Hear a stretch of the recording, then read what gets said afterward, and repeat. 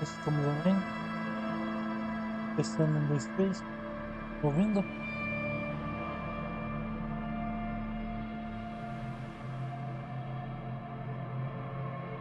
Estamos ouvindo.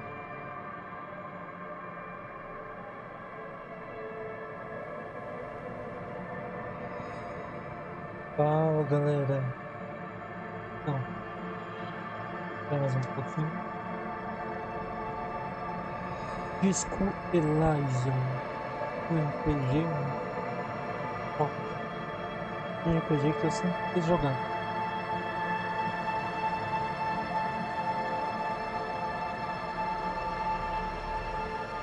Pra quem é fã de clássico RPG, mas é um jogo. Temos que a publisher roubou os criadores. Como esse tipo de não deu nada. Começar. O jogo. Eu quero meu próprio personagem. Vamos basear semanas, dias. Podemos Sherlock Holmes, toda a coleção de volume. Vamos de Sherlock Holmes. As aventuras de Sherlock Holmes e o Missão do cinema. Nos últimos 3 contos de livro. Tem os 2 romances, né? Todo vermelho. 4. Ou 3 contos. Primeiro que eu vou 2 anos e mais.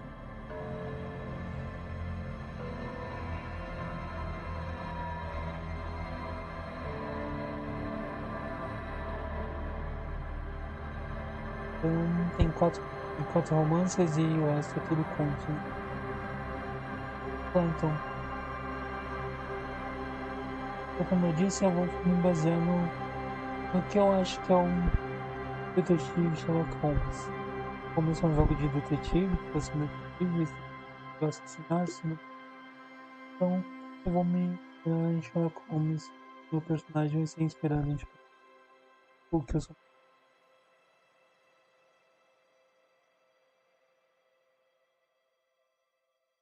Amo séries de detetives, amo séries de ação por causa de. Então com certeza ele é com 6. Sensibilidade, como emocional ele você. Eu vou colocar um. Não, 2 tá bom.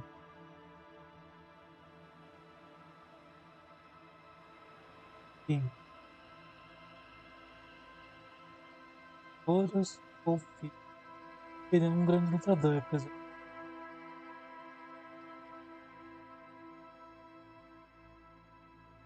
ele lutasse, mas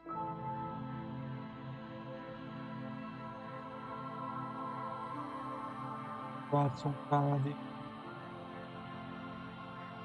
Mas eu acho. Tá, vou deixar assim. 2, 3,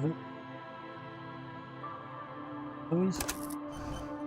Tecnicamente é esse daqui. 5, 1, 2, 4. Ele é muito. Né? Aqui tem que colocar assim. E que.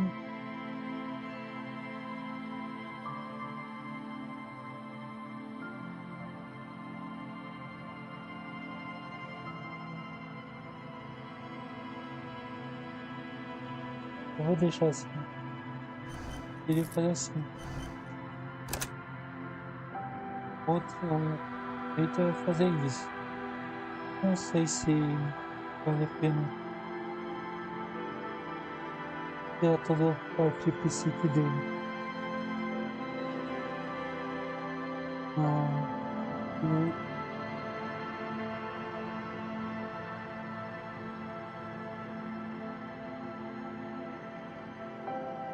Por isso que eu vou fazer tudo. Vou fazer 5, 2, 3, 2. O que eu fiz?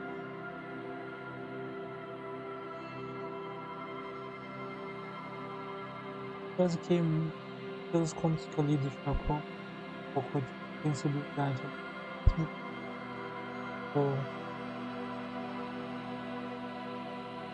Tudo. No momento ele é pra ouvir um pouco mais.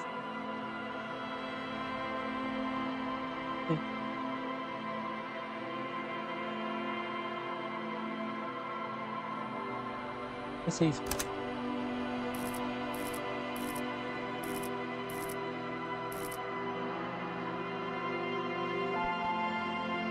Eu acho que é com certeza.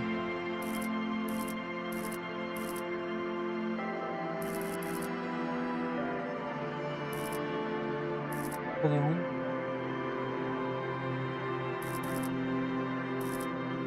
Manipula o poder intelectual.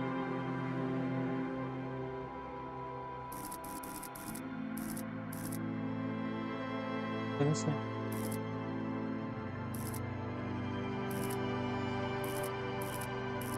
Mano. Vou calcular.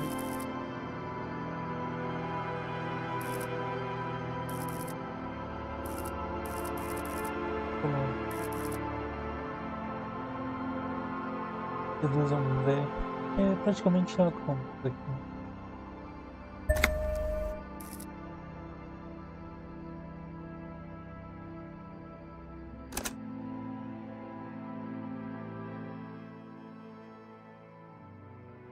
Vamos lá, vamos começar.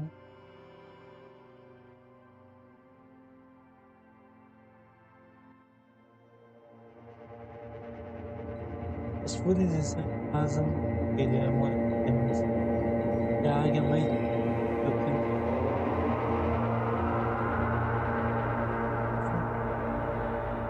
que. There is nothing, only warm primordial blackness. Your conscious ferments in it, no larger than a single grain of malt. You don't have to do anything anymore. Não rápido. Esse já fica bom, mas não há nada, apenas esse campo, aconchegante ou consciente que fermenta nela, não maior do que o grande.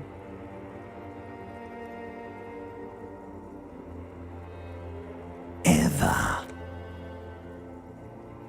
Never, ever. A mais mesmo? Never, ever, ever, baby.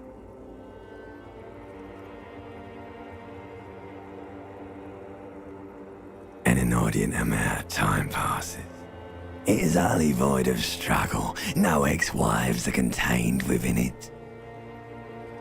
Uma quantidade de desmedida passa. É a maldade.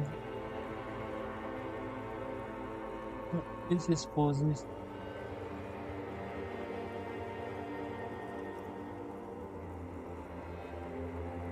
Me dá mais um. You got it, sweet brother.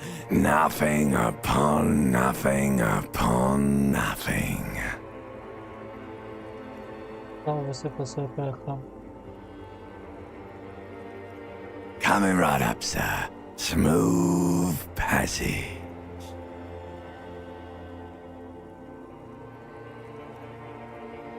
Essa aí eu gosto de dentro de querer coisas depois.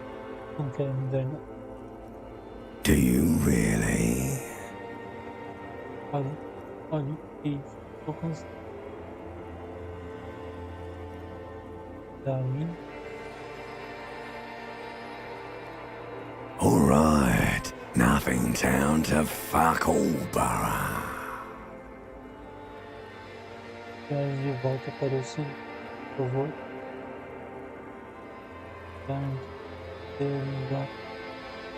Olha isso. Assim. Do you want me to upgrade that to a one-way trip, sir? Eu que aprimorar isso para não ver assim. Vale.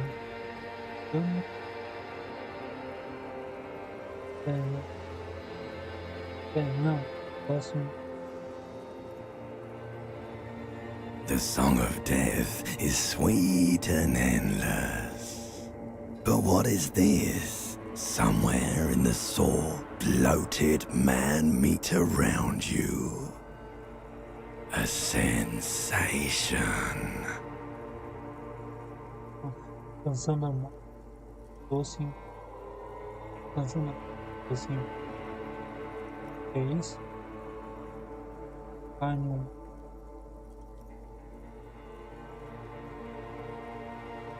Like a fly to the ointment, your conscience sticks to it. The limbed and headed machine of pain and undignified suffering is firing up again. It wants to walk the desert, hurting, longing, dancing to disco music. Uma música nas sopas que gruda em a dor e sofrimento grande e acesso a mim. Ela quer andar pelo universo. Onde eu disse? Na minha cabeça da rosto.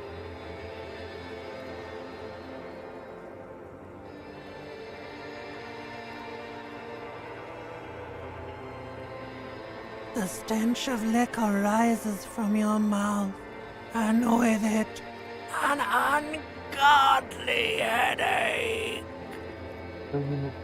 Força. Aqui, mano.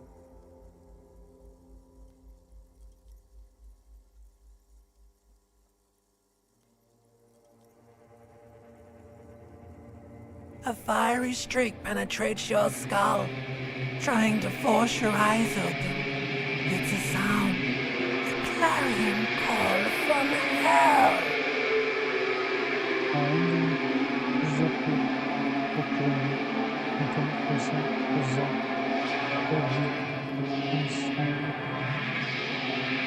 Somehow, you know what it is. A Caprice Kinema motor carriage.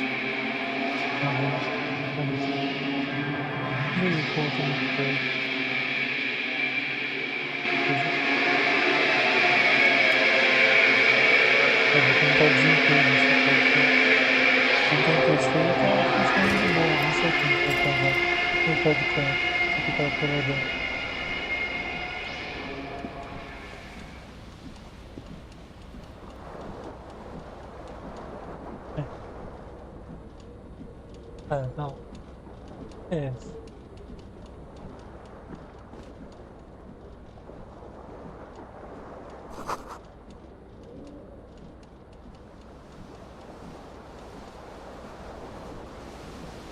This fan has two chain pull switches. One ends in a tiny fan, the other in a light bulb. A truly horrific necktie has somehow attached itself to one of the blades.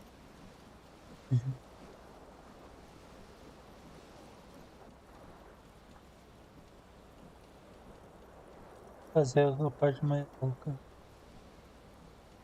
You reach out to grab the tie, but what's this? Diffuse, radiating chest pain. Doom comes over you.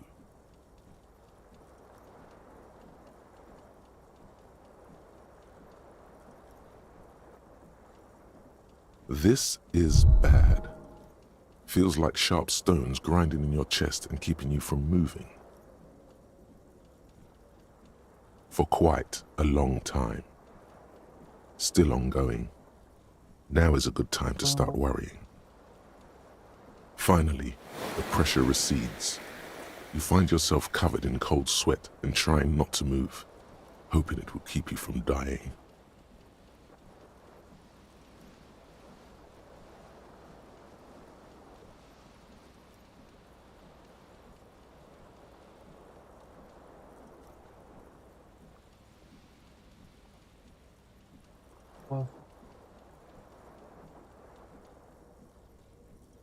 The blades come squeaking to a halt. It should be easier to reach the tie now.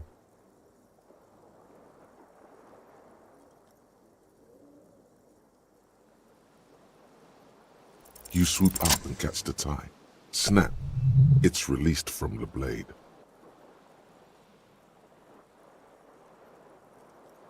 What you have in your hand is a truly hideous necktie, with 4 or 5 different patterns. The knot reminds you of a noose.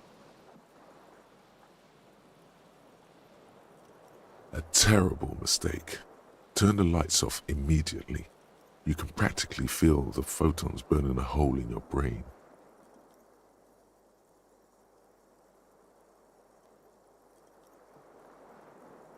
The lights are off.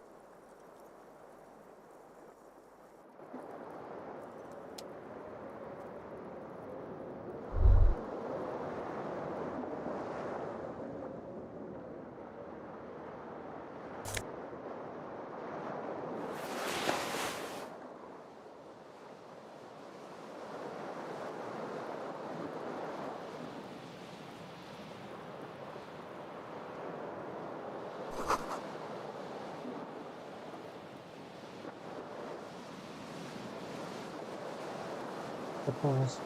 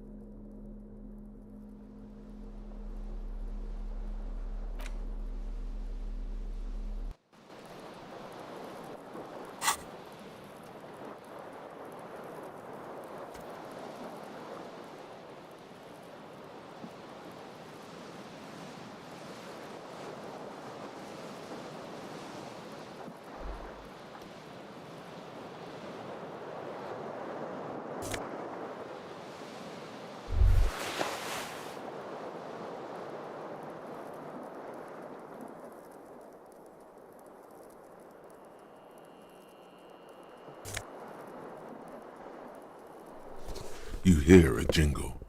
Keys are clinking in the pocket of your flare-cut pants. It says, whirling in rags, on the aluminium keyring. There is a single key on the ring.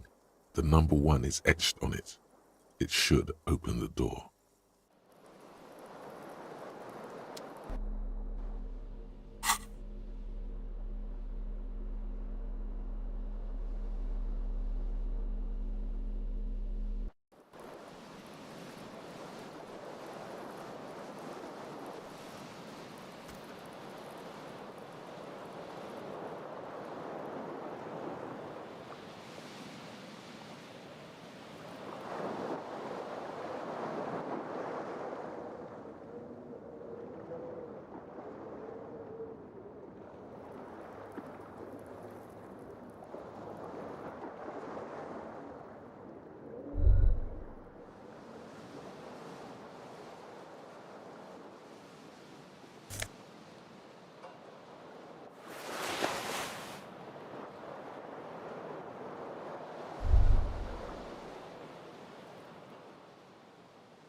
A mirror hangs above a bent and broken sink.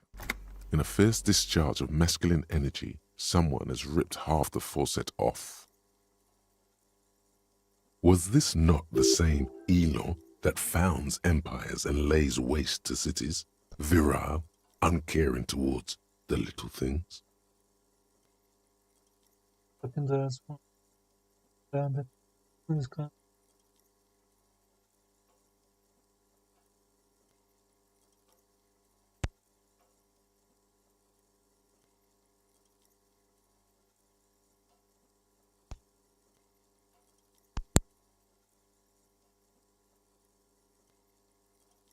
Joga.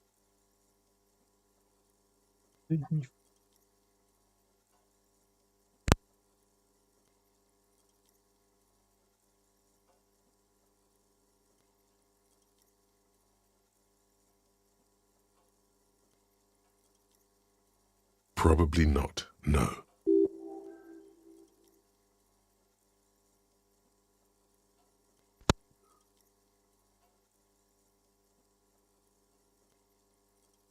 Hot water sprays from the faucet's base, and steam covers the mirror. You cannot see yourself, just the vague impression of a man.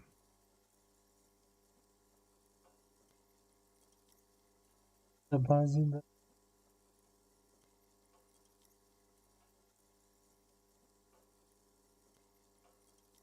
Suddenly, you realize you have no memory of the face that awaits you there, underneath the soft vapor. Sério, né?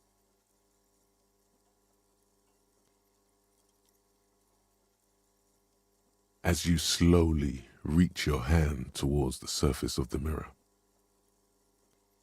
Abort. You clearly have not thought this through. You won't like what you see there, and you will never unbecome it.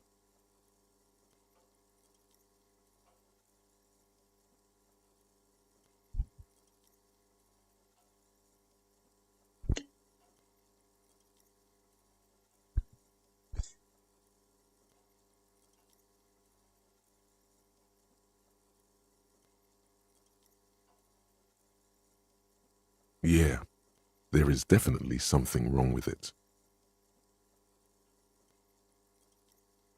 Where to even begin?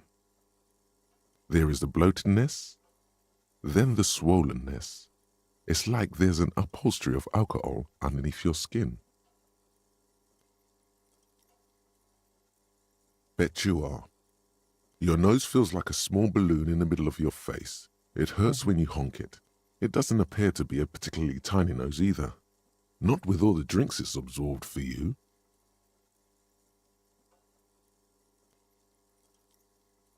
Assim. It's not. It's swollen and snail-like, wriggling between your fingers.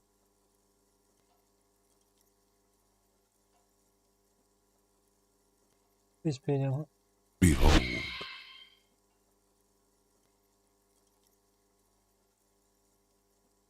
You have no idea who this thing is, do you?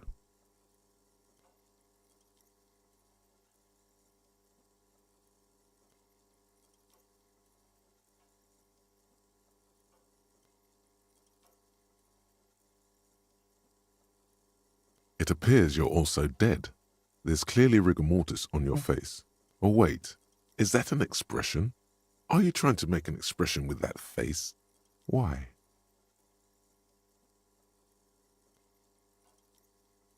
Você tá fazendo sozinho. Deve ser Please stop. It's horrible. You're scaring yourself. fazendo. You can't, can you? It's like it's not even voluntary anymore. You have worn that grin into your face, and now it won't come off.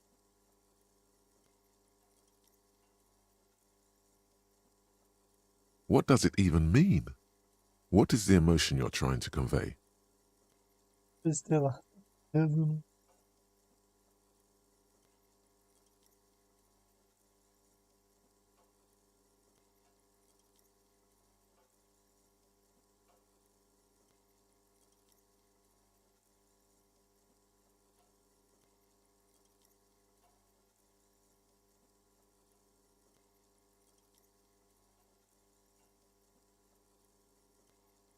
Eu vou continuar.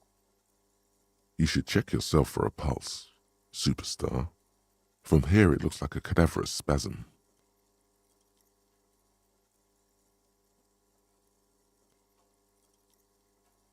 You find no sign of life on your swollen neck. However, putting your hand on your chest reveals an irregular heartbeat. You appear to be alive, for now.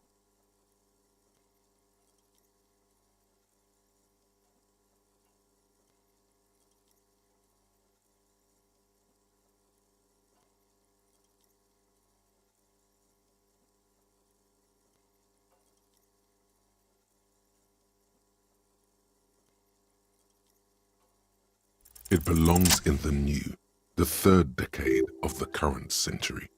Enough time had passed from the failure of the revolution that, for a fleeting moment, free market economy seemed like the ultimate, uncontested way of life for our species.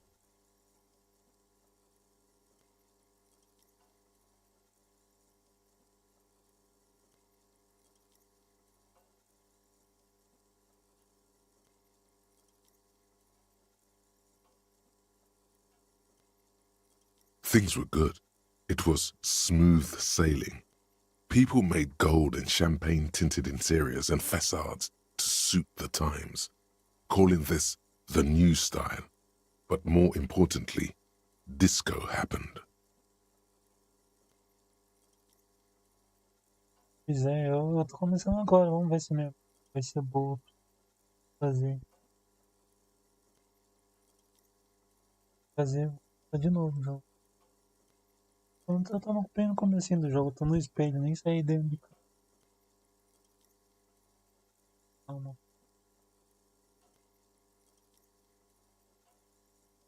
Qual a chance pra ver, pai?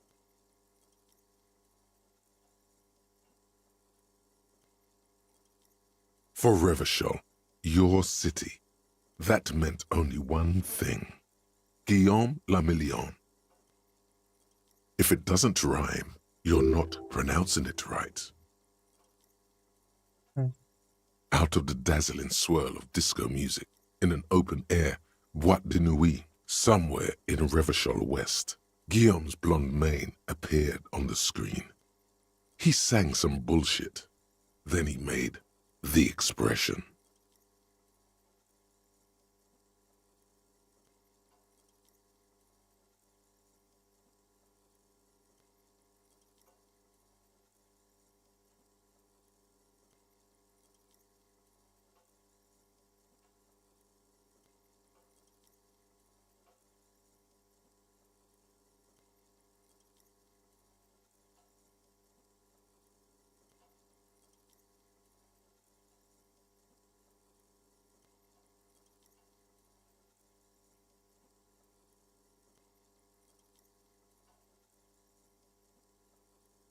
You have some understanding of the near history of disco. The rest is darkness, aside from the useless fact that the motor carriage outside was a caprice canema.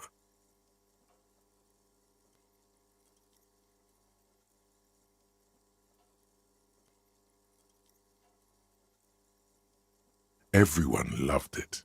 Maybe you thought some of the stardust would rub off on you.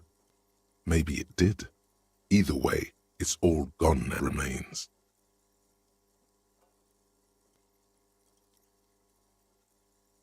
The click is used to spur on a horse. It also features heavily in Guillaume le Million's regional mega hit, Don't Worry, Your Pretty Little Head. Some 20-odd years. There is a vast ocean of time between right now and the expression. Looking good on you, or anyone. Humanity has run aground in that time. It's a different world now. The expression is a relic.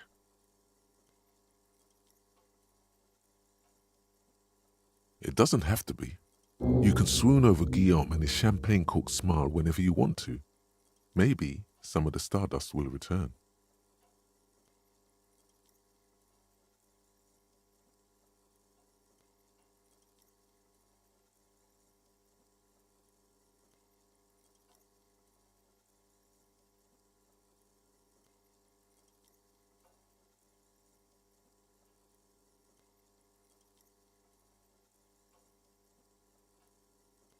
It's too late. Like an image on film. The expression belongs to your primary motor cortex. It would take a minor neurological miracle for you to cease producing it.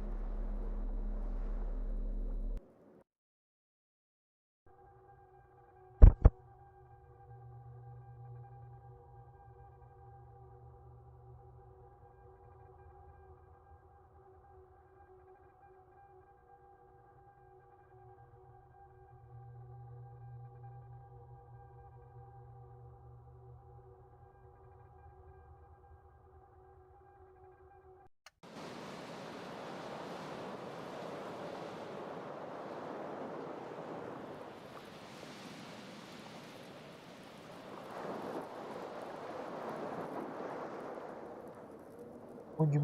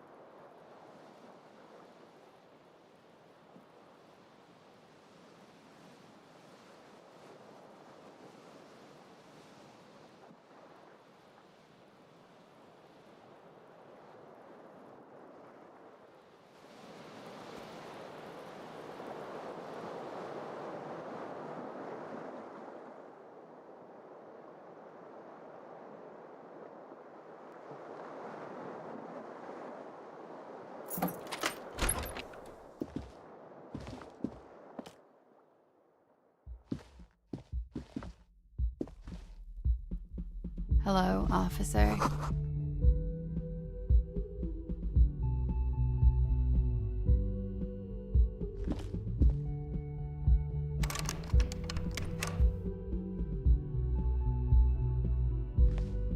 The young woman raises a cigarette to her lips. A silver jumpsuit falls off her like scale armor, sparkling. This is the sparkle of too many nights out on the city.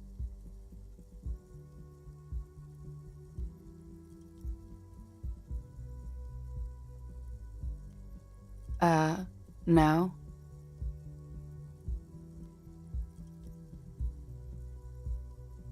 you said? Because you're a police officer, sir.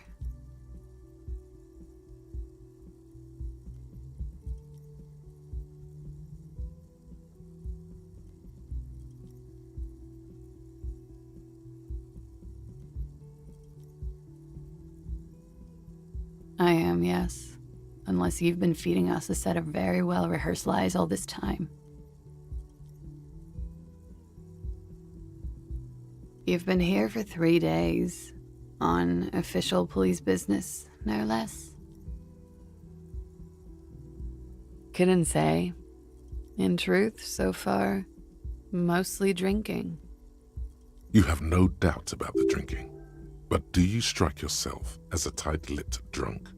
She must have heard something.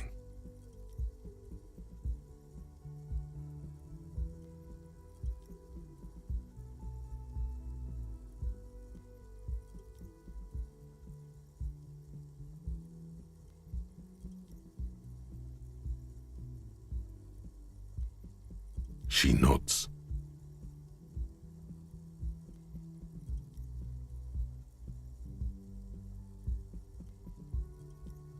There's a mercenary out back.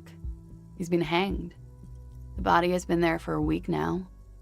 The locals probably got tired of it and called the cops. I didn't mean to overwhelm you with information. You seem a bit lost, officer.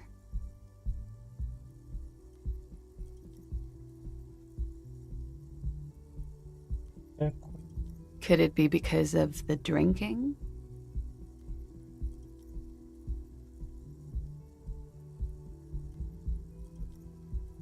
It is. Dale. Don't be so harsh on yourself. They let almost anyone be a police officer.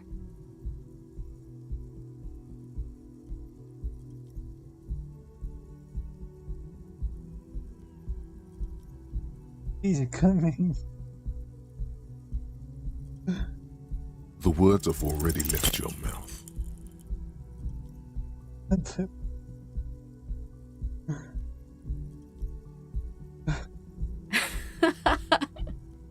What was that?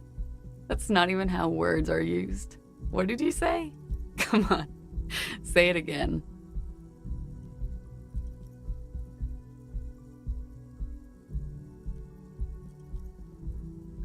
No, you see, that's not what you said.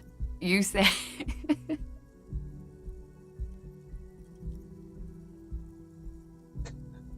Não dá, né? Come on, man. Freddie, please. One more time.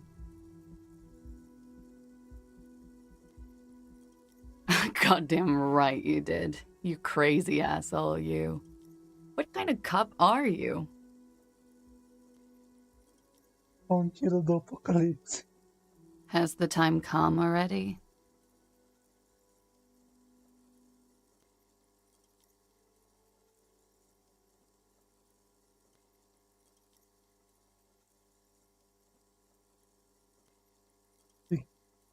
Tiros andando por aí sem memória de quem eles são falando.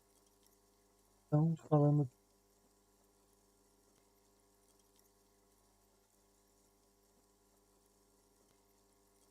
Mere minutes.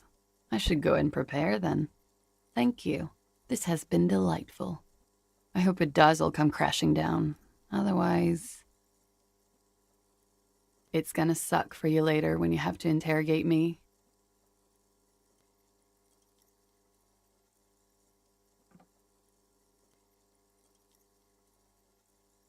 Péssimo para você totalmente para me interrogar. And for the record, no, I didn't do it.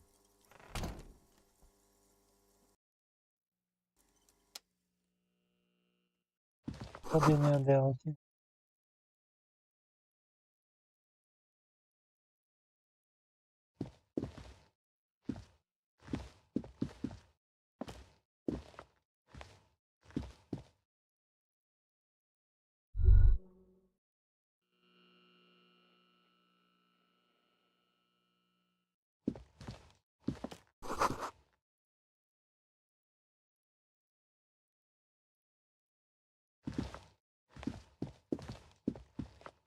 The door is closed. Gente, é uma... This door can only be opened with a key or from the inside. There is no answer. You hear the shower being turned on somewhere inside. A tremendous loneliness comes over you. Everybody in the world is doing something without you. Esse jogo é meio depressivo, né? No começo, não sei como vai ficando depois.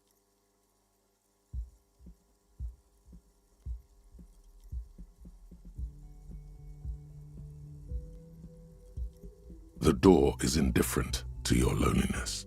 The world does not care. Still no answer. Still nothing. Still nothing. Vai ter.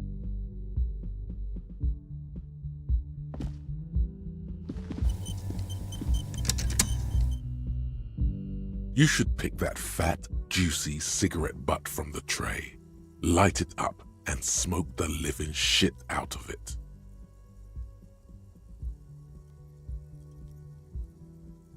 Who knows what you are? A monster, a murderer, the gnome of Jeroma? You feel like a smoker, especially when you look at that juicy, succulent, seductive cigarette stub, still smoldering deliciously.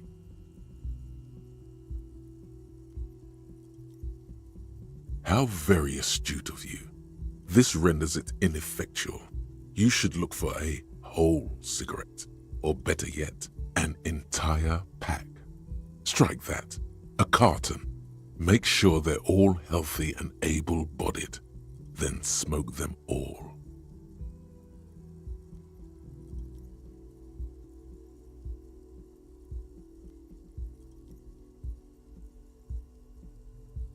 Good. They'll make you stronger and better. You're too old to be cool now, but find cigarettes, smoke them, blam. Instantly a cool renegade man, a mystical red dragon with smoke rising from his nostrils.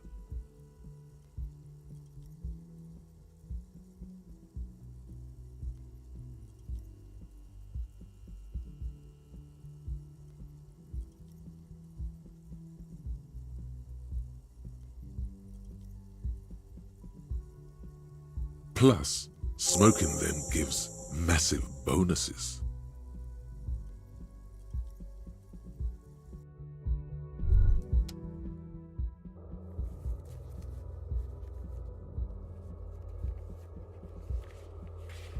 Cigarras, então.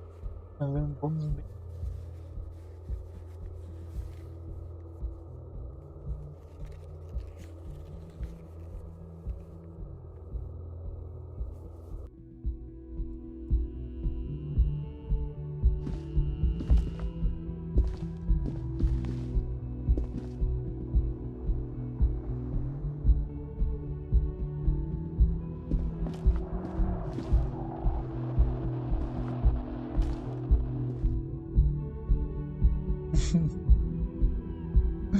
Claro, o que é, né? É, né? Tô gostando desse jogo. Bom.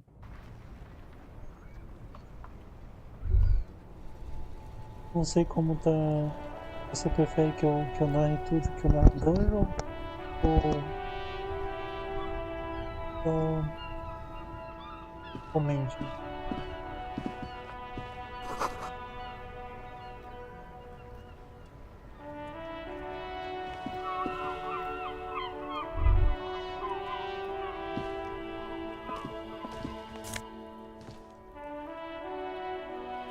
Fato ver. Ah, meu outro sapato.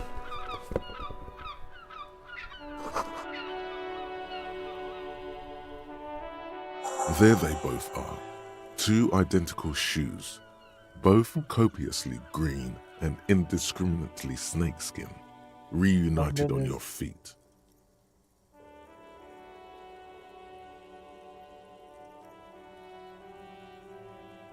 Like two baby crocodiles. Parece com sapatos. It's pretty clear a normal cop is not what you are. Então, Good, they're balanced, comfy. Feels like the only good thing about you right now, truth be told.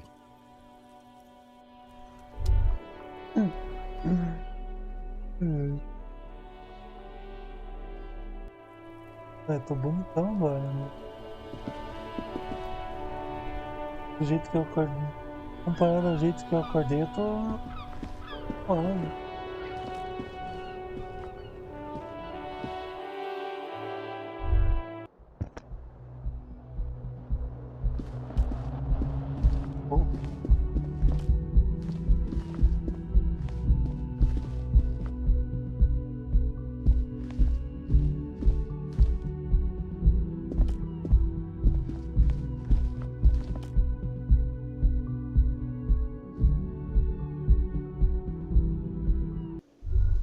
Aqui.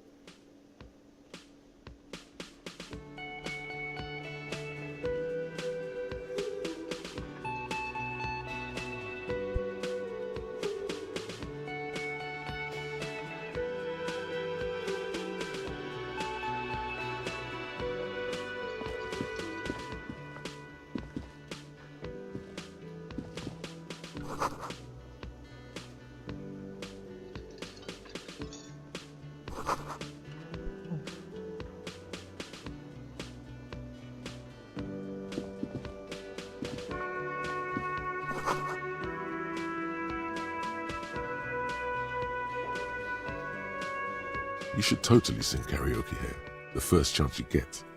Your emotions need to be expressed. People need to know your vast, oceanic soul.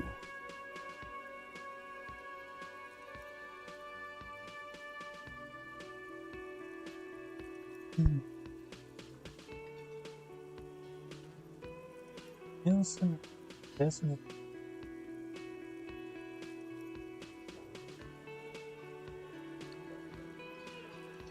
Utterly, and it needs to be heard through a PA system by other people.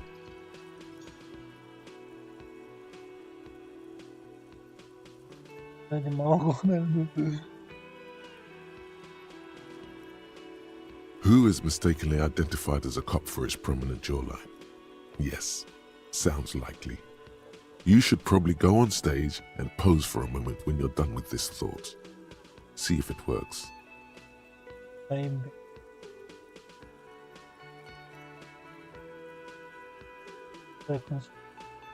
You have not yet stumbled on the right lamentation. but it's out there. It'll come to you. You will wreak havoc with it. Don't worry. Ainda parece bom, hein? Fala, Dani, amo Queens. Esse canto. No. Don't sing the happy song. It's stupid. Sing the sad song. It's profound. You have to find something tragic to sing first, though.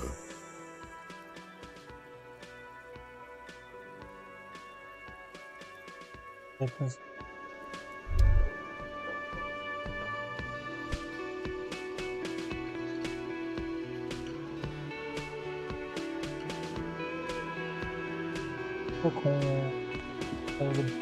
A man in his late 20s stands behind the counter, inspecting a stuffed seabird.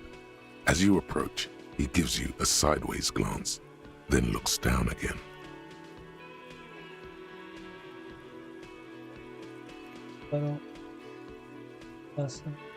A competent work of taxidermy. The white and brown seabird lies among piles of coasters and drying mugs. One of its wings broken. The man is trying to mend it. Looks like the bird was ripped off the shield that was used to mount it, most likely on a wall. This is the great skua. The seabird is the symbol for the discovery of the Insulindian Isola, the part of the world you are in right now. Yes.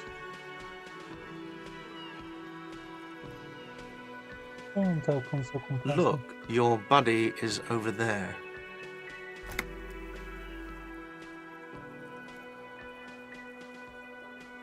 Why don't you go and talk to him, okay?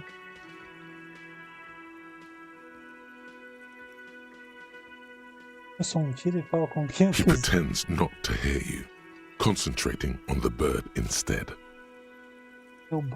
No, I'm not the bartender. I'm the cafeteria manager. I have 3 cafeterias to manage. 3. Sylvie tends the bar here, not me. I'm only standing in.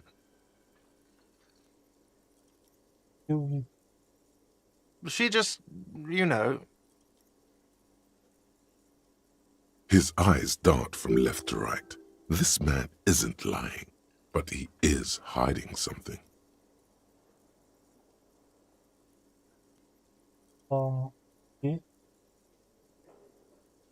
So now you're a cop. Oh, forget it. A competent work of taxidermy. Looks like the bird was ripped off the shield. This is the great skua. The seabird is the symbol for the discovery of the Insulindian Isola. Look, your buddy is over there. Why don't you go and talk to him, okay? He pretends not to hear you, concentrating on the bird instead. A competent work of taxi. Looks like the bird was ripped off. This is the great skua. The seabird is the symbol for the discovery. Look, your buddy is... Why don't you go and talk to him, okay?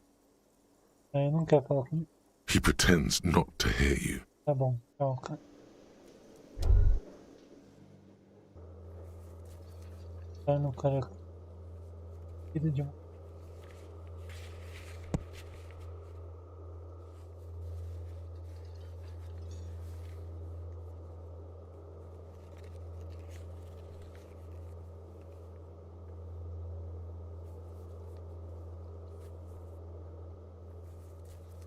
Olha aqui um.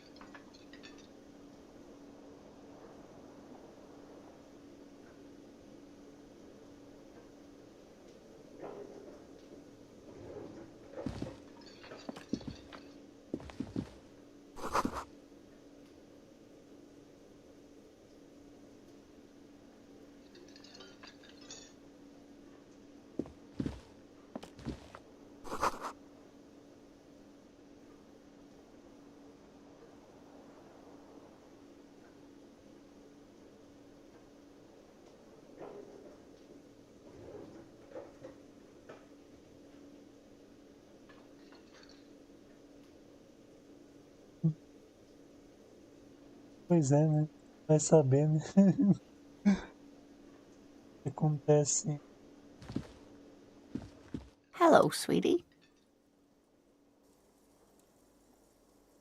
You shouldn't keep your colleague waiting.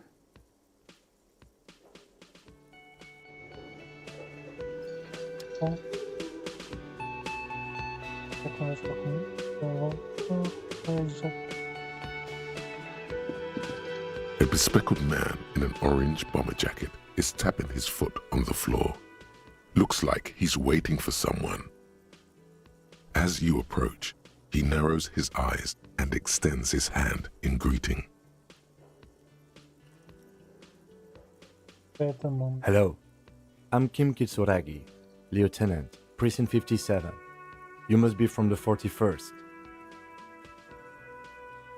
You realize he's waiting for your name.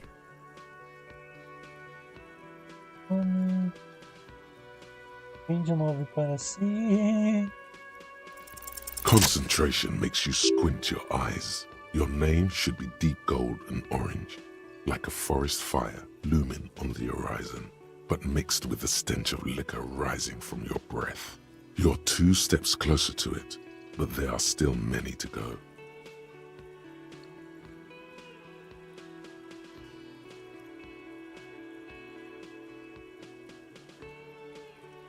Okay then. It looks like we had a little scheduling error on Sunday. Saturday too, actually. Have you had time to talk to the manager here? What he means is, he has been trying to meet up with you for 2 days, but you have been otherwise occupied.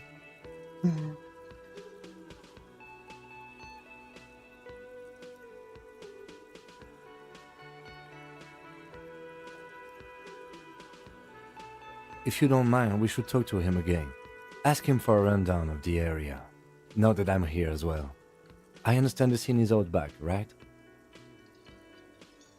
It also wouldn't hurt to assure him the police are finally here.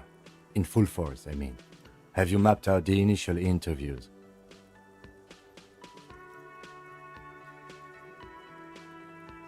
Depoimentos. At the 57th, we like to prepare an initial list of persons of interest, and then just skim the surface. Prepare the field, get to know the players. You don't do that? Maybe it's not an inter-district practice. Claro que sim. Claro. Good. But even if you haven't, we'll have time for that after we take a look at the coroner's case. Have you removed the dead body from the tree? Cadáver. Não gosto de cadáver. Sure. But did you take it down from the tree? Mm-hmm. Olha, cara, quer saber? Does that mean the body is no longer in the tree? So, the body is still in the tree.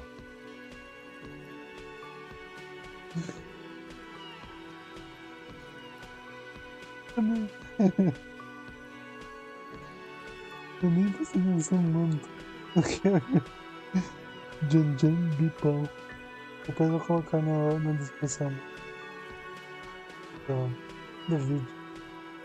É Jan Bipal, o melhor detetive do mundo.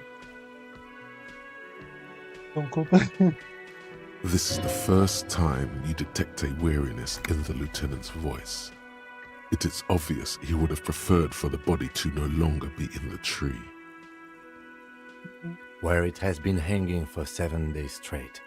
We should go there as soon as we are done talking to the owner. Eu não sei que eu não.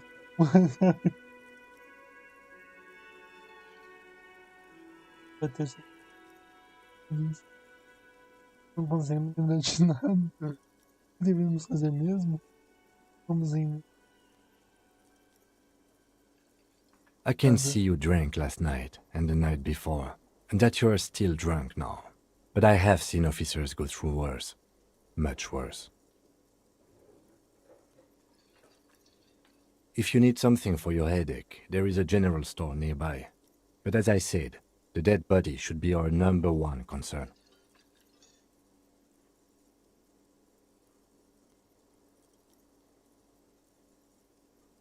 A polícia. I was sent here to meet a detective from Precinct 41. You have the insignia of the citizens' militia on your sleeve and on your back. I suppose you could be impersonating him. You could have gotten the insignia from the black market or forged it. But for now, I'm going to set those possibilities aside. I'm not from the Inspectorate General.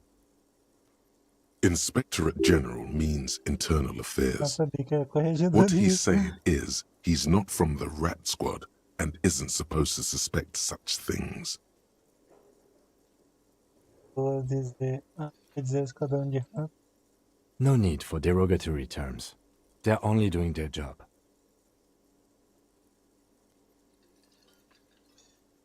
Dignas, retângulos brancos. Yes, São só retângulos brancos. they're not just white rectangles. They bear a halogen watermark with the letters RCM and a pattern resembling the street grid of Revachol West.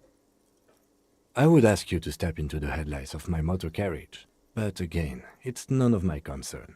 I just need you to do your job. Assim, pernas. You mean you don't have a badge? Mas quando eu acordei.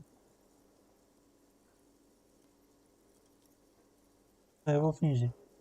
Oh, if you didn't have your badge, then that would be very bad. You would need to report it on my shortwave. But since you do have it, we can go straight to the task at hand. Direto pra. E vamos fazer. Talk to the manager. Then we go out back and take the body down.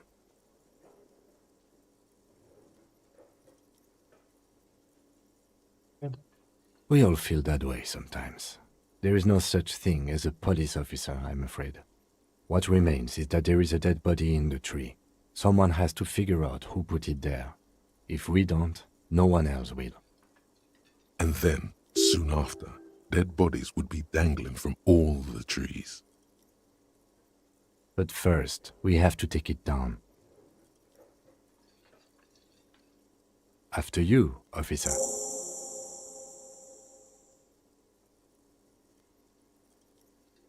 Lieutenant Kitsuragi is now in your party. You can talk to him whenever by interacting with him.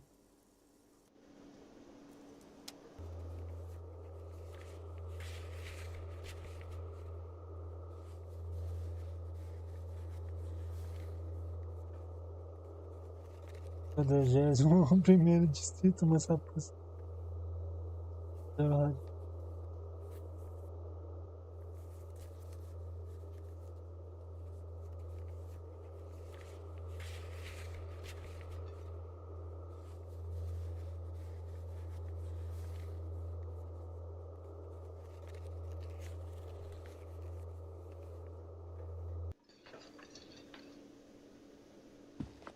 Tá tudo bem.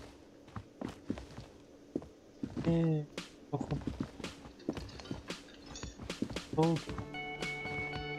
The man with the unimpressive beard notices you approaching. He drops the ledger he was holding and turns to the lieutenant. Mr. Gart, right? You run this place. Yes. I am Kim Kitsuragi from Precinct 57. This is an inter-district investigation, so joining me from Precinct 41... O arauto da ruína. O que é ouro e laranja. Era de curto. Are you kidding me?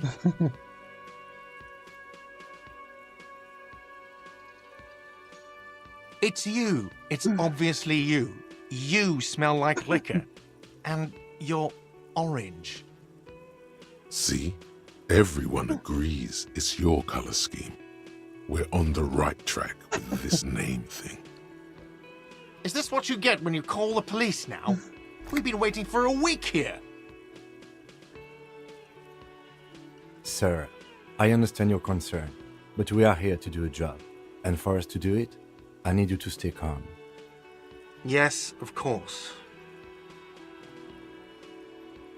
I know it took us a while to arrive at the scene, but it also took you a while to call us. It was you who placed the call, correct? No, I only just got here. It was probably Sylvie who called you. She usually works the bar here. I'm only temporarily taking over her duties. Do you have her number? As a matter of fact, I do.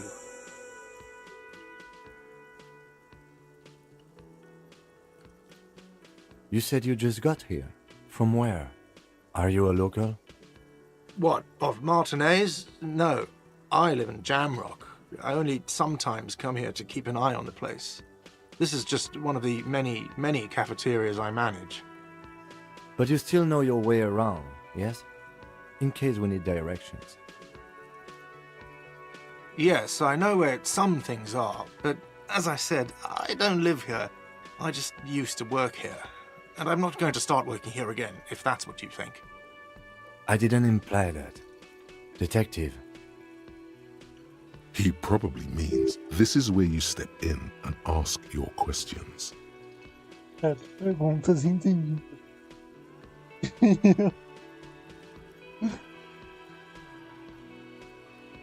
You? Mm-hmm. I have everything. You? Você quer saber se...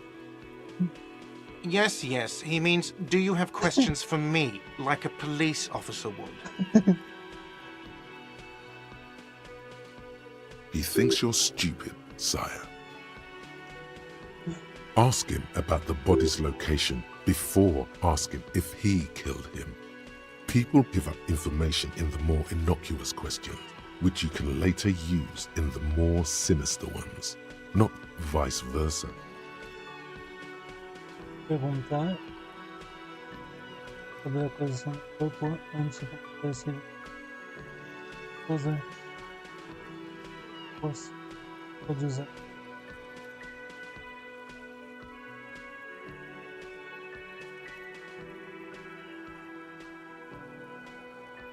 Onde exatamente? Behind this building, there's a courtyard. They hoisted him up on a tree there.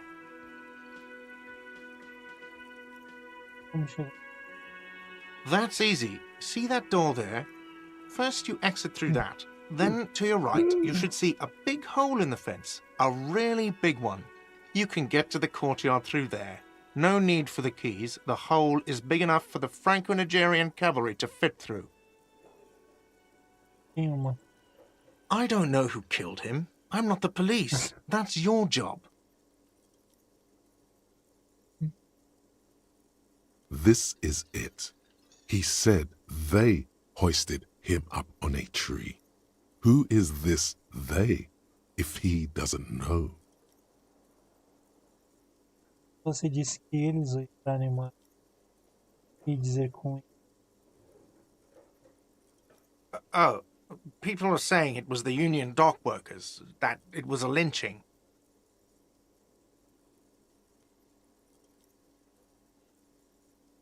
Está dizendo. Quem exatamente está dizendo isso?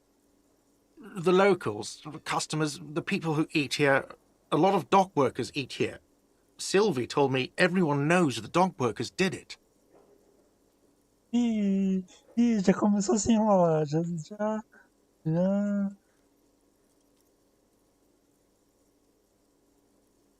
Já começou a se engasgar tudo, né?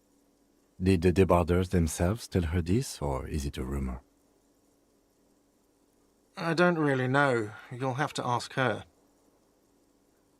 Os estivadores, gente. I would suppose it's because they have nothing better to do. You mean the strike?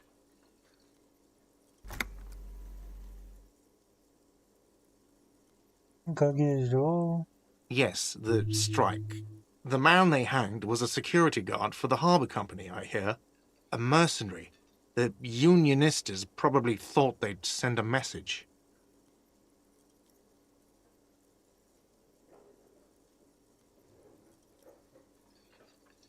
Vou perguntar. What are you, crazy? Of course I didn't kill him. Tô nervosinho. The lieutenant turns the page in the little notebook he's been scribbling in. E a Sylvie foi embora. Haven't you asked me that already? What is it with you and this woman? She has nothing to do with this. Onde? Agora estou perguntando por que ela saiu. Okay, you got me. She went away because of the dead body out back.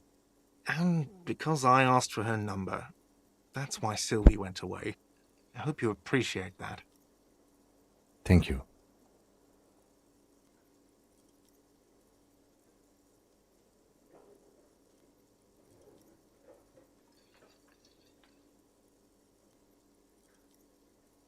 Eu resolvi. Is it? Because I thought you were supposed to be investigating the lynching, not my employer conduct.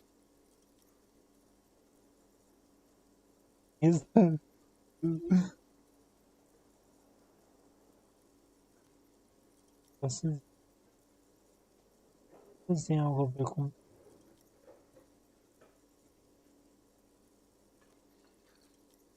Acho que gosto de ser médico. Good for you. Was there something else? I'd like to get back to what I was doing. Let's go. Not so fast. You owe me 130 real. Que é real.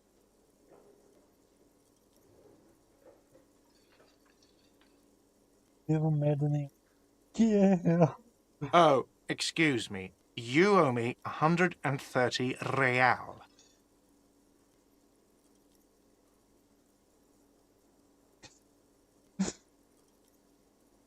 The IIR, or Inter-Isolary Real, is the global reserve currency. Whatever part of the world you're in right now, it's safe to assume he means you owe him some money. Ah, você quer dizer alguma forma de crédito de rua? No, you don't owe me street cred. You owe me money. You owe this establishment 130 real. Eu devo a esse lugar. Que é exatamente dinheiro. What are you, a philosopher? Pode ser que eu tenha virado.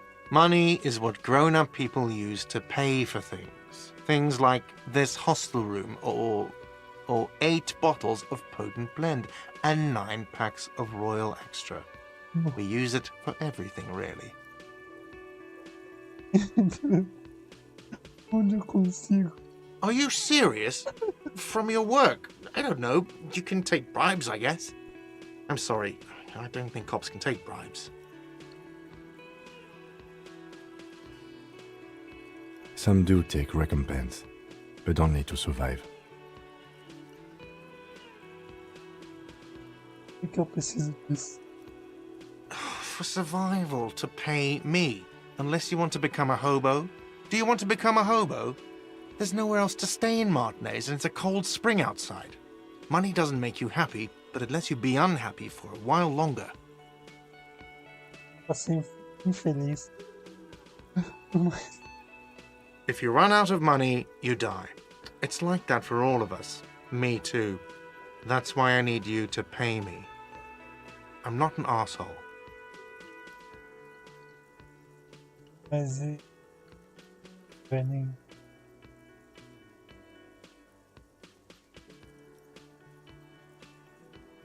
There's a shuffle of nylon as Lieutenant Kitsuragi looks for something in the pockets of his orange bomber.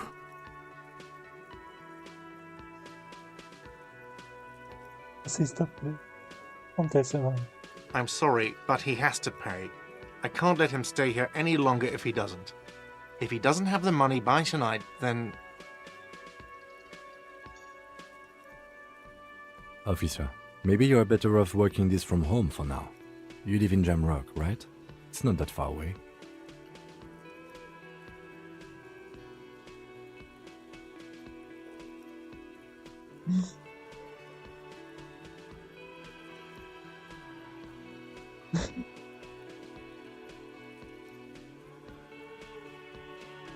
Não é outro lugar onde eu posso ficar. Não tenho canto. Não lembro. Não me lembro ainda com a minha casa. Officer, you really need to take this up with your station. I have a shortwave radio in my car. Call them, ask for assistance. We have to get this investigation started now. Good luck.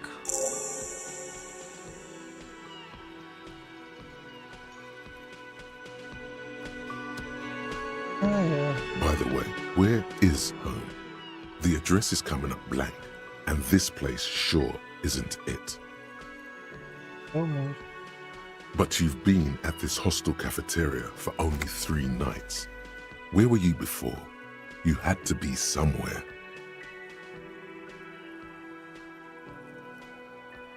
Sei, perto? Talvez. You don't really know, do you?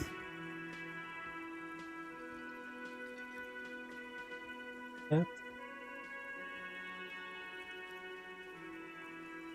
Tem apenas uma imagem vaga em... A vague, blackened image doesn't sound like somewhere you can stay if you run out of money. E essa é o caminho. Forma?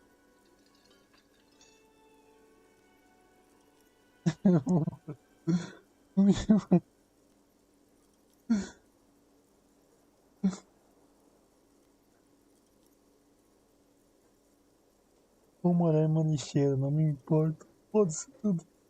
Entertain the thought when you get the time. Maybe being a hobo and a cop has its advantages. Claro, por que não?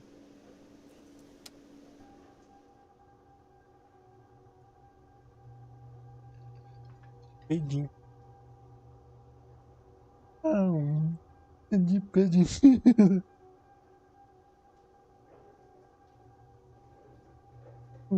Gostei dessa. Pedinho. Outra feminista. Eva Tchuli.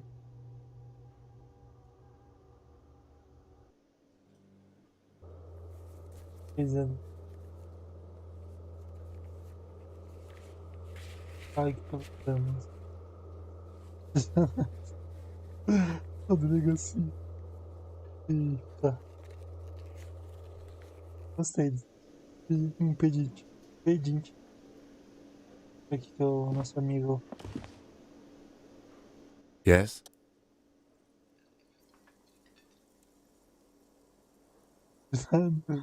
É fácil. Excuse me?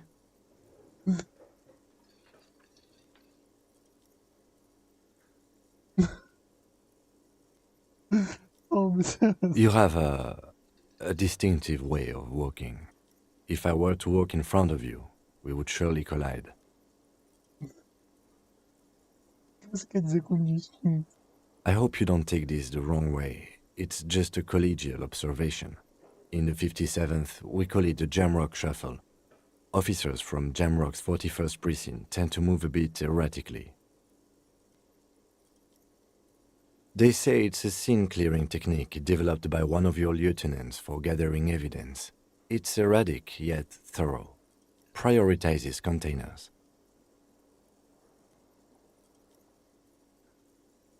Tá brincando? Não tem. I don't know.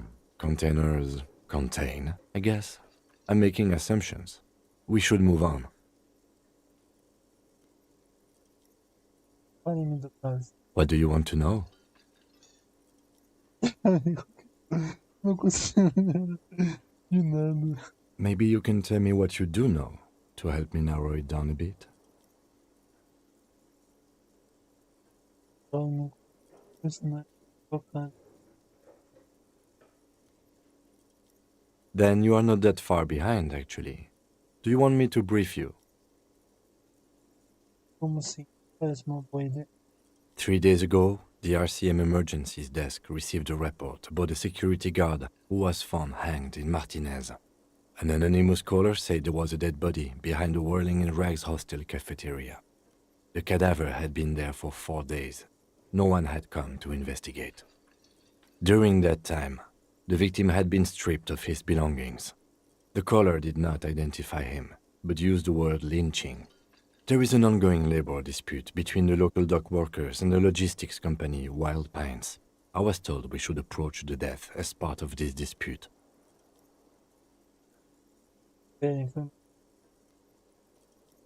A security guard or worker of some sort hired by Wild Pines. This was just hearsay from Martinez, of course. We need to find out the truth. They didn't identify themselves in any way. The tone was muffled using a device of some sort. The desk could identify neither the caller's age nor sex. There's a strong prejudice against involving the RCM in what's seen as union matters. The dock workers' union is the de facto police in Martinez. Now it appears they've started executing too. We cannot allow that.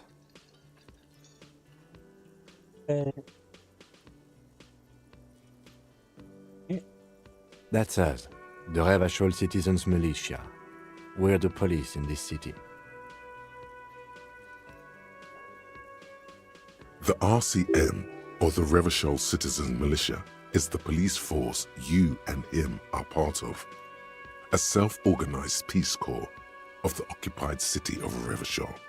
The RCM operates within a legal twilight, yet its authority is rarely questioned. It's super useful to know this. mais perdido, né? Deixe-me esclarecer. Nosso trabalho aqui é encontrar o assassino. That's right.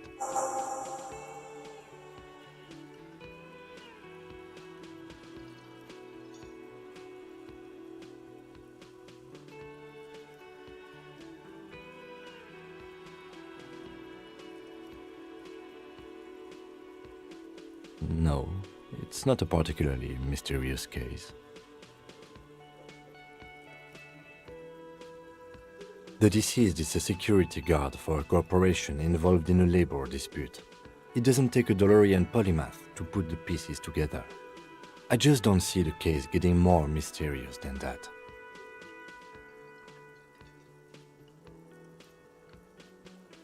O natural. I can assure nothing like that will happen. Do you know why not? Certeza, acho que algo já está acontecendo. No, something isn't part of reality. So desperately mundane. You need to funk this case up. There's something the lieutenant isn't seeing. The universe is too irrational, too morally complex. You should convince him.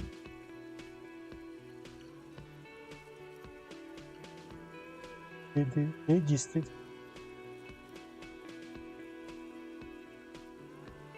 I'm afraid you and I are pawns in a pissing competition.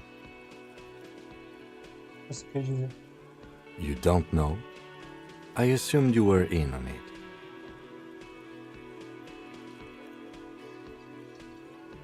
Ainda.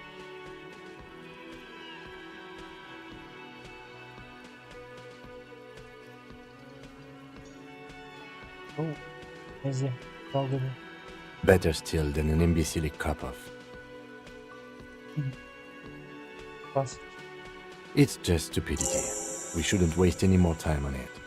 If you want my take, ask me after we've inspected the victim.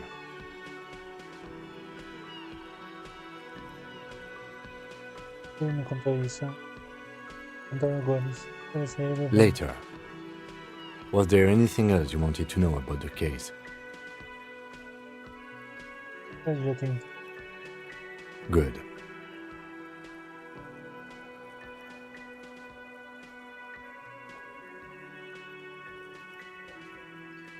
Reviravolta nas cenas sombrias que falam. Então tá. Only banal things strike you. At the core, you're a very banal person with a very small soul. One you should be ashamed of. It's no wonder the soft one doesn't want it back. It was right to abandon you.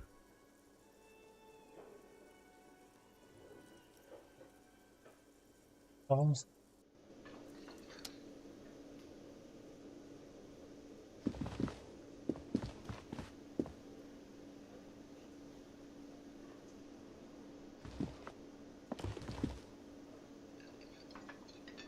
Né? Eu acho que minha build não dá pra ter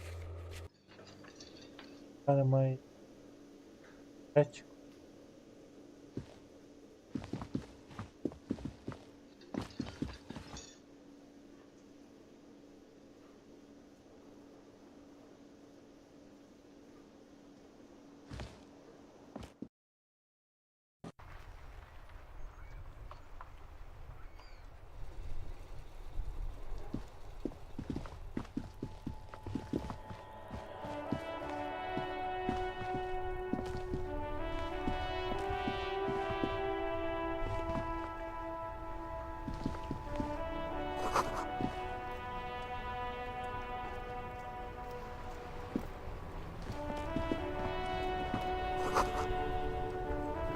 Tudo ser polícia.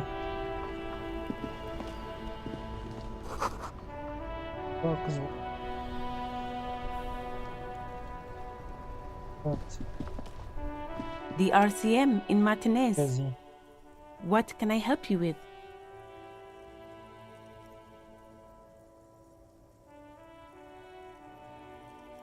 Of course. What can I help you with? Foda-se. Excuse me? Arroz. Oh, well, I didn't write it there. I'm just sitting here. Okay. I don't know anything about that either. As I said, I didn't write it. Pig is a widely used term for members of the police. It's not loving. No need to worry, we are not saying you did. Okay. Well, I didn't. Me? I am just a gardener. Então, I am working. I have a greenhouse in the yard there. I've been trying to get some work done. Well, as you probably know, there's a corpse hanging from a tree there. It smells pretty bad, so I have to take breaks. Don't worry, miss. We are here to clean it up. You can get to work soon. Thank you. My head is about to explode from all the salts I've had to inhale. precisamos de Since the street sign's messed up? Okay. What do you need? cadáver. Onde eu estou? Cadáver, onde ele está? It's there. In the yard, right through the hole in the fence. Eu estou. What do you mean? Eu estou desorientado, não sei onde eu estou. Yes, sir. District of Martinez. This intersection is called Roundabout North.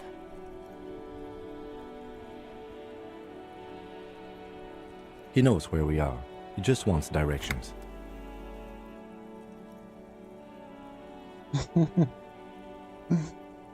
O que há no norte? There's the pier, the Cape Side apartment buildings, some more tenements. Not a lot, really. O que há no norte? The harbor gates, some kind of commotion, I think. I don't follow the local politics. A fleet store, too. O que há no sul? Some shops and a bridge. The canal bridge leads to the coast, but it's broken, I think. Some kind of accident, probably. O que há no Just coast. There's a little fishing village there, and a fish market. But that got closed down ages ago. norte? It's just water. No, actually, I think they call it the Martinez Inlet. There are some islands in the bay, but they're hard to reach. Obrigado, isso tudo. No problem.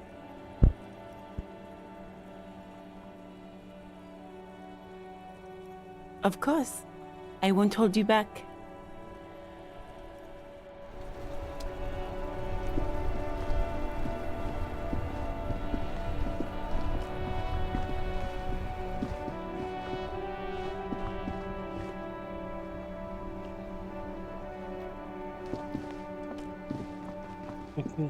Então,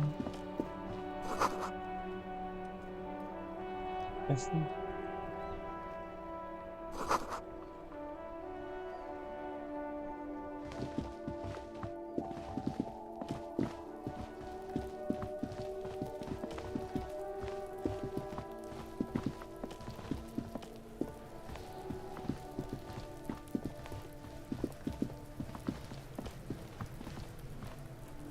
Chama o corpo. Kuno's got this!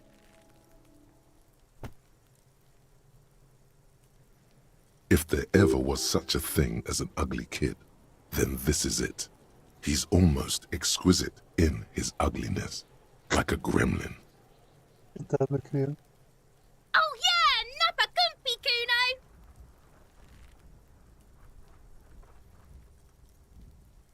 Ninguém. Eu tô uma palavra.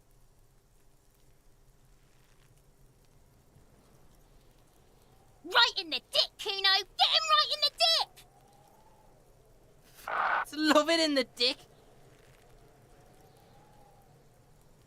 The boy is sweating profusely. His eyes are like two black holes and his jaw is twitching as if trying to break free from the empire of his body. O que isso quer dizer?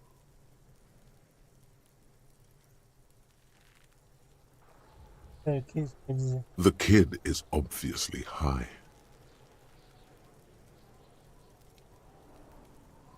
Jogando meu local de quê? Fuck that! Kuno, yeah! Right in the mouthhole! Shits himself? The rake, Kuno! You should throw the rake at him, Kuno! The fuck? Does Kuno know what a rake is? Kuno's not a gardener. Deveria.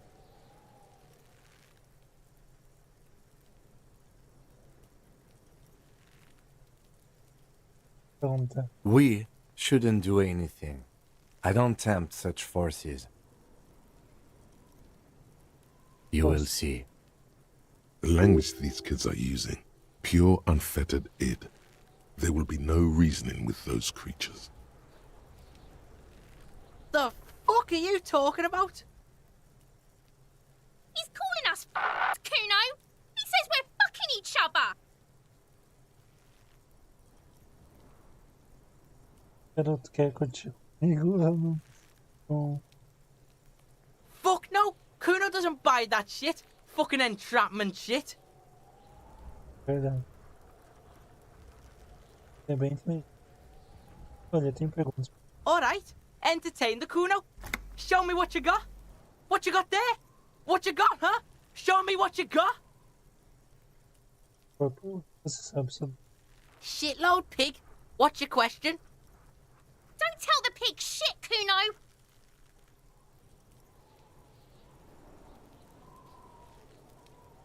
Pig's choking! He's totally choking!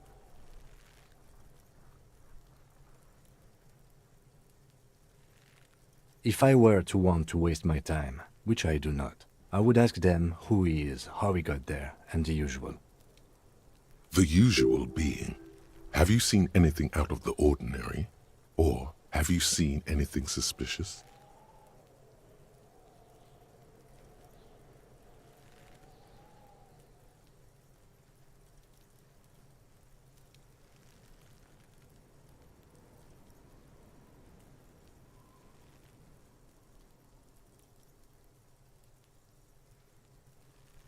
Desculpa ter ido, mas foi automático. Né? Direito, comentar.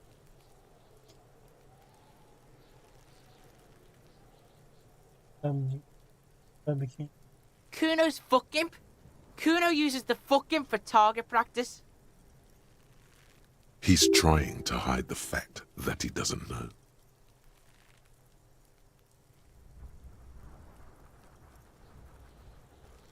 Ele era antes. Kuno knows what you meant. Kuno's not a snitch. That's all. Trying to make Kuno sing into the popo phone.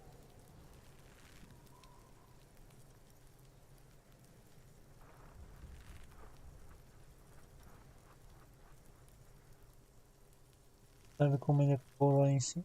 Probably climbed. Kuno was busy down the road when that shit went down. Então você não anda com... You heard Kuno? Kuno wasn't even in Martinez. Kuno wasn't in Revachol. Kuno wasn't regional. Certo? I don't know. Some fucking... Mesk or I don't know. Some other place. Night City. Kuno was in fucking Night City. There is no Night City anywhere. That sounds like the name of a city in some pulp science fiction novel. Night City. Isso é referência a Cyberpunk. Ou melhor dizendo, a Neuromancer, né?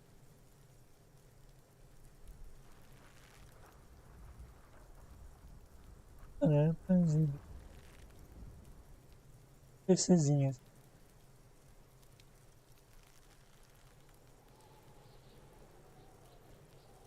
Why you gotta be riding Kuno's ass? You haven't been where Kuno's been. You haven't been in Kuno's head. You wanna know where Kuno was? You wanna know what Kuno's been fucking up to? Oh, don't tell him that, Kuno. It's lame. It's not fucking lame. Kuno's building Kuno's city. Night City. Rage City. The City of Rage. That's it. And it's not lame.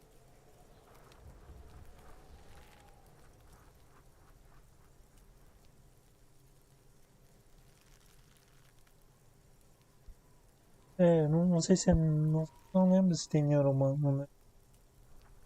Night City é Cyberpunk. Se eu não me engano, acho que tem Neuromancer.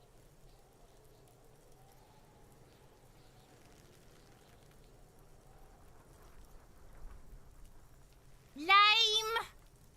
That's the name of Kuno's city, bitch. Get the fuck off Kuno's back. This shit ain't about that.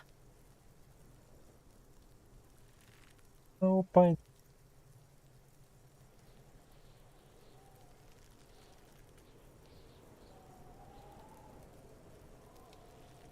It's impossible to deduce what it is about, at least for the moment.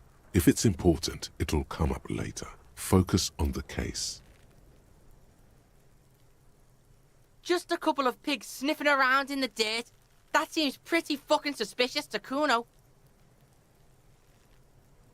Yeah, you tell the faggoty, Kuno. Looks like you're a Fantastic, faggoty now, whatever that means. The suspicious question doesn't really work in antagonistic situations. You're testing Kuno's patience here. Get lost,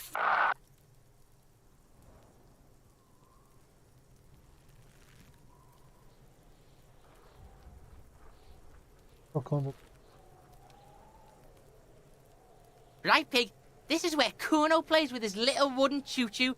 What do you want with it? Yeah, whatever. Kuno doesn't give a shit.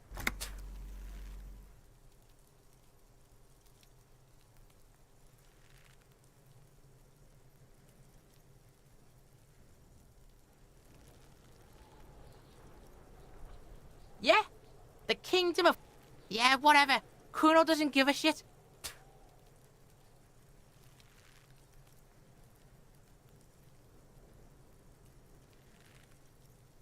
Kuno's Kuno, pig?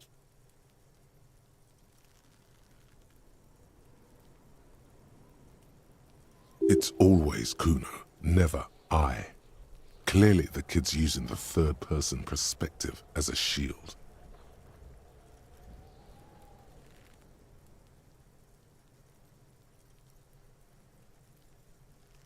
Kuno doesn't do that smart shit. Don't throw that bullshit at Kuno. Kuno knows you're lying.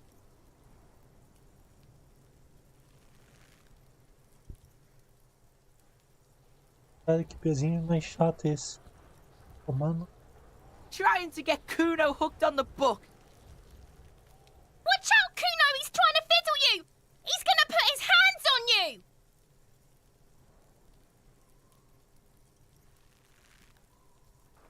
Help! Pig's got Kuno! Help! Rape!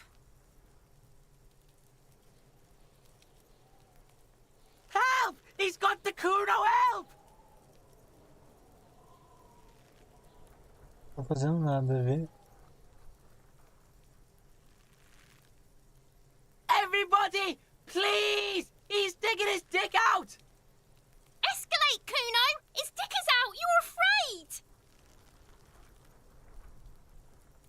Pigs in here, Kuno! Somebody, please!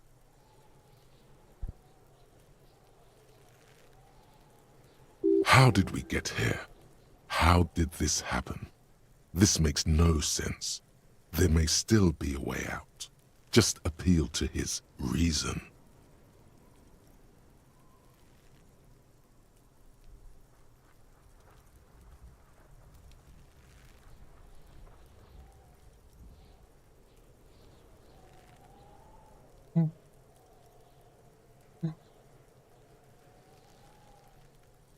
Ai.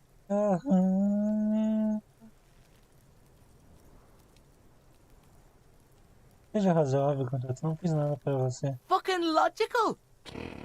Help! The logical pig is fiddling Kuno!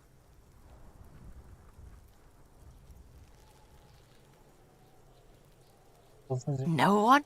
Kuno's doing this because he likes it, pig. This is where Kuno establishes dominance over you. Change your plan. You can't let that happen. It will make things harder down the line. You may end up missing crucial information. Help! The pig's gagging him! Kuno can't speak!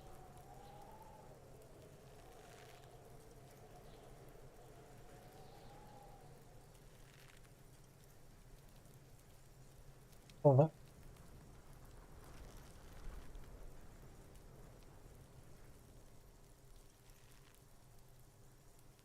Jogo do No! Get up, Kuno, you sick fat fuck! The nearly psychopathic way they could slip in and out of the act implies you're not the first victim. Tá chapada, vó. Help! Misters, help!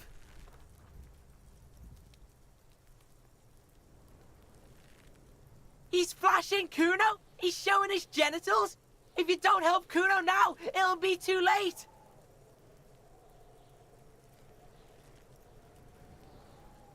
E eu bater nele. Tenho 7%. Foda-se.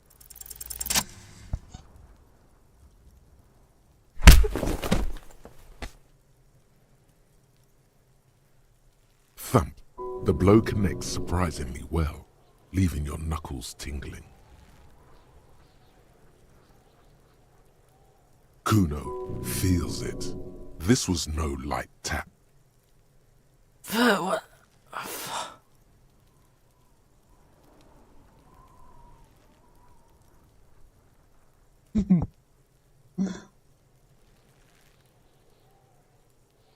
Eu acho que podemos ter uma conversa normal agora, isso certo? Quando... Officer, this is very far from normal police conduct. Get yourself together.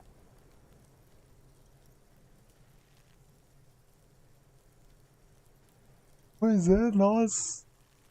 Teria que clipar essa parte, nossa. Nunca mais vou conseguir uma sorte dessa. Nem sei quanto eu tirei no dado. Okay, pig.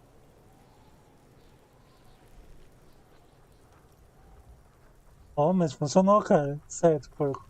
Ele não está mais com os reis demoníacos ou alguma coisa. O seu soco deixou mais calmo. Kuno knows to respect that violent shit.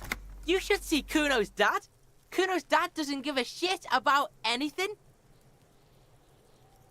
The creature behind the fence has fallen ominously silent. Only her eyes are alive, jumping from actor to actor. Okay, pig. Talk to Kuno. We're back in this shit. The fuck do you want? Então você me respeita agora? You're dreaming, pig. That's not how this shit works. A little, but don't expect anything to change. Don't let him dominate you, Kuno! Fuck his fat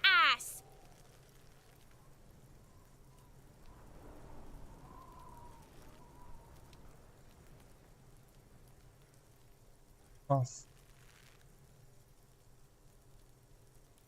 Será que temos de novo? Será que eu vou de novo?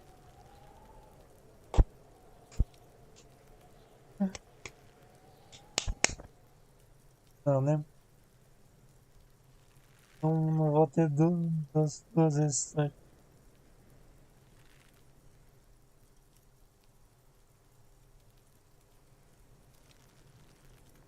The fuck about it? Kuno's fuck gimp. Kuno uses the... He's trying to hide the fact that he doesn't know. Kuno knows all kinds of shit. Kuno's not a snitch, that's all. Trying to make the Kuno sing into the popo phone.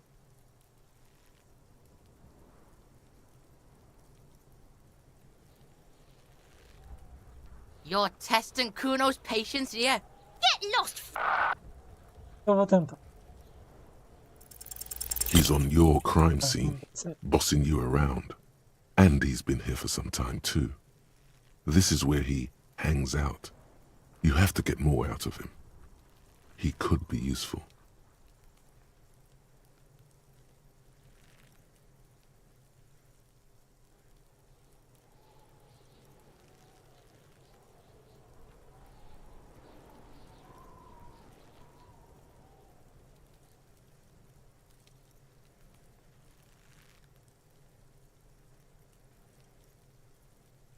Como se deve ter visto. Fuck no! What are you? Fucking mentally handicapped? Kuno, they've almost made you a snitch now. Ease off, see? Kuno always takes the bullet over the hammer. He'd rather die than work with the justice system. É, não deu nada. Não foi?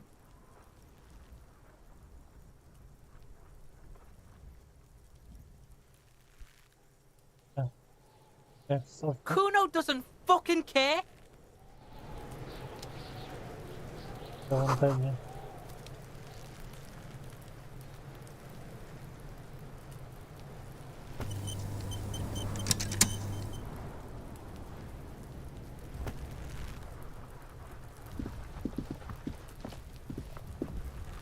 There are several footprints in the mud, left by work boots. Anywhere from 6 to 12 pairs have walked here. Óbvio, eu tenho uma dica. Maybe more than 12. No, 8 pairs of boots have shuffled back and forth in the mud. Ainda com 11 de 11.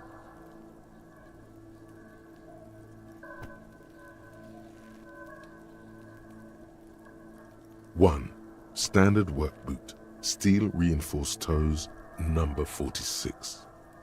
2, standard work boot, steel reinforced toes, number 44. 3, hobnailed work boot, steel reinforced toes, number 43. 4, standard work boot, number 45 or 46.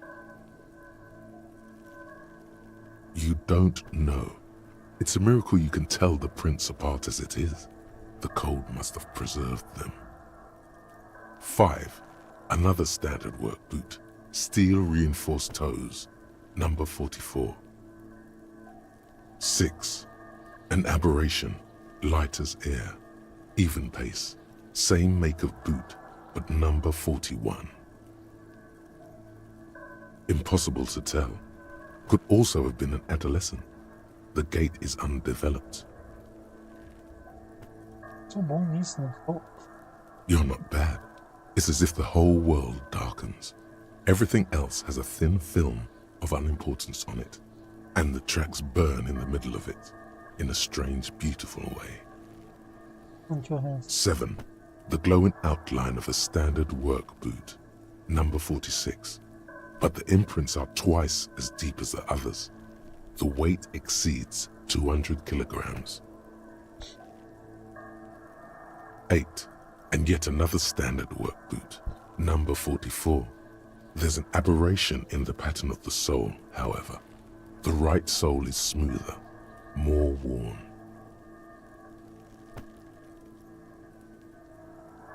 How many?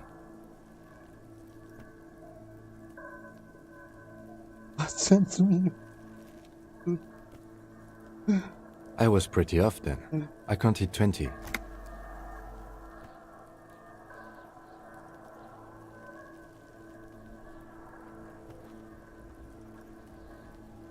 I never got the hang of it.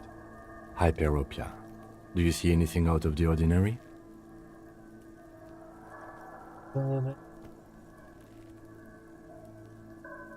A woman or a kid?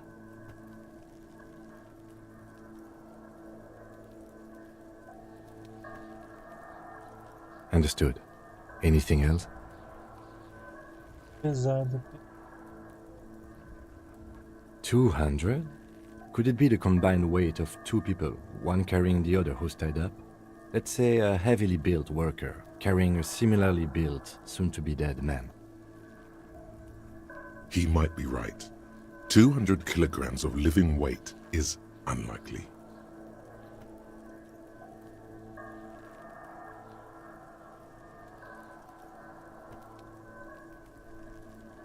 Possibly, yes. But why?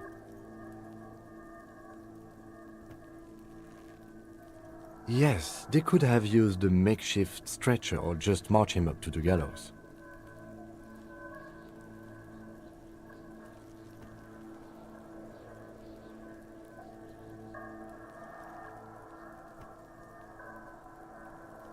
Even easier to carry on a stretcher, or between two men. Anyway, it's for future consideration. What else can you see?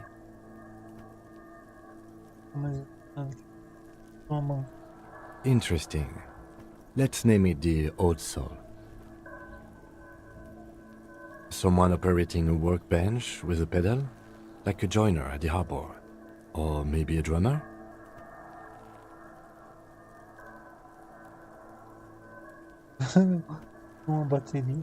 No, it's not. Forget I said it. We are not looking for a drummer. Perhaps it could be a driver. A driver would wear out their right shoe before the left. The accelerator is on the right.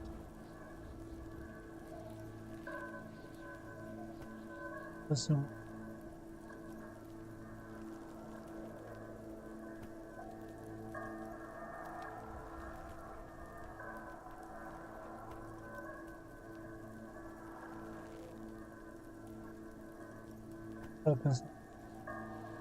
He doesn't seem to hear you, looking south toward the traffic jam instead. The machines are silent. The engines are all turned off. Sim. Vai isso como contas. É o que eu. Tem algumas coisas ali que eu fiz que não personalizei muito Sherlock Holmes, né? Mas essa parte não. We should keep our eyes open around the traffic jam. See whether anyone strikes out as a potential suspect. Seems prudent, no?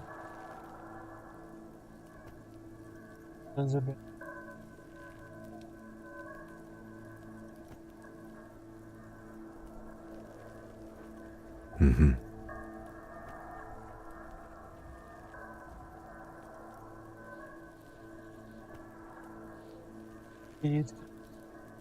A week, maybe?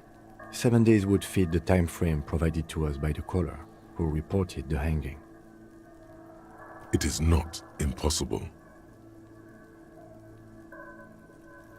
I pulled last week's forecast for coastal Havashol. 7 days below freezing. The day before, the day of his hanging, was the last warm day. Correct again. Sub-zero temperatures would preserve the tracks in a good state.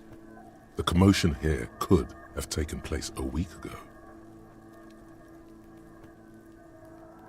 What do I think? A mob of people brought something heavy to the tree. One of them was carrying the victim. They shuffled around, especially under the tree.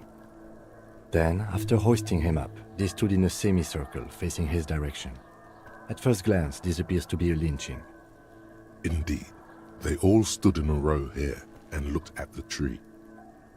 Yes, everything fits so well. Carried him over, hoisted him up, watched him hang. This is easy.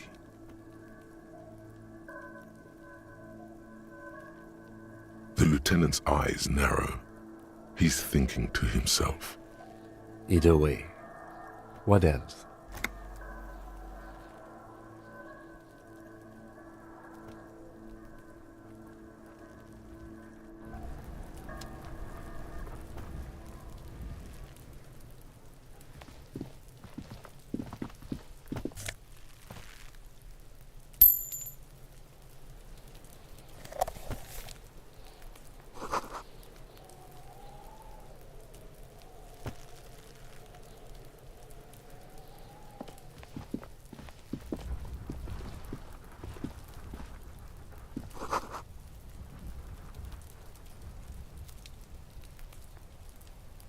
Tirar o corpinho.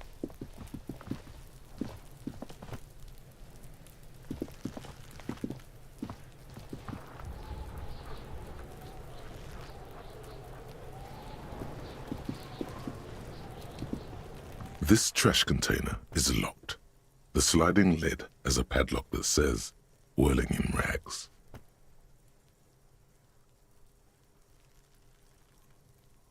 Well, it is a container.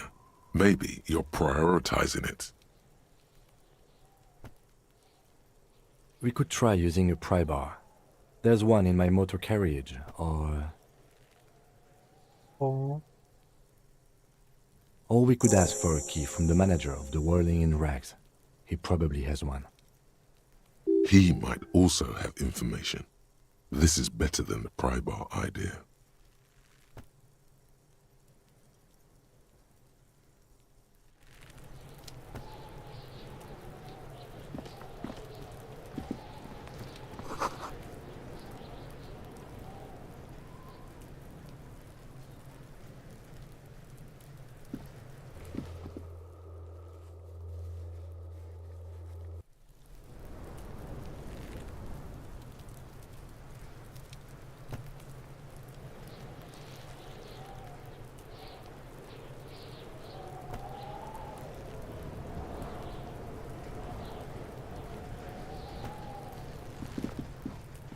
É verdade. Ah, não.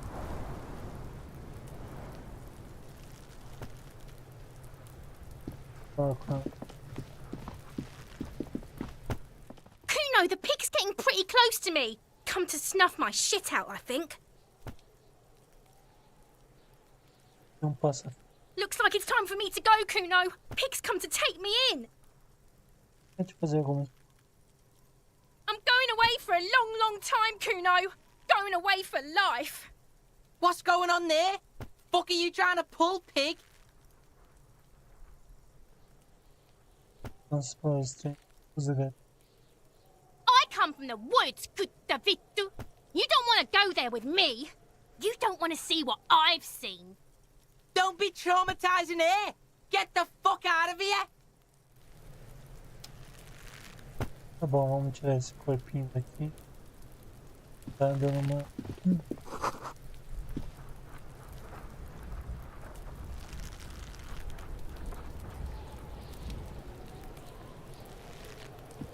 Deixa eu...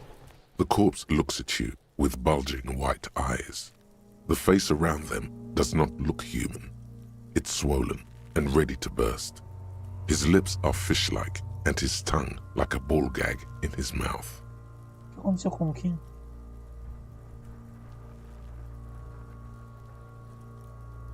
You seem to be holding your breath.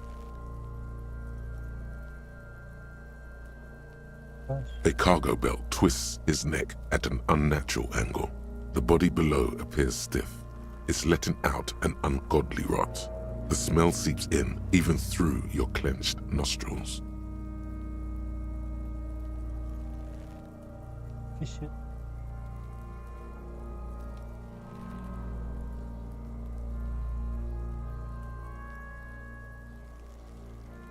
Vou pegar esse aqui. Active decay. It's okay to throw up, officer. No one is judging. He's about to blow! Cop's gonna blow, Kuno! Eu vou vomitar. As you breathe in, the odor comes over you. It's a spell of the mind telling you to run, and your stomach to wring itself empty. With your hands at your sides and your eyes squinting, you stand in it. Consegui de novo, nossa, que sorte. Puta sorte hoje, hein? Tá louco.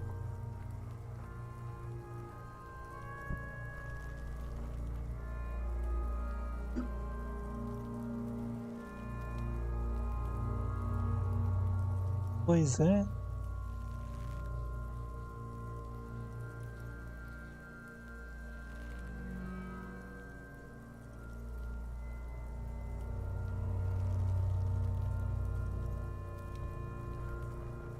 It's a puzzle.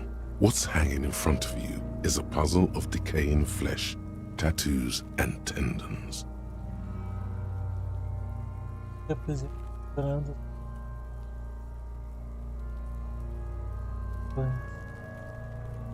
Fazem isso. They do after 7 days, yes. We are deep in decomposition here. The man before you is naked, but for a pair of underpants and enameled boots. His skin is greenish, marbled with decaying veins and blotched by lividity. A fading web of tattoos covers his chest and shoulders. The cargo belt used to fasten him to the branch above appears industrial in strength. The material appears to be ceramic. Its clean white stands in stark contrast to the decaying flesh above the knee. The man wore thick polymer socks, probably for padding. A fine array of interlocking plates covers them. Delicate and fragile, they feel alien to the world around you, out of place somehow.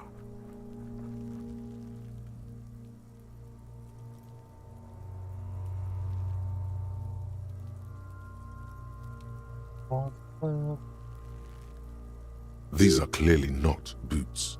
They're armor, possibly part of a larger set.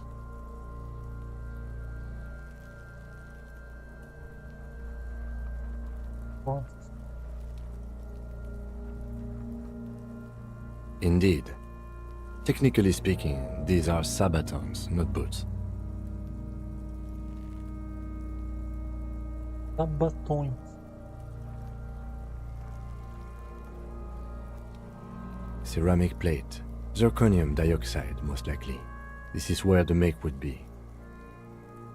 Under the heel. Fair weather. Fair weather model T500 VE. I'm guessing that's vitreous enamel. This is advanced stuff.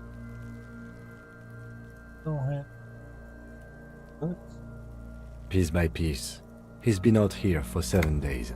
It would be odd if they didn't. We should keep a lookout for these pieces. The armor could yield information. Maybe he'll know something.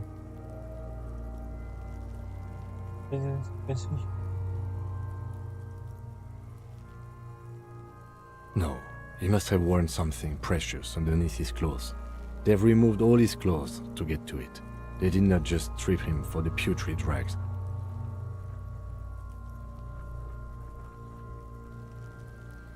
Someone could have cleaned the yard, but that's a question for the red-haired thing. I hear you, cop, talking shit about the Kuno. Come here and say it to Kuno's face.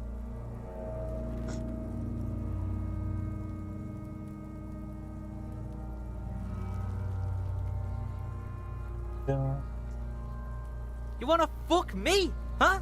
You wanna fuck the Kuno?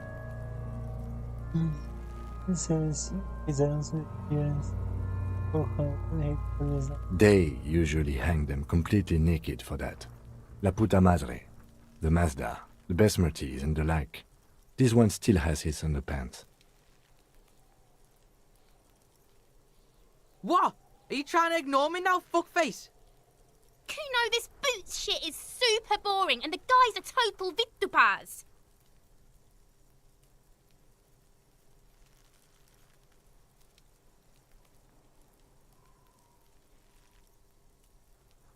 It is. It's expensive.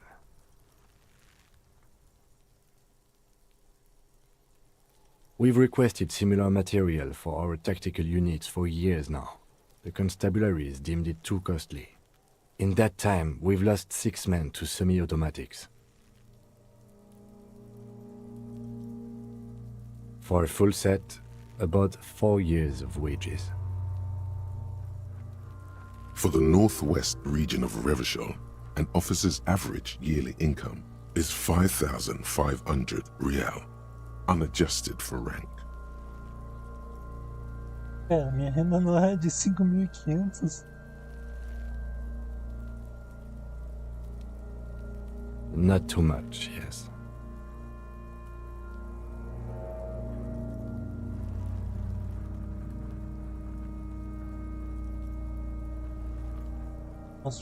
The lieutenant nods, wiping his finger on his sleeve.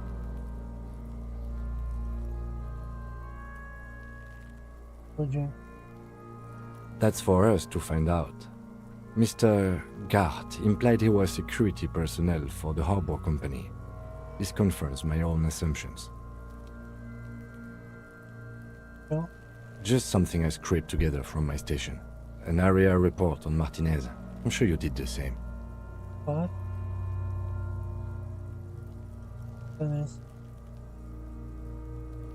I agree. This equipment is way beyond what a guard can afford.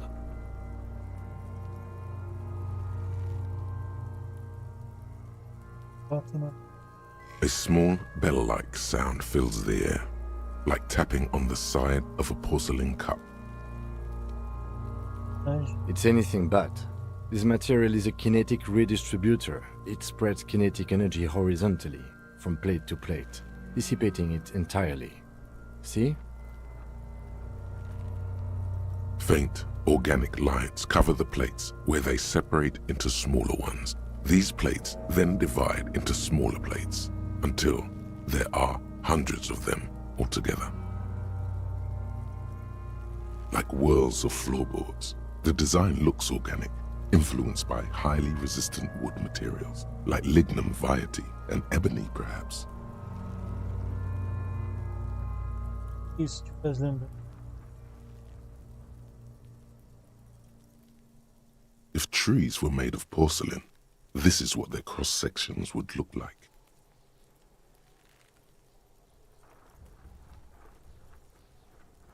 The smooth, glossy surface fractures into ever more intricate interconnections, peaking on the right sabaton, where you notice. The whorls are in the shape of a letter and number combination, E50, 100, 1000.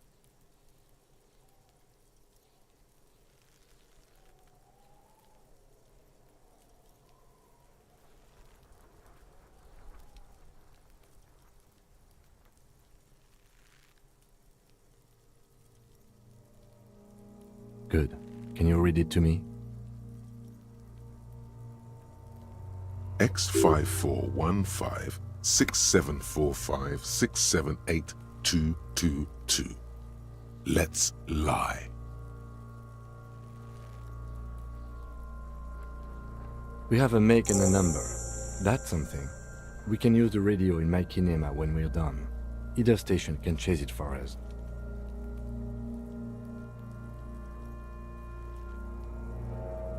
The stench fills your nostrils. As you push downward, an ominous creaking sound comes from above. Stop!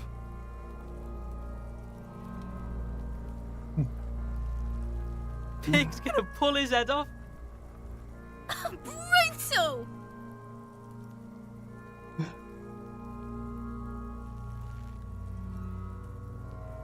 Okay. Even the mongrels can see you're about to pull his head off. Do it,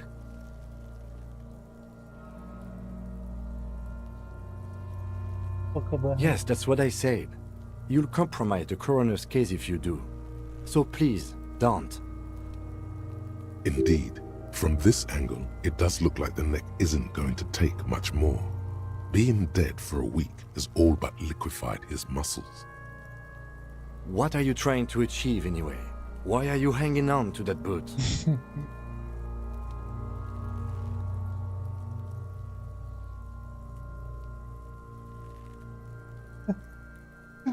Olha só que eu vou responder. Vou responder essa primeira.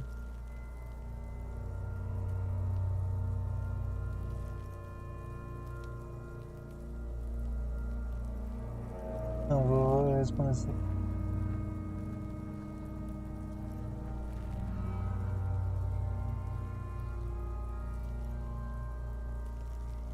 How many clothes do you need?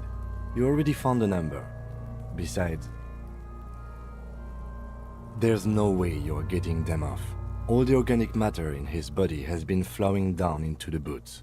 They are fused to his feet now. Why do you think the locals haven't scavenged them yet?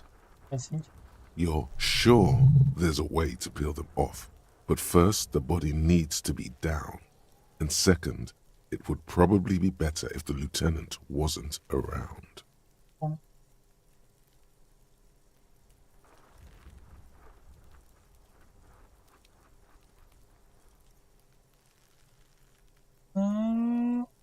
Não. Parece que temos um. The anticipation makes you crack your fingers. Feels nice. Nice and cracky. O que vai acontecer com as botas? Processing will take care of them. With the situation in the morgue, it will yield nothing. But we must pick our fights. Should we continue?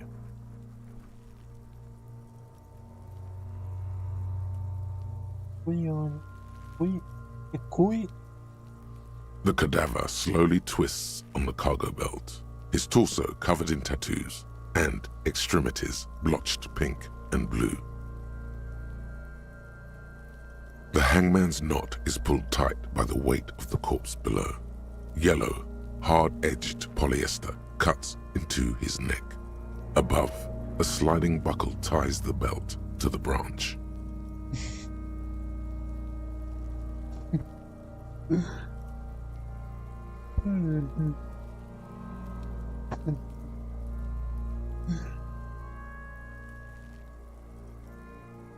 This is a steel-reinforced cargo lashing belt, big brother of the regular cargo belt. It's used for tying cargo under 6-rotor airships.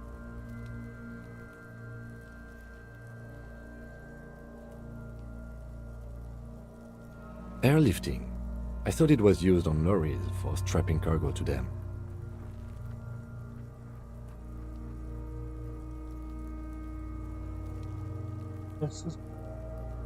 Meu cérebro me disse isso.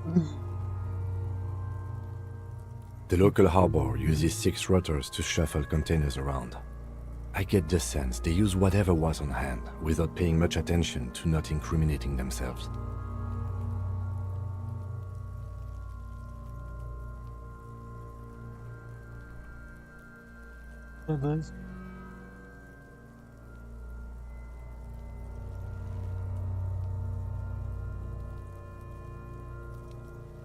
I'm still approaching this as a lynching, yes, motivated by the ongoing strike. You?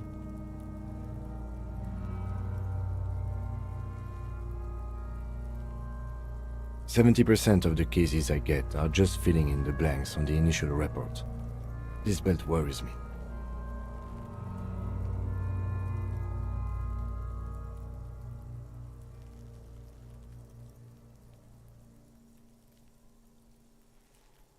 I was afraid it would be.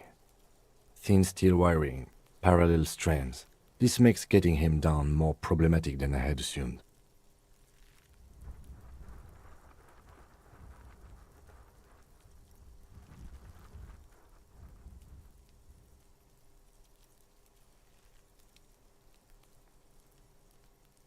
A noose is one of those things that's easier to use one way around.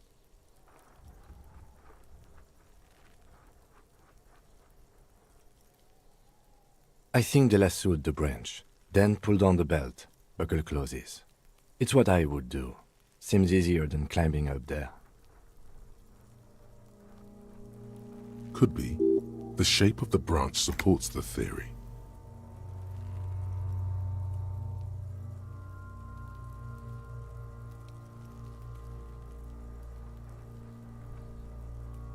The cadaver hangs from the cargo belt, limbs limp and torso covered in tattoos.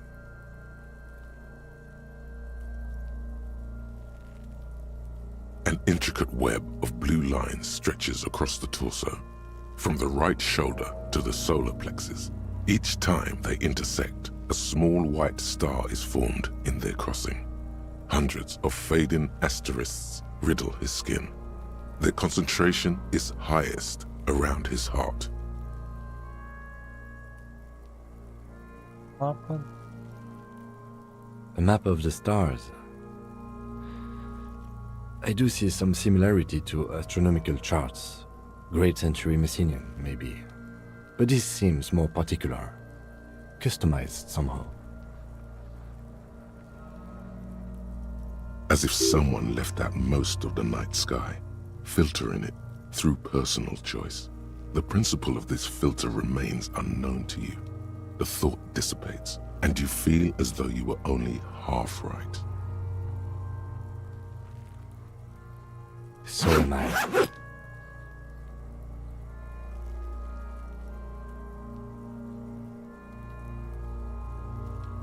He takes a thin piece of milled aluminium from his coat pocket and pulls it open. Sounds like a sword being unsheathed. A small lens appears, some sort of camera.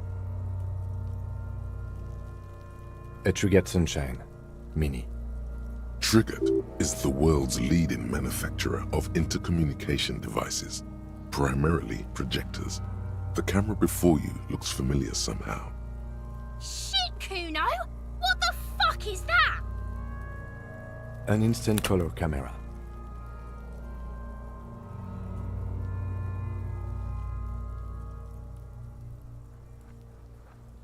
I have only 2 ampoules, so nobody move. I don't want to waste one.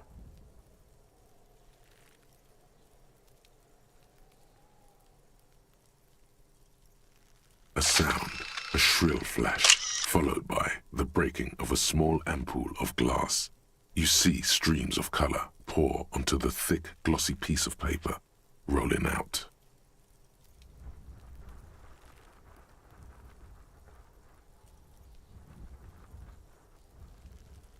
In case we need it.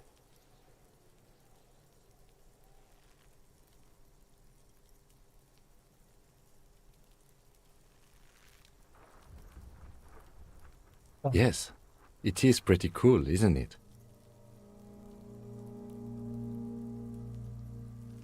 It contains insight to the victim's person. By his build, I'd say this was a man of physical violence. The story he wanted his body to tell was important to him. It is his letter, to us. Someone should decipher it. We'll need to show it around.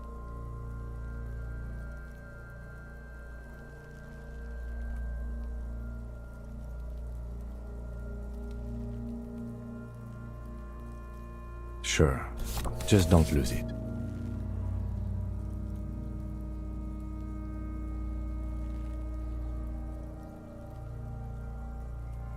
The glassy-eyed corpse looks by, his mouth mute and his skin as colorful as the chemical rainbow on the photo paper, teeming with opportunistic organisms. You've acquired an interactable item. Investigate this item further by going to the Interact tab in your inventory.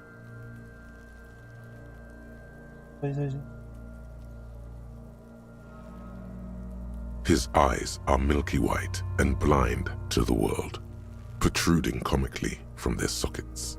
There is no one home, just subaquatic terrors there.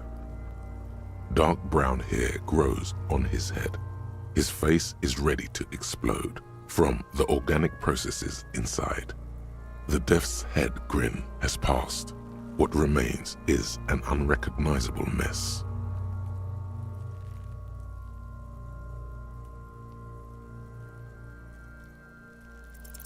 The corpse is dead silent. You have no idea why you just said that. Who is he? He is male, 40 to 50, with an athletic build.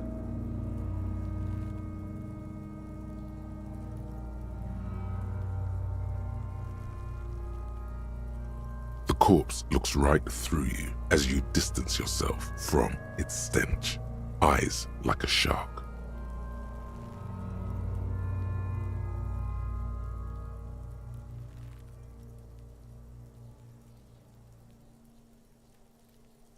As you narrow your eyes, the monster before you blurs into a violent mess of green and pink.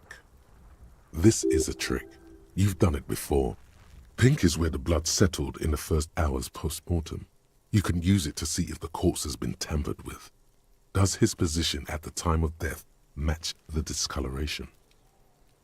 Only the lower extremities are pink with a dash of blue. His fatted hands, thighs, and his neck, just above the noose. The rest of the corpse appears dark green in the cold spring air.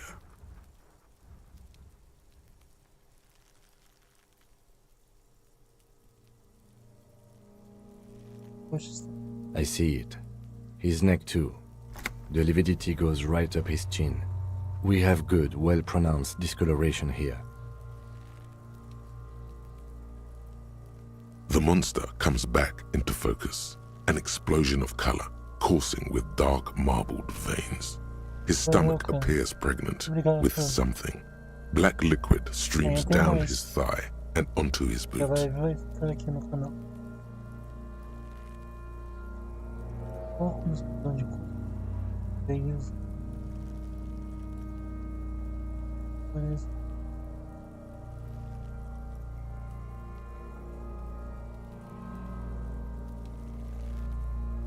So, what do you think?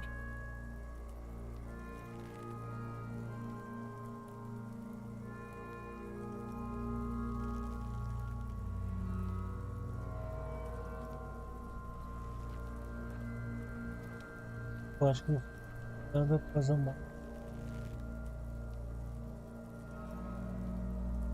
Agreed, especially on the neck. The belt acted like a tourniquet, keeping the blood in his head. The hypostasis supports her hanging.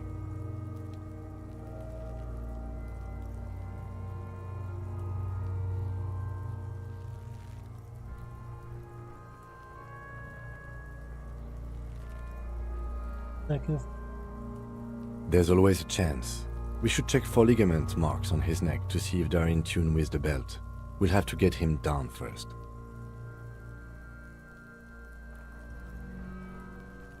A pool of blood and feces has eaten into the frozen mud below the man's feet.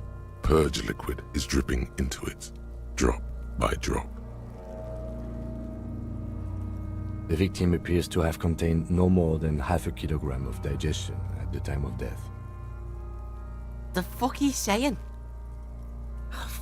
Talking about shit.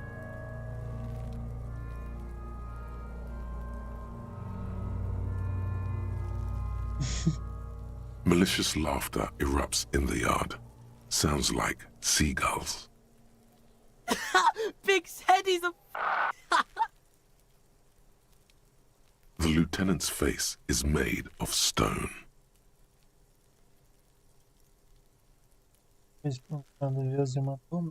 I do. Most of them are post-mortem. Maybe even all of them. The delinquents have made our jobs harder with their little sport. Stop talking in riddles, coin slot. It means you fucked him up good, Kuno. Fucked him up brutal like.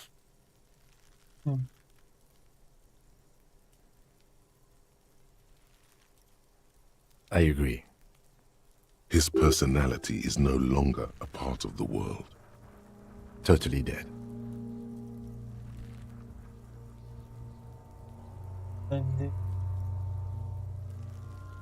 Please.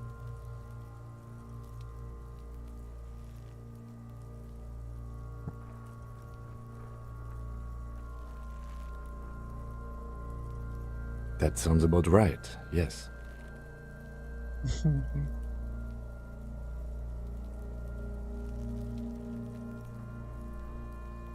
But there is no breath to catch.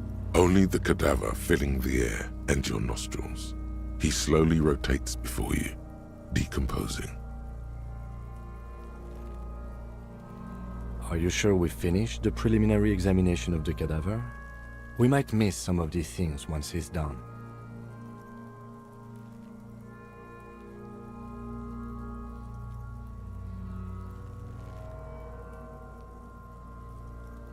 The cadaver slowly twists on the cargo belt, his torso covered in tattoos, and extremities blotched pink and blue. The steel-reinforced belt presents a unique challenge. I brought chain cutters, but I don't see a good angle of approach to the belt.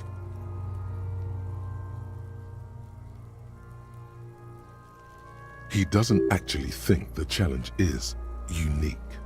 He thinks it's frustrating, annoying, and harder than he thought. The cadaver is a good 1.2 meters up. Neither one of us can reach the belt without assistance. And even if we do, there's the question of cutting the airship strength material.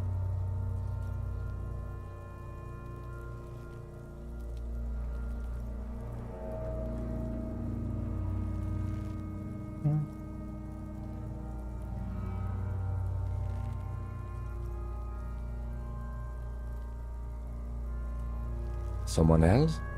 You mean like the police? What was that about processing, then? Weren't they supposed to take care of the boots? Why don't they help?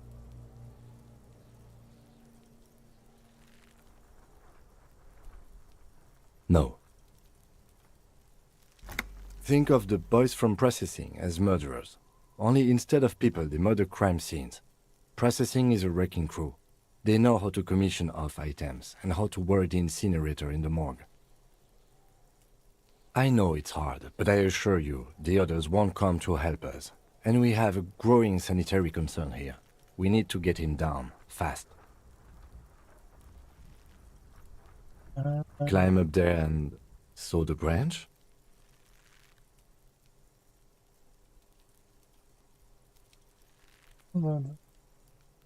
I don't trust that ladder. The assailants didn't use it. It's rotten and less sturdy than it looks. And I don't see another good way up there. Honestly, I prefer a non-acrobatic solution to this. Clown cops climb tree, fall down. Enraged cop assaults children after falling from tree. Isso é um palhaço some cara. Ele disse, enrolando o rolo assim. Policial enfurecido ataca criança. Depois de cair de árvore. Cretin cop, they like that word, saws the branch he's sitting on, literally. Local children report corpse mutilation. Fuck yeah, climb that shit, monkeys! See, you're only making them do those things less.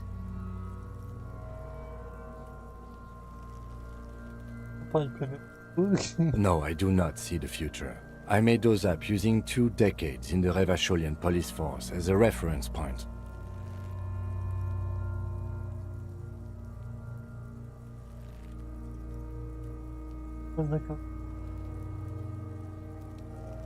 Não tem medo. Oh no. We should be very afraid of newspapers, and the radio stations too. We should be wary of enticing them in any way.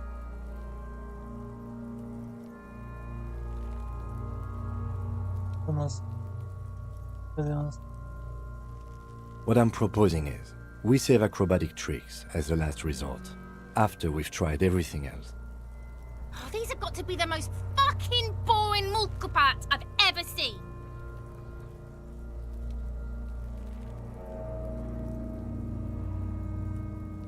Talvez não deve. Yeah! Bang bang time, pig! Shoot his head off! How? Where the buckle ties the rope to the branch. That's a good spot to aim. Tá, fui vendo, mano.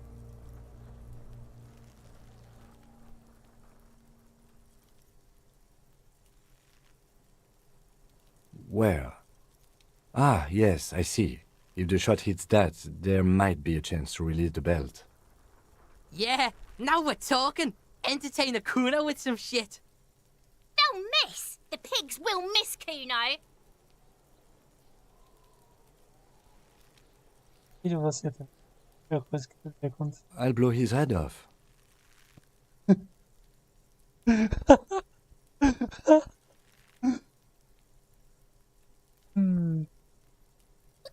it! Take the shot! Yeah, take the shot. Kuno wants some of that shit. Silence. With his elbow sharp, the lieutenant unzips his jacket and produces a lightweight firearm. He drops a paper cartridge in the barrel, separates the scouring stick, and gives the cartridge 5 tucks. That's a Kiel A9090 Armistice, mass-produced muzzleloader, ascetic, frugal, one of the most common firearms in the world. He then steps back and assumes the fellow's desk position, taking aim. The corner of his eye twitches. His finger is on the trigger. He's gonna fucking miss! The kid's voice is drowned in a shrill blast that echoes off the walls of the surrounding tenements. A cloud of smoke slowly parts in the air as the lieutenant steps back and says, God damn it. Fucking idiot! Mookaba asshole! Kuno could have hit it easy, but then Kuno's not fucking handicapped, is he?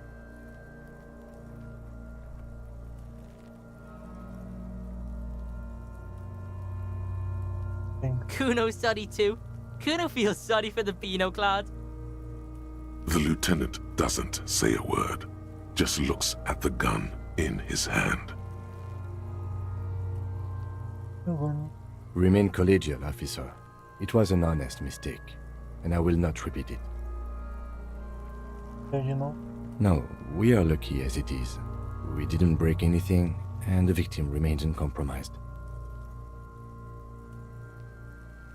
Any more mistakes could put us in an unfortunate position with the locals. We have eyes on us. I didn't do us any favors with that. Agora?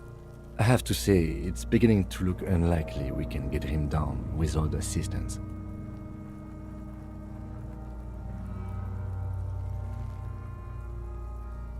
I was really hoping we wouldn't. The Union appeared to be suspect in this case. It seems like a dangerous route to go down. I would really prefer if there was another way. These people might have an agenda.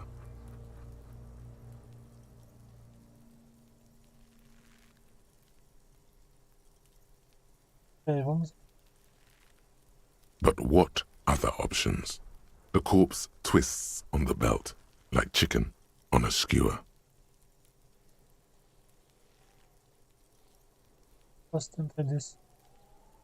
It's bad as it is, us shooting firearms like punks here. Go ahead, I'm not stopping you. Just don't hit the victim. They only have one gun! Oops.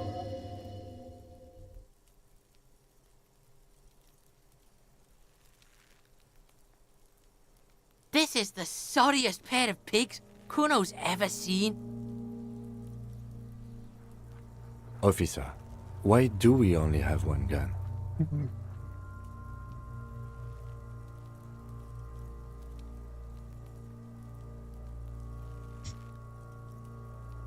Acho que alguém roubou minha arma. Minha irmã foi roubar. Extremely unfortunate. You need to contact your station about it as soon as possible. Try not to lose this one, please.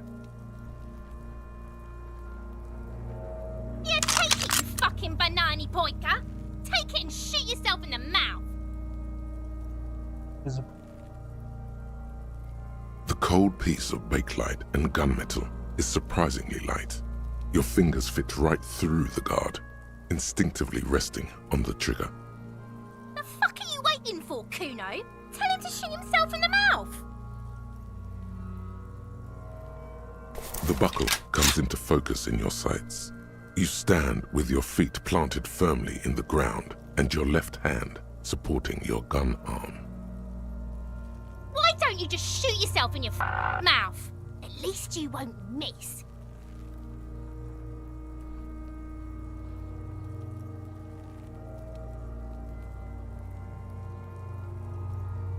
Eu acho que eu dei meu. Vamos. What? You gonna fuck me? You wanna fuck me, pig? Is that what this is about?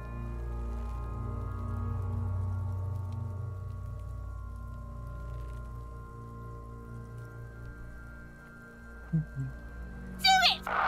Set me free! Don't. Do it!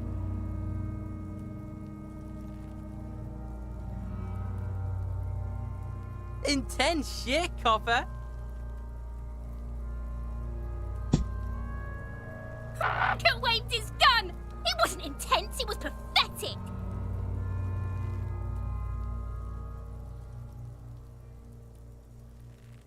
Your field of view narrows. The branch slowly moves, becoming entirely two-dimensional. The metal buckle glimmers, catching the morning light as the corpse slowly rotates. The slow movement of the branch in the wind and your shoulders directing the gun sink up, dancing hypnotically. Look, he's crying! You gonna cry now, fucking faggoty?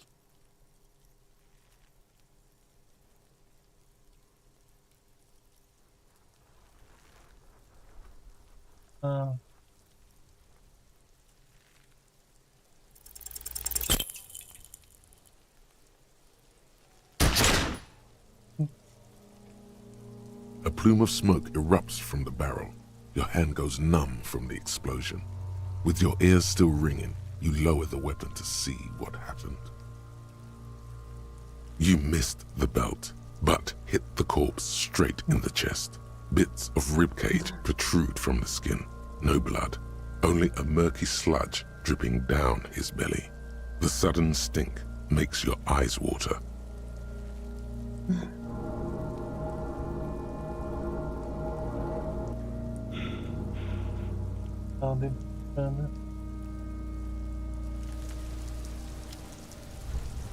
Despair creeps into you, getting fat on your weakness. Whatever noble intentions you once had as a police officer, it's eating them all up now. You're still coming up with sentences. That's a step up from total annihilation, right?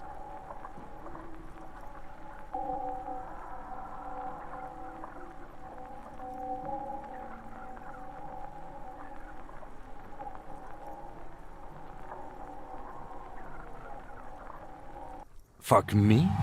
Please leave the rage you have for after we finish the investigation. Nothing you can say would make you feel any better now. Cop gives up the detective genre for social realism. Another police officer resigned from the RCM following a nervous breakdown. He now lives under a bridge, drinking and occasionally throwing excrement at passers-by, shouting, "I never loved that woman." When asked to comment, former colleagues objected to the theory that his psychological disintegration was precipitated by his wife leaving him. "It's because the Furrows lost that match," said Captain Ptolemy Price, once the man's superior officer. "It's because he couldn't get a big gun from acquisitions, and anyway, police work really burns you out after a while," Satellite Officer Jean-Vic Mayer, the deranged former cop's partner, commented.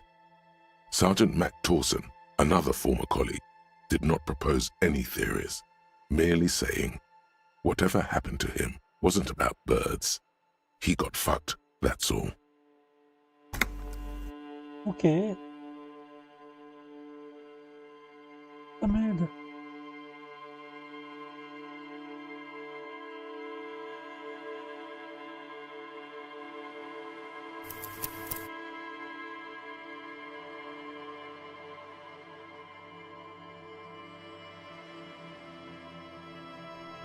Putz.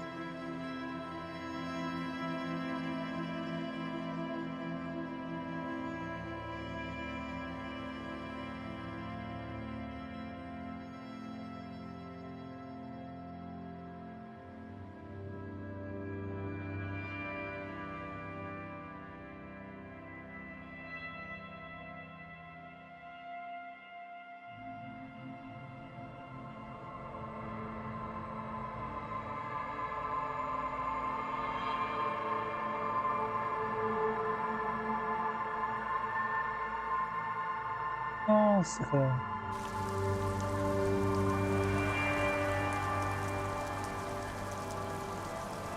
Nossa, realmente. Voltei 1 hora atrás.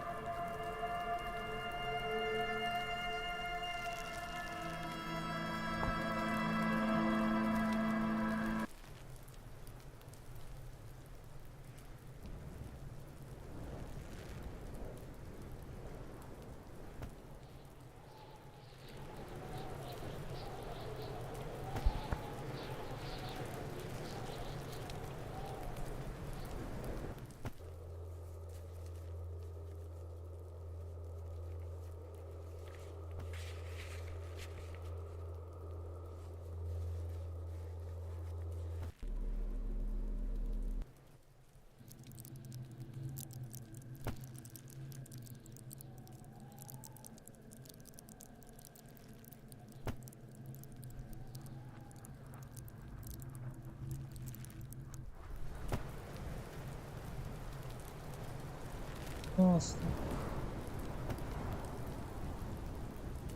Ah.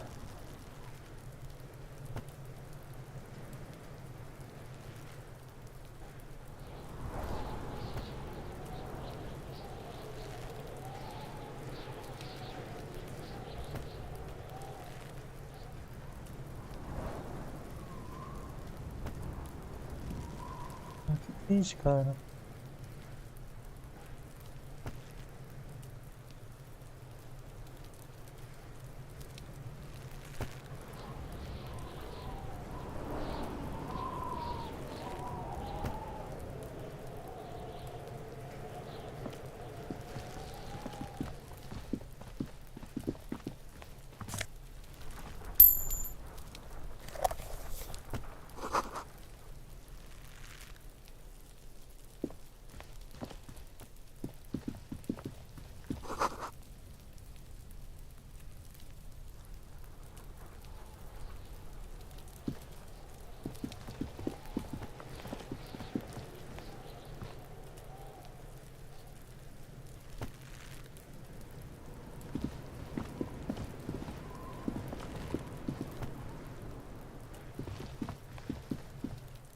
This trash container is locked.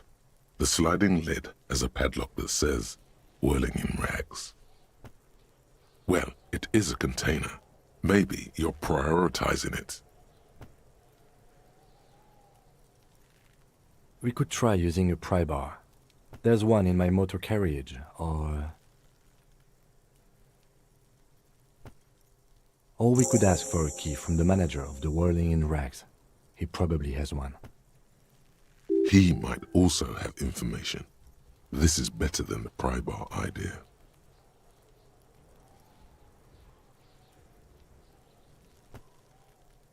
Well, it is a container. Maybe you're prioritizing it.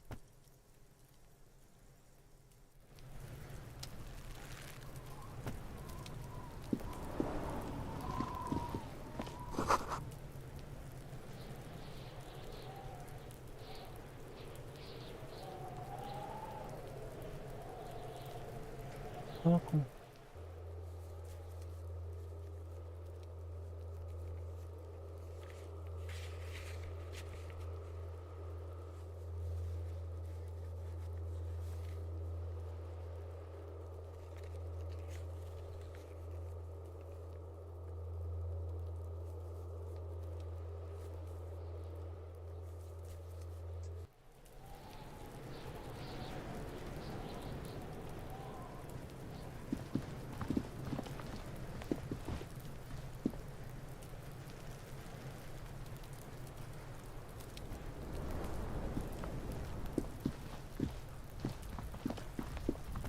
There are several footprints in the mud, left by work boots.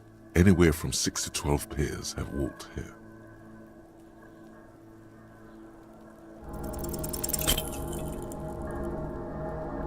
De novo?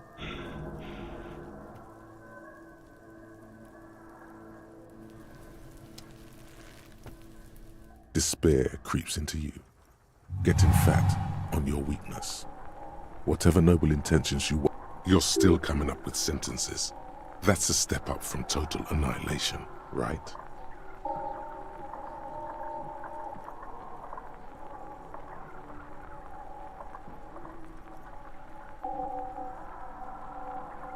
He watches you melt down stoically from behind the lenses of his glasses. Nothing you can say would make you feel any better. Cop gives up the detective genre for social realism. Another...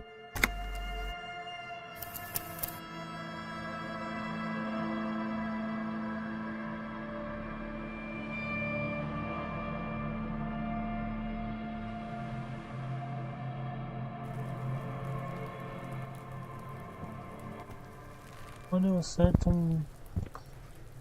manique, eu não perco.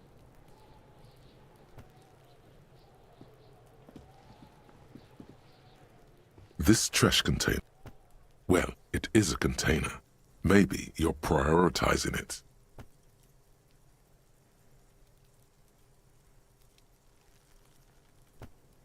We could try using or we could ask for... He might also have information.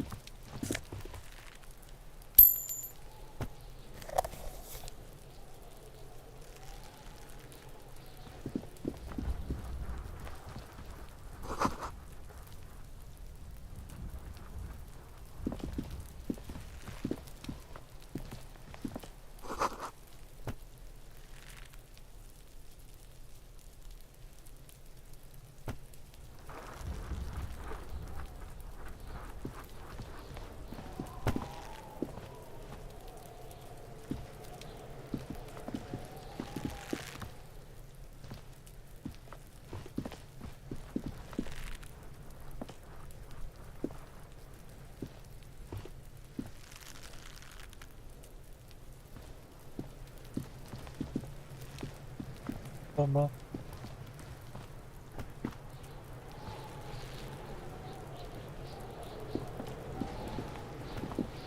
This trash container is...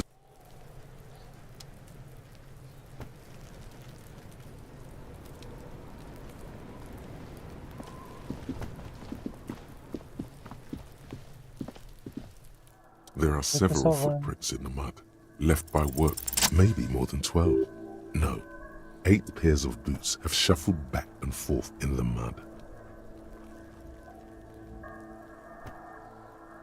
1. Standard work boot, steel reinforced toes, number 46. 2. Standard work boot. 3. Hobnailed work boot. 4. Standard work boot, number 45. You don't know. It's a miracle you can tell the prince. 5. Another standard. 6. An aberration. Impossible to tell. Could also have been an adolescent. The gate. You're not bad. 7. The glowing outline of a stand. 8. And yet another standard. How many? I was pretty off then. I counted 20.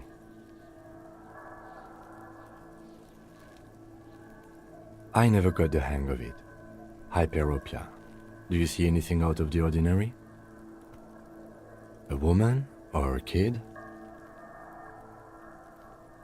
Understood. Anything else? 200? He might be right. 200 kilograms of living weight is unlikely. Possibly, yes. But why?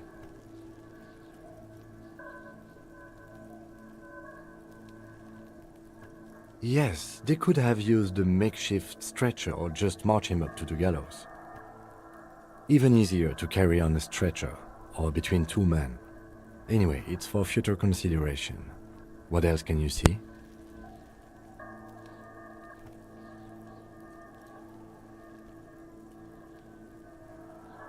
Interesting. Someone operating a workbench with a pedal? Like a joiner at the harbor? No, it's not. Forget I said. Perhaps it could be a driver. A driver would wear out their right shoe before the left.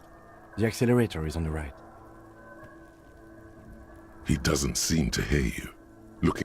We should keep our eyes open around the traffic jam. See whether anyone strikes out as a potential suspect. Seems...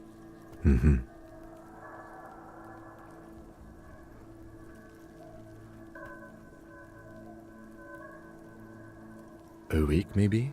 7 days would fit the time frame provided to us by the caller, who It is not impossible. I pulled last week's forecast for coastal heaven. Correct again. Sub-zero temperatures would preserve the tracks in a good state. The commotion here could have taken place a week ago.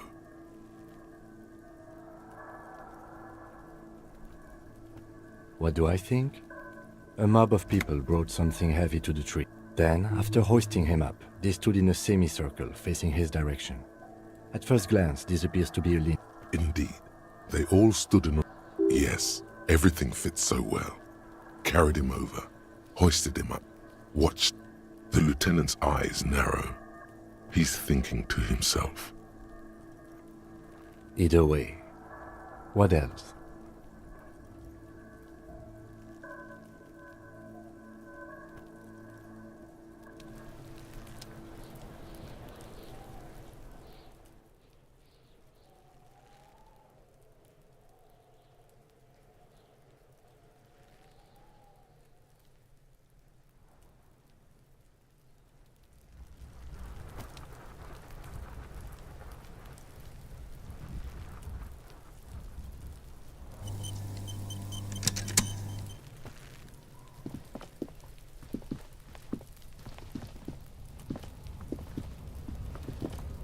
An inconspicuous pile of the roofing material, Eternite.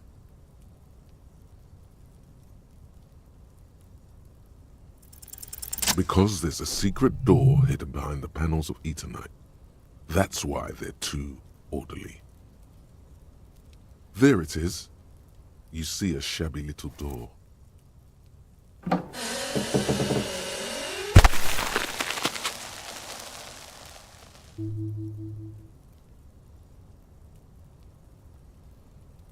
What is this then? A tool shed? Let's investigate.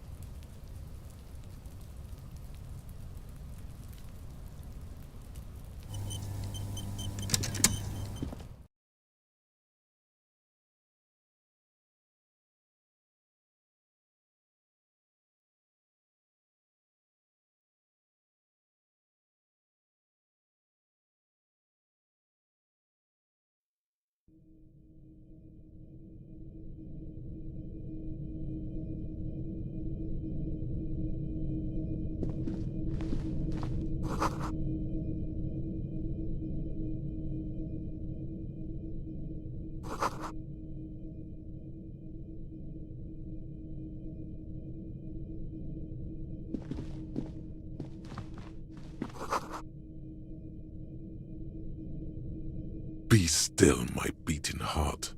It's amphetamine, sweet amphetamine. The lieutenant isn't studying the powder in the mirror. He's studying you.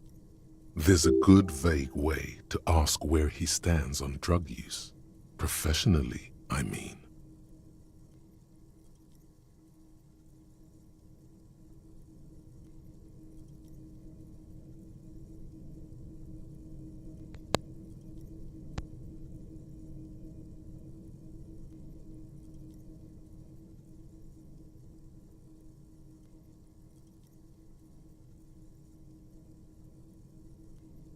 No, I'm just a regular detective, thank you very much.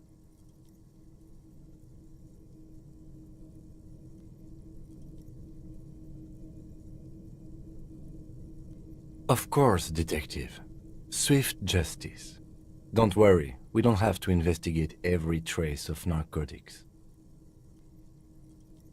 Yeah, swift, lightning justice. Faster, harder, justicer. See that ladder there?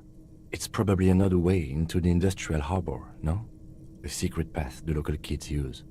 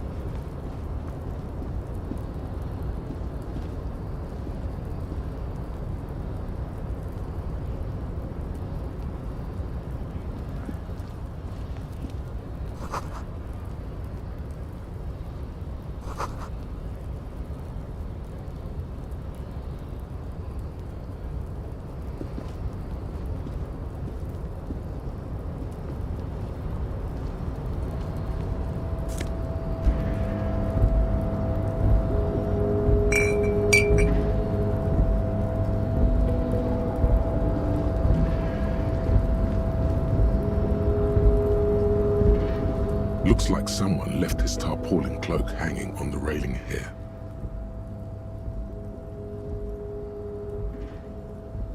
Yes, it's probably yours. It bears the RCM insignia, and you have a habit of being careless with your equipment.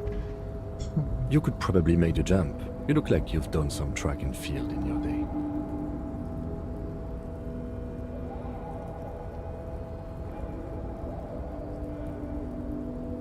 The wind is aggressive up here. The lieutenant looks at the enormous crane towering in the distance over the container yard. Then he turns back to the sad piece of fabric flapping in the wind.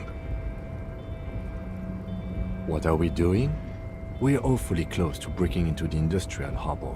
They're bound to have information for us. I thought that was our intention. Or it could be that we are just exploring.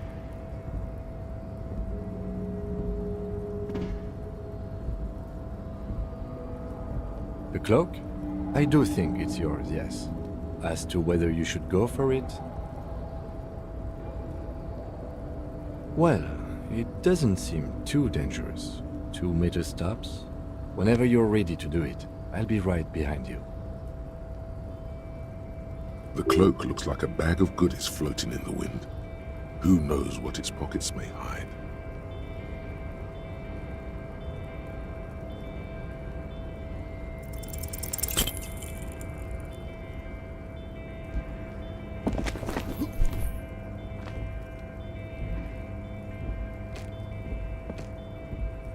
Nope, no.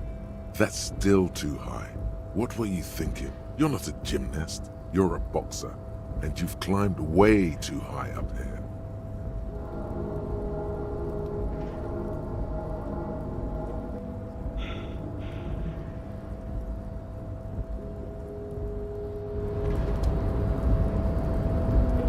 Despair creeps into you, getting fat on your weakness. Well, you're still coming up with sentences. That's a step up from total annihilation, right? Yes, it can be difficult to be on the receiving end. Nothing you can say. Cop gives up the detective genre for...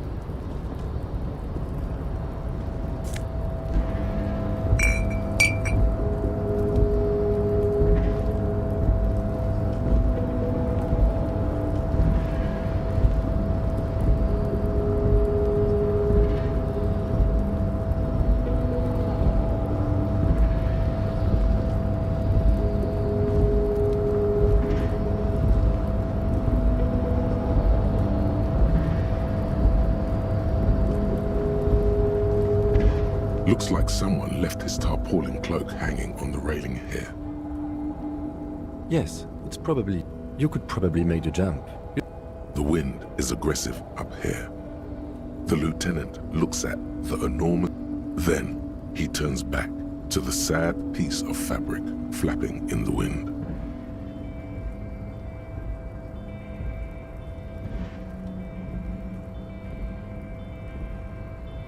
What are we doing? Or it could be that we are just exploring.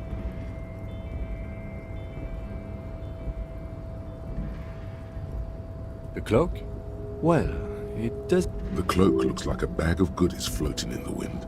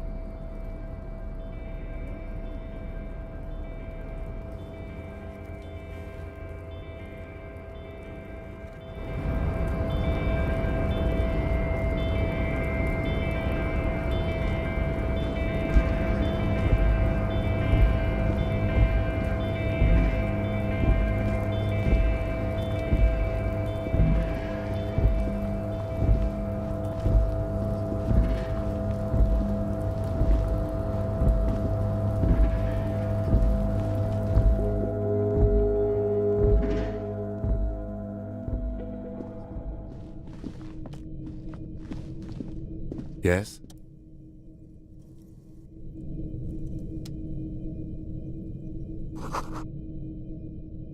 Be still, The lieutenant...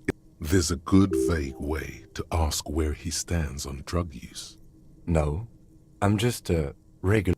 Of course, detective. Yeah, swift. But that there wasn't...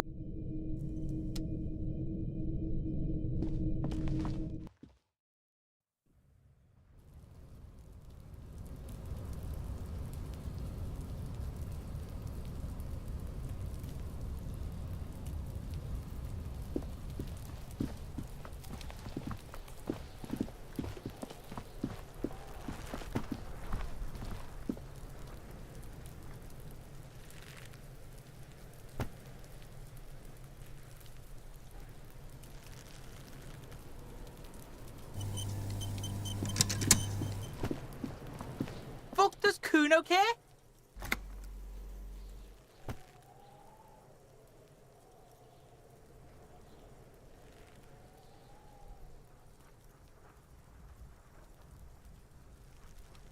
You found Kuno's secret door to Kuno's secret shack. It was closed for 5,000 years. How the fuck did you get in? And then what? You fucking there? You fucking Kuno's kingdom. He's trying to fuck at you again, Kuno.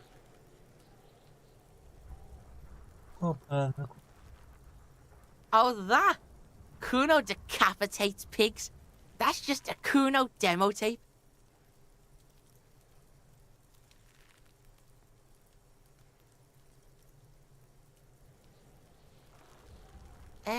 Yeah, to the both of you, watch your ass in Kuno's town, or Kuno's gonna fuck your head off.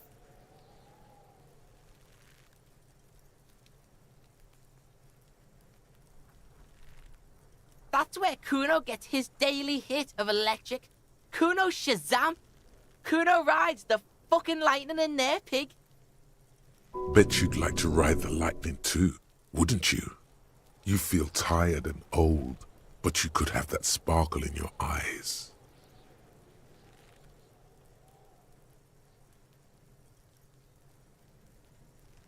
It's a vitamin pig.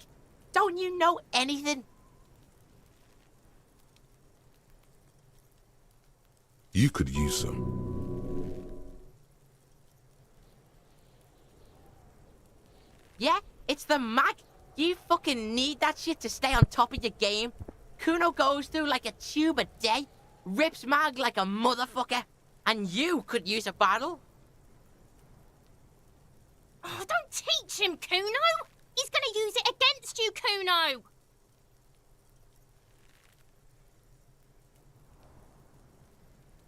You're not getting this, Pig. It completely takes away the hangover. It's like you didn't do anything. Like you stayed home playing with your choo-choo. Fuck you, Pig! Don't do mag! You're gonna OD and you're gonna fucking die!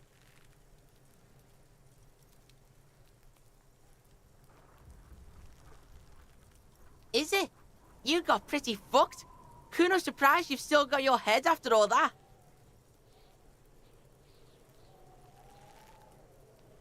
Don't sweat it, drunk pig. Kuno will keep your nasty secret. Kuno's not snitching. He's saying you climbed up there. He probably saw you do it. Yet, that conclusively explains how the coat got up there.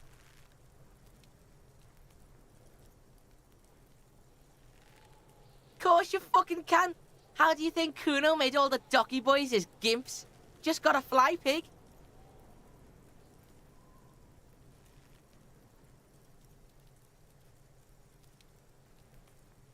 Not for you, pig. Kuno can't wait to see you get all scared and shit your pants. Kuno can't wait to see you shit your fat pants! That's all there is to it then. Don't be a pansy. Just jump. Good call, Pigmeister. Don't come and talk to Kuno about his kingdom. Kuno doesn't fucking care.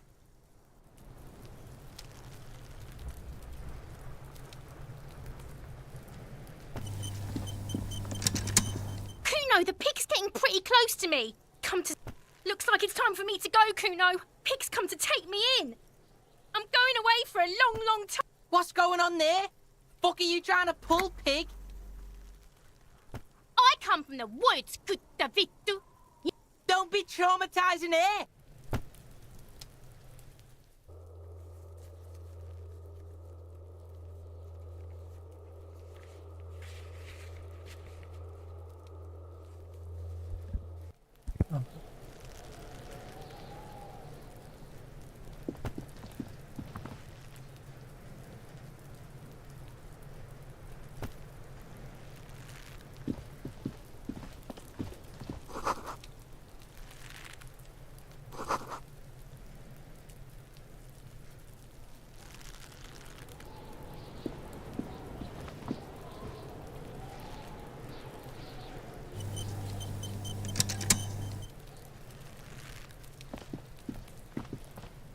The corpse looks at you with bulging white eyes. The face around them does not look human. It's swollen and ready to burst. His lips are fish-like and his tongue like a ball gag in his mouth. You seem to be holding your breath. A cargo belt twists his neck at an unnatural angle. The body below appears stiff. It's letting out an ungodly rot. The smell seeps in, even through your clenched nostrils. Active decay. It's okay to throw up, officer. No one is judging. He's about to blow. Cock's gonna blow, Kuno. The smell is repulsive. It pushes in from your mouth, more instant and more familiar than anything you'd expected. More fever than odor. It fills your mind.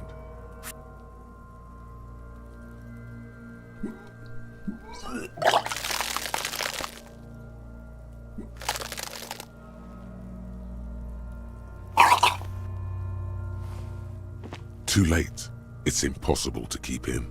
Your body curls and pushes it out, burst by burst, until a pool of vomit lies under your feet and your throat stings from the stomach acid. It's okay. Happens to everyone. Keep it. The hangover is clearly making this worse for you. You could use some ammonia to clear your head.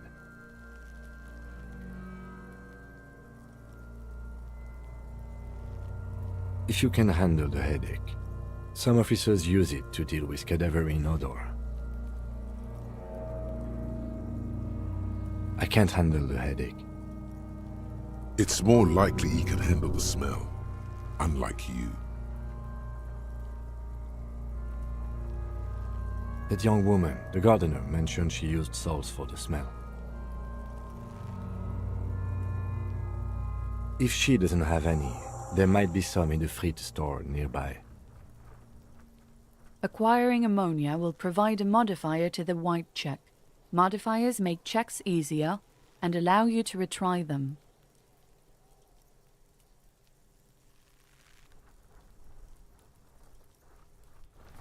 Assim.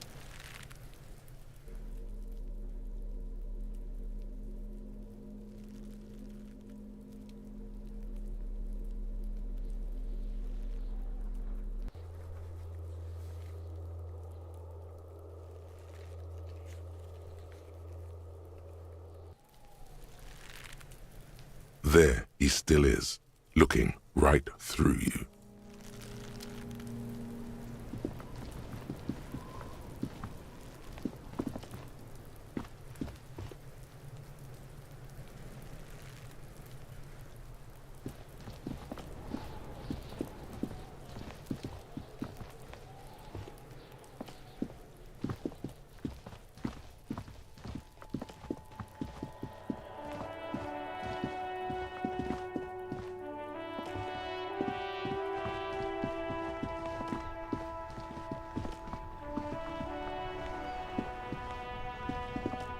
Hello again, officer.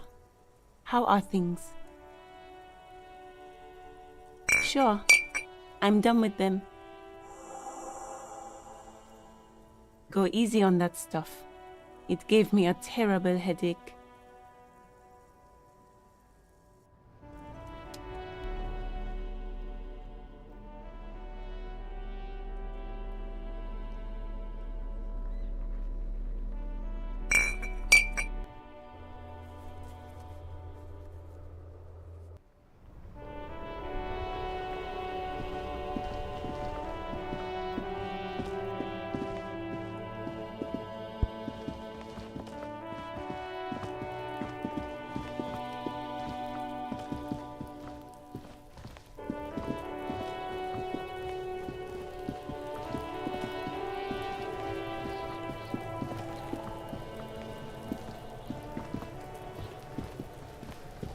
There he still is, looking right through you with his white eyes. The body below is entirely dead. The ammonia only makes it worse. The combination forces tears out of your ducts. The second time, not so much. When the vomiting is done, your cheeks are wet with tears.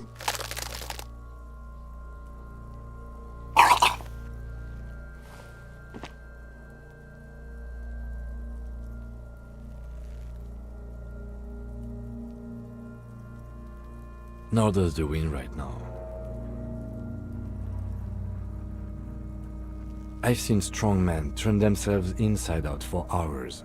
You are facing tough odds here. Alcohol withdrawal makes it considerably harder.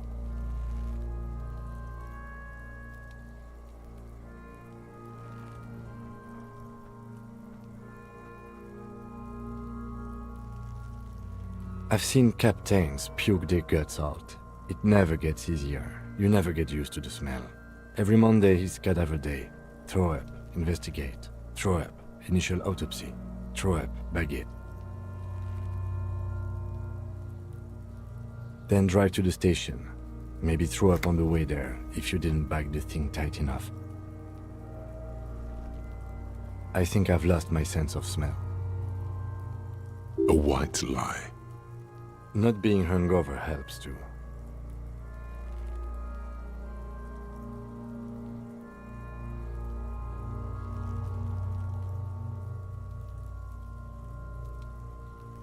That's probably a good idea. Clear our heads. But before we can do that, you need to get your shit together.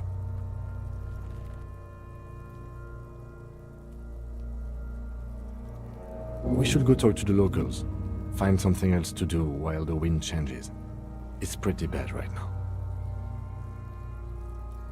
You've gained a thought.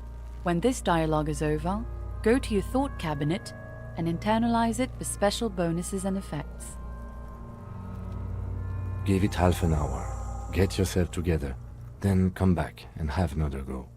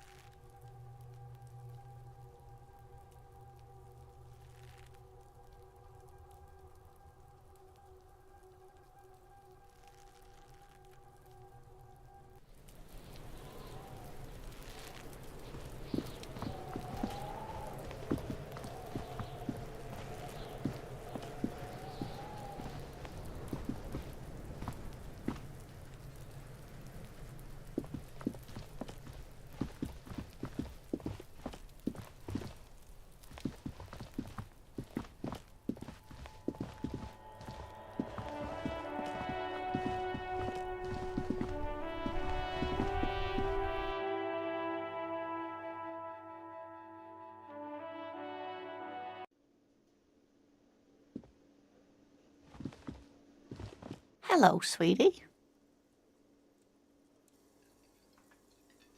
Wait, who's Sweetie?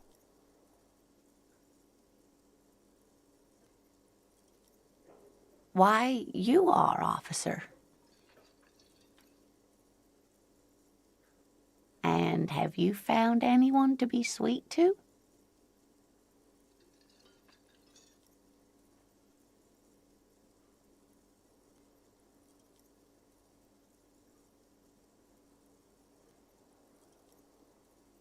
The mating rituals aren't the good part, sweetie. I know it's none of my business, but you look like you need someone to take care of you. I suppose all of us do at one time or another. I don't know what I'd do without Morel. You must forgive me.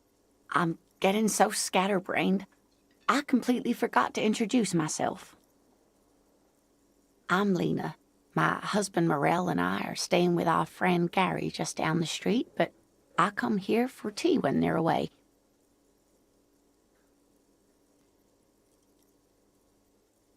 This Lena is wacky enough for the motley crew. Hire her on the spot.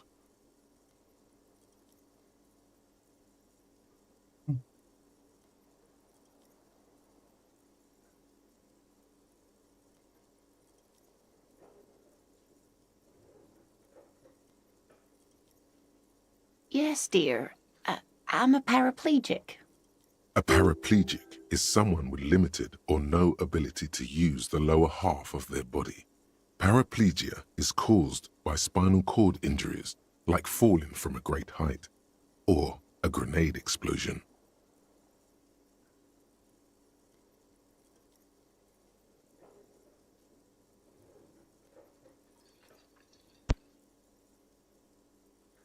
That's quite all right. I'm used to people asking questions. I know they're thinking about it anyway.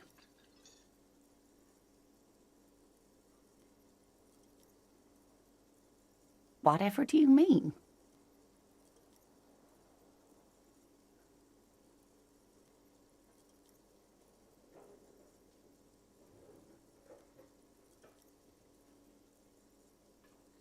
Sequence killers? Oh my.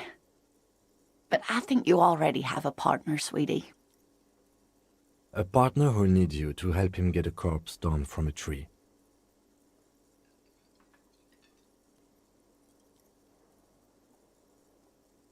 Yes, and it seems to me that you do well to stick close to him.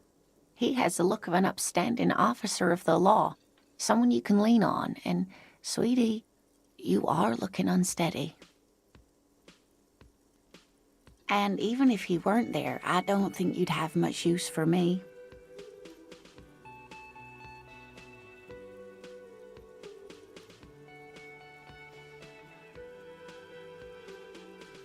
Thank you, but Martinez isn't the most wheelchair-accessible place, you see. I'd slow you down. Perhaps another time.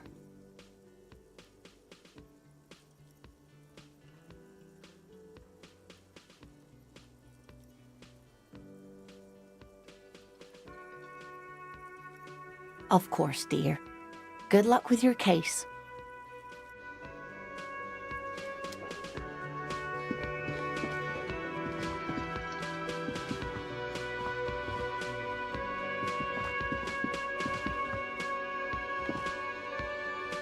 Can I help you?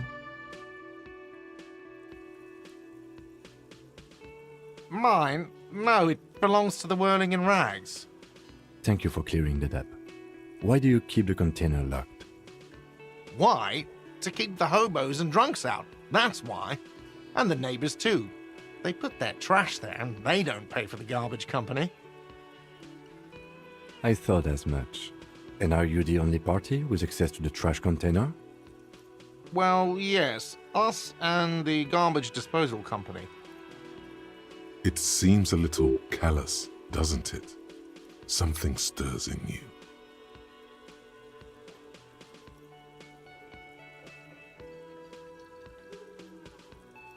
Prod at him and find out.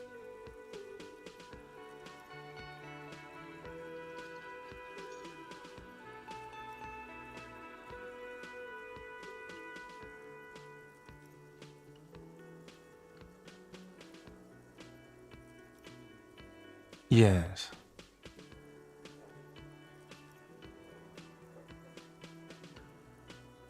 I'm not a fishing teacher.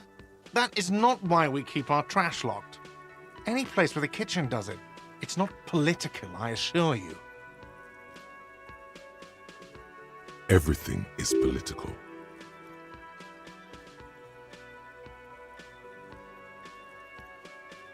Fine. Was there something you wanted?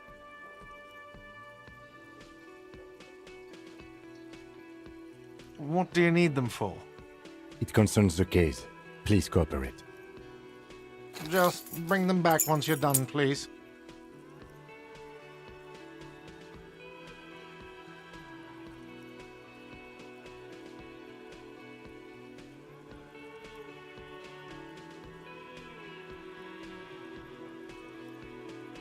Absolutely out of the question. Absolutely in the question. First we find a sad banger. Then we sing this place to shit. Your body is ready, sire.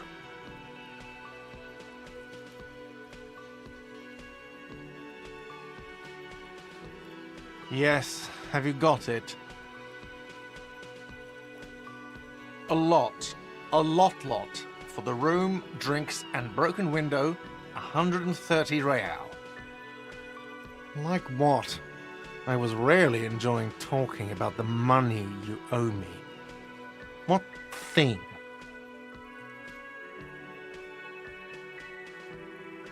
Yes, not the whole damn union, thank God. Just the nastiest and loudest faction.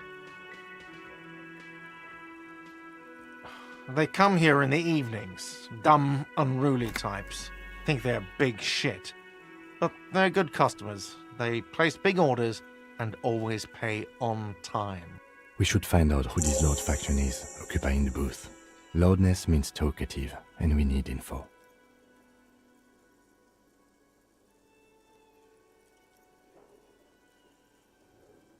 We don't. We have to wait. They'll show up sooner or later. Men get hungry, even striking men. If not today, then they'll be here tomorrow.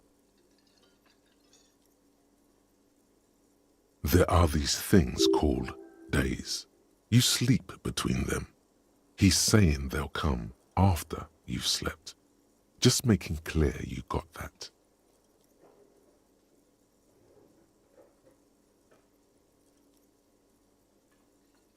What are you, a cook now?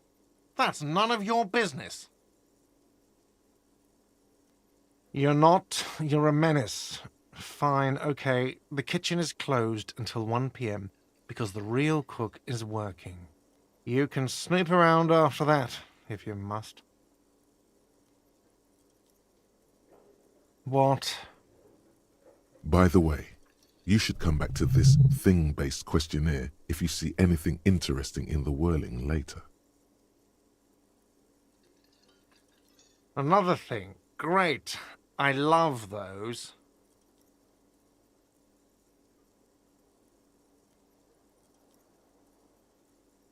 Yes?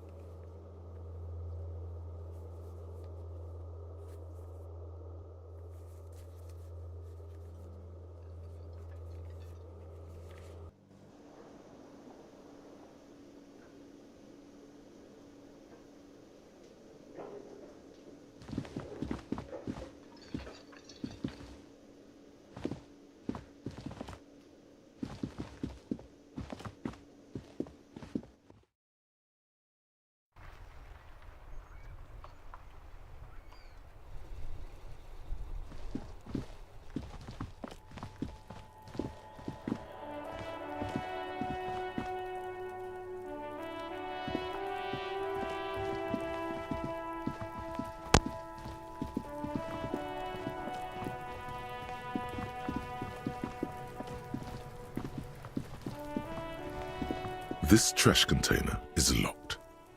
With a well-oiled crack, the lock pops open. It should now be possible to simply raise the lid. Don't.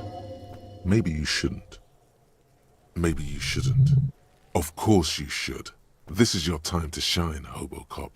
Dive into that dumpster for extra content.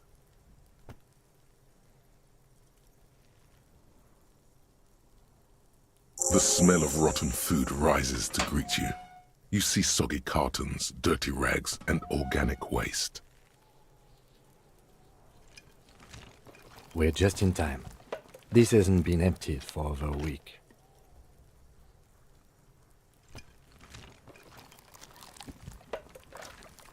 You see milk and egg rest with one broken egg in it. Some pasta wrapper. Picking up the soggy packages somehow feels familiar.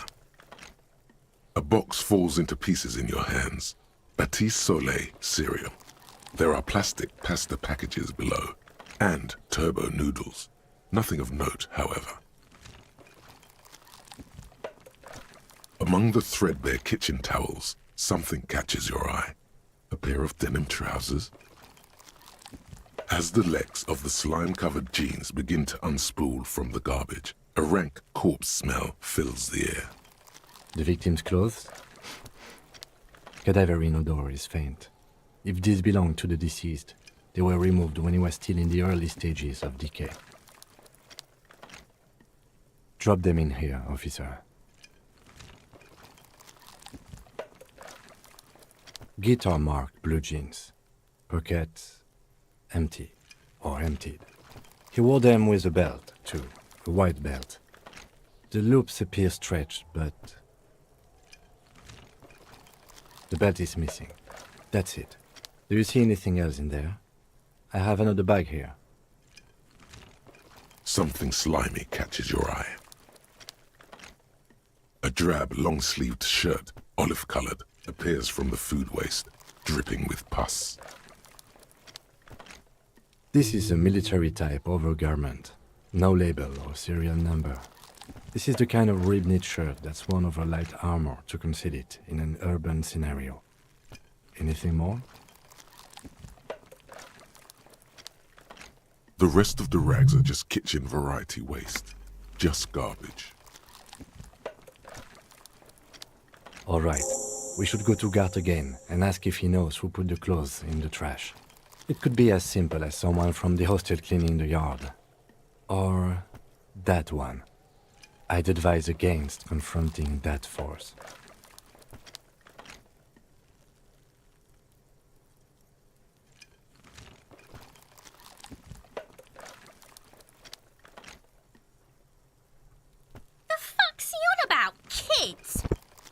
Kuno. He thinks you're an infant or something. See? Not really. All we know is the victim's clothes are in the trash, the lid was locked, and his establishment had the key. It's just a small loose thread. The lieutenant nods, then looks back into the trash container.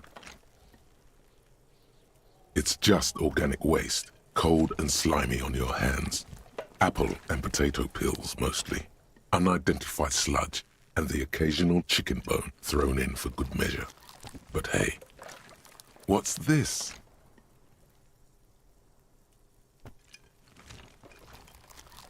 A blue piece of plastic sticks out from the apple peels. It's shiny. Looks like the corner of something. Something larger. A clipboard.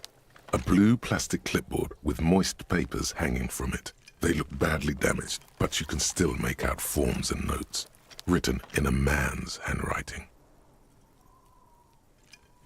Officer, is that your paperwork?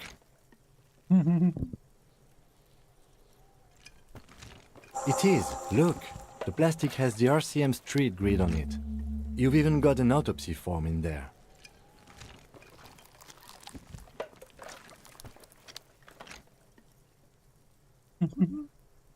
If you don't mind me asking, how did this get in the trash?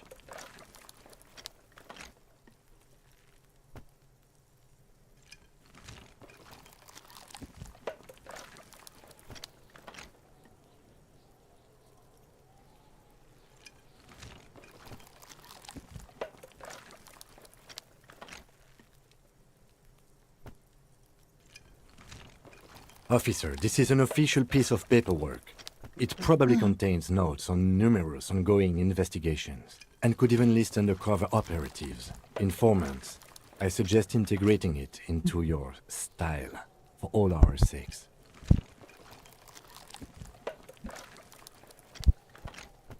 It would also not hurt to start taking notes on the case. Now, tell me what your eagle eyes see. Or are we finished? Some items, such as the ledger you found, are interactable. Go to your inventory and select the Interact tab to read your paperwork.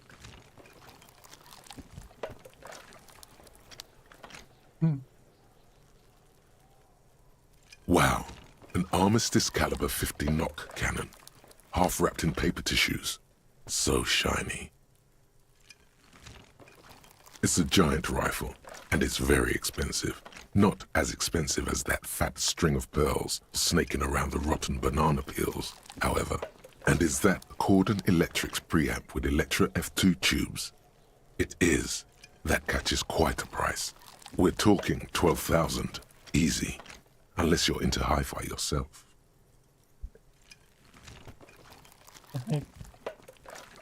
That's too bad, because none of those things are actually in there. There's just food waste and crisp wrappings.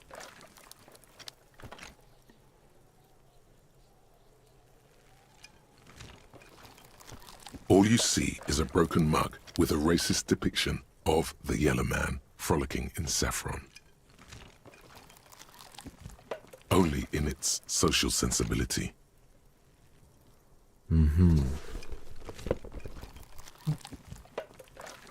You've acquired an interactable item. Investigate this item further by going to the Interact tab in your inventory. The container sounds a muffled gong. That's one thing off the list. I think we got it all.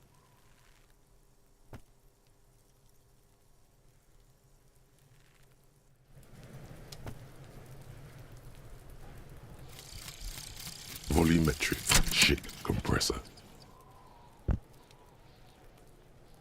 Bizarre scientific news from Revachol West today, where a police officer's shit has been observed at a pressure of around 495 gigadecimals.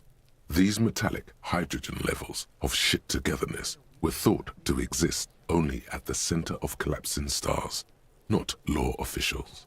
It remains to be seen how long the shit's singularity lasts.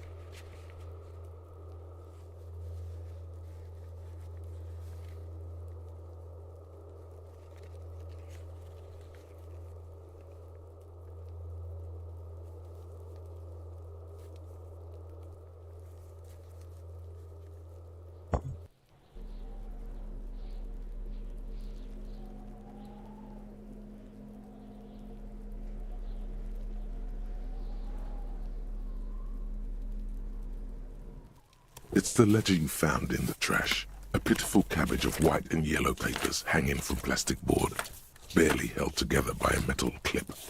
This sad display is made complete by the faint smell of urinal cleaner.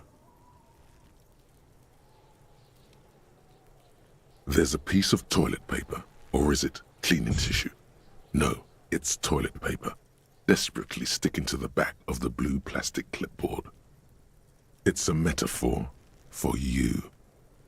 Thank you, waterlogged ledger, for spelling it out for us. It's just toilet paper sticking to the back of the plastic clipboard. You can take it off if you want. Still wet, the toilet paper peels off the plastic easily. All you have to do is shake it off with your finger and voila! The ledger now looks marginally better. An aluminium block runs the width of the board, biting down on the paperwork. Its crocodile teeth are the only thing keeping the papers together. A regular pencil, the tip worn down to nothing, has been attached to the clip.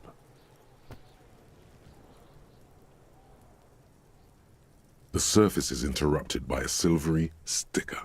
It's rectangular, sparkling with iridescence. You don't know how you didn't notice it before. It is similar to the RCM watermark on your blazer the lieutenant mentioned. Didn't he say something about the headlights of his motor carriage? That you can read these there? What?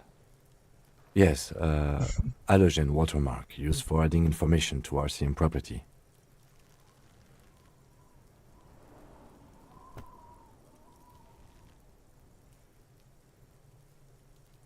It depends. Aside from an anti-counterfeiting stamp, mine has my station number and address.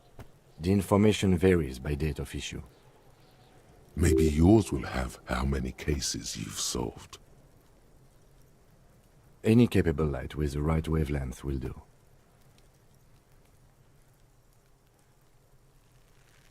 Yes, RCM vehicles have had lights tuned especially to reveal halogen watermarks.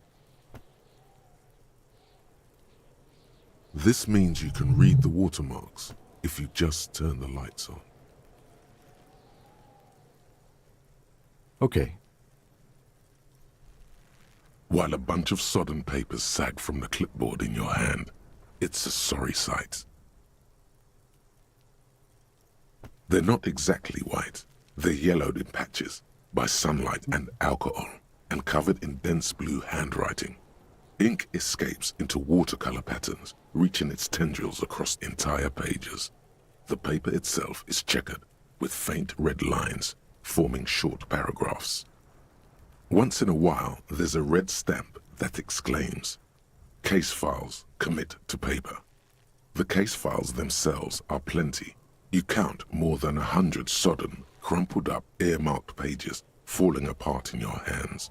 They appear to be sufficiently organized and extremely dense, if mostly illegible. Work, strife, poverty, the Jamrock Quarter. These are handwritten logs of investigations dating back to January 51, this year. The exact number is hard to estimate, due to missing pages and an odd naming convention. But there are at least 20, maybe 30 cases undertaken, not completed, mind you. It's the middle of March. You have attempted 2 cases a week on average.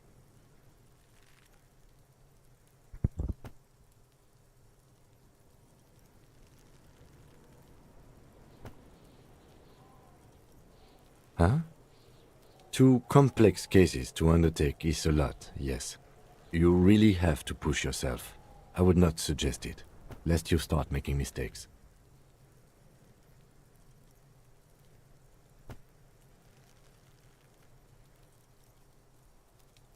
Two? That's a lot. I didn't mean to say you are making mistakes, by the way. That was presumptuous of me.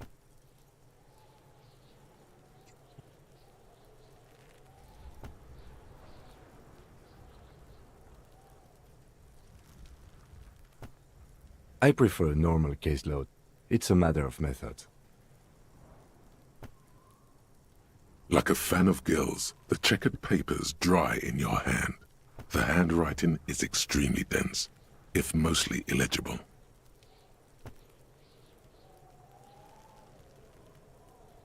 Yes, it appears you employ a, shall we say, robust yet literary system. Each investigation has its case number written on the margins. Yet, still more tellingly, most are accompanied by a name. A title, one might say even. One that draws inspiration from snoop fiction and vespertine cop show staples.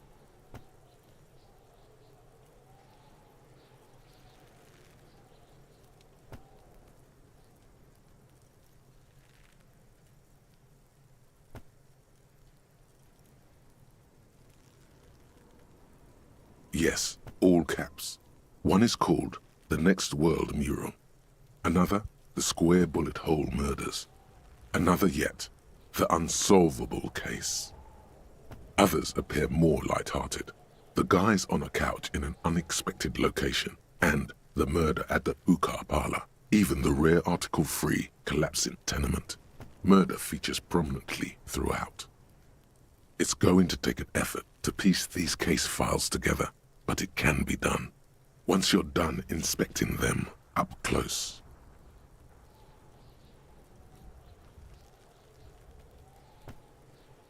You mean the alphanumeric? Officer, precinct, time of arrival at the scene?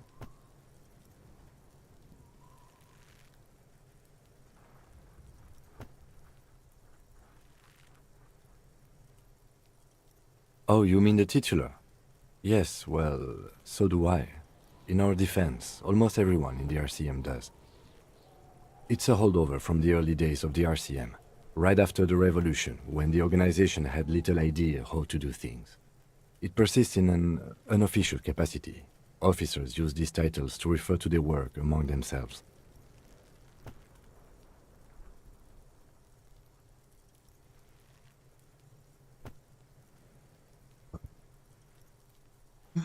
Again, in your defense, I seem to have named one the man with the hole in his head. That was a real person. His death was real. Still, I named it that, to amuse myself. I pray his loved ones never find out.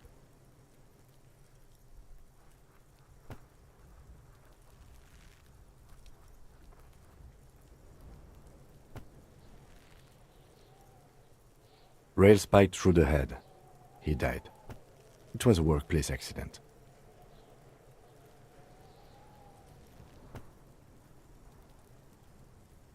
There is, for precisely one more. 15 pages near the end remain untouched by the damage. The checkered grid forms a structure of passages, breaking the case into subtasks to accomplish. Once all the tasks are accomplished, the case is complete. Sadly, the ledger only comes with an old, worn-down lead pencil. It's unfitting of this monumental event. The lieutenant looks at his blue notebook. 2 fat, shiny pens hang from the binder, like large caliber bullets on an ammo belt.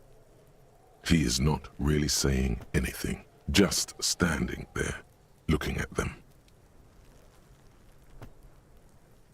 Know that I give this to you with resentment.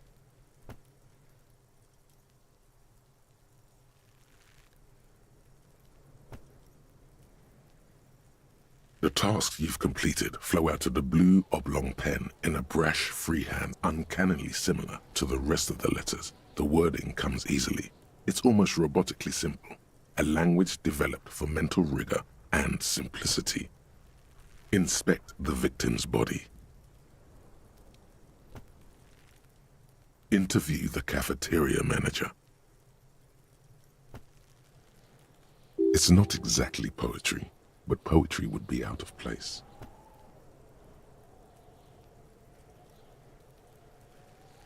A satisfying slash sounds across the paper. You're done, it seems to say. And you, and you. Things to be done and things already done. The composition of reality. This is an extremely useful tool for a detective of the citizens' militia. Now all that remains is to name the case.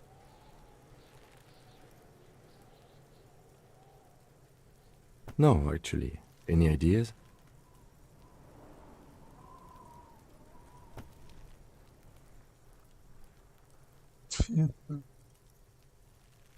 Great. That's great. That's actually what I was thinking too. The Hanged Man. Good, strong name. We have a very good name for the case now. I'm going to start calling it the Hanged Man. It's good we sorted this out.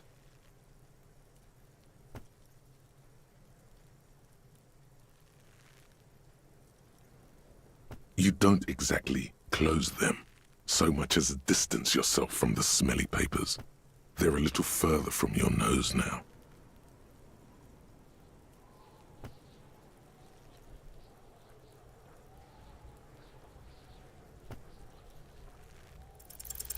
Yes, you can piece them together using the alphanumeric code on the margin.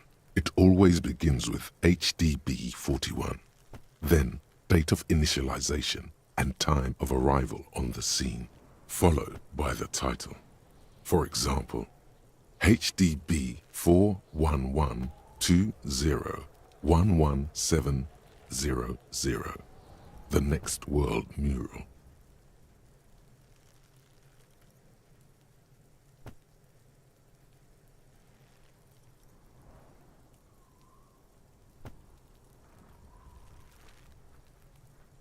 Why, yes, your precinct number is 41. Every last alphanumeric in the files begins with it. And these are your case files. It's safe to say HDB are your initials. HDB. DB, peraí. Agent Bank.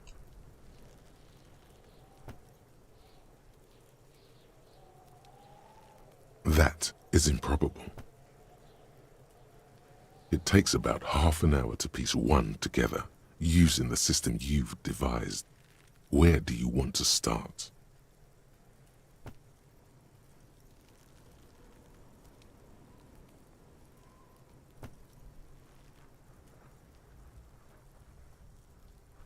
This one is relatively easy to reconstruct. Overnight on 1202, a graffito, nay, a mural, appears on an 8-story tenement overlooking central Jamrock. The building is a sparsely inhabited ghost tower, part of a failed real estate development called Grand Couronne. Cause of failure, rent too high. The mural is enormous. 2 silhouettes, a man and a woman, are kissing. The text cut into their form reads, "True love is possible only in the next world. For new people, it is too late for us. Wreak havoc on the middle class. People call it that thing and that fucking thing. It's visible for miles. In 2 days, the station's complaints desk gets clogged with requests to remove the bummer. You and your partner are assigned to the case. The graffito crew is easy to track down. Only the belles-lettres have the literage of industrial paint to cover the surface. One of the graffito artists is rumored to be rich. They take responsibility for the execution, but not the design. The ideologue of the Next World mural, as the crew calls it, remains an unknown. The case files do not show you finding the author of the design. The crew agrees to clean up after themselves. However, your partner, JV, is against the removal, citing public support for conservation. This leads to a debate in Precinct 41, which then spreads to the streets of Jamrock, ending in a rare plebiscite organized by you and the rest of Row 3. The 9,000 people subjected to the mural's message, all of Lakeside, Central Jamrock, and Villalobos, plus half of the eminent domain, participate in the vote. Although the case begins with what appears to be a lot of rambling on the streets as to how juvenile and stupid the mural is, given a choice between two options.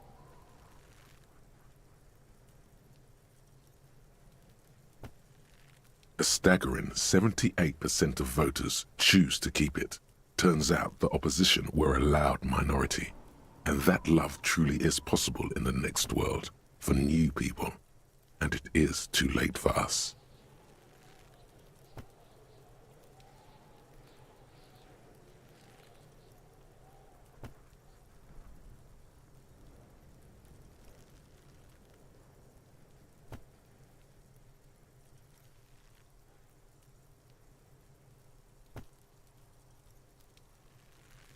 No one cares what you believe in, man with the smelly toilet ledger. What do you want to tackle next? Or are we done?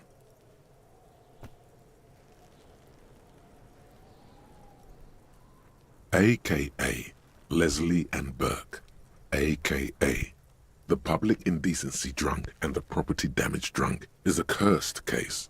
It has been passed from unsuspecting officer to unsuspecting officer for 10 years. On January 29, the unsolvable case made its way to you. Why you accepted it, it is unclear. Every officer, and indeed most civilians in Jamrock, know it's unsolvable. You were so drunk you didn't remember what it was when you signed on. That, or you were high. Leslie will always take his pants off when he's drunk. Burke will always trash everything. It's just what they do. It is their nature. You cannot change the nature of a man, and you can't lock them away because public indecency and small-scale property damage are not punishable by incarceration.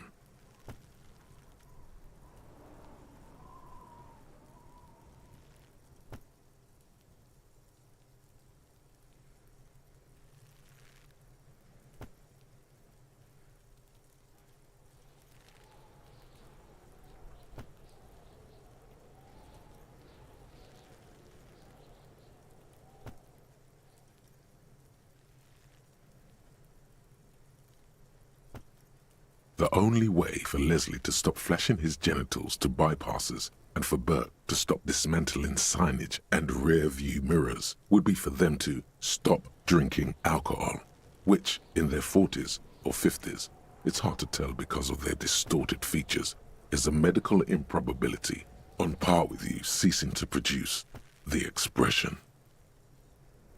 You would think that, but you're wrong. Where's the fun in exposing your genitals or breaking stuff in your own home?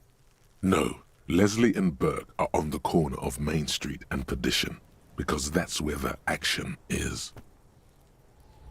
Can you keep yourself off the streets?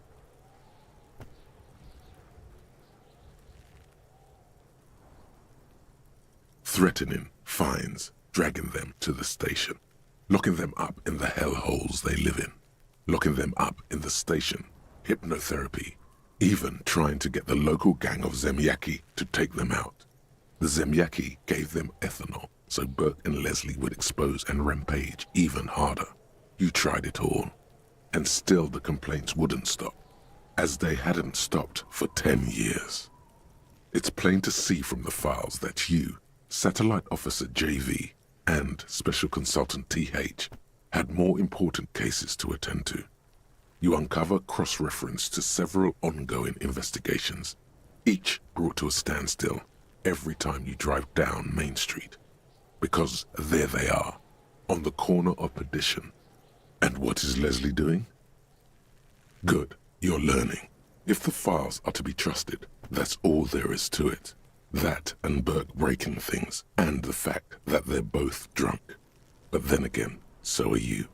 The case becomes considerably less comic one day when Burke takes a swing at your ledger. He must have it confused with the property he likes to damage. But the joke's on him. You're drunk out of your mind on potent Pilsner.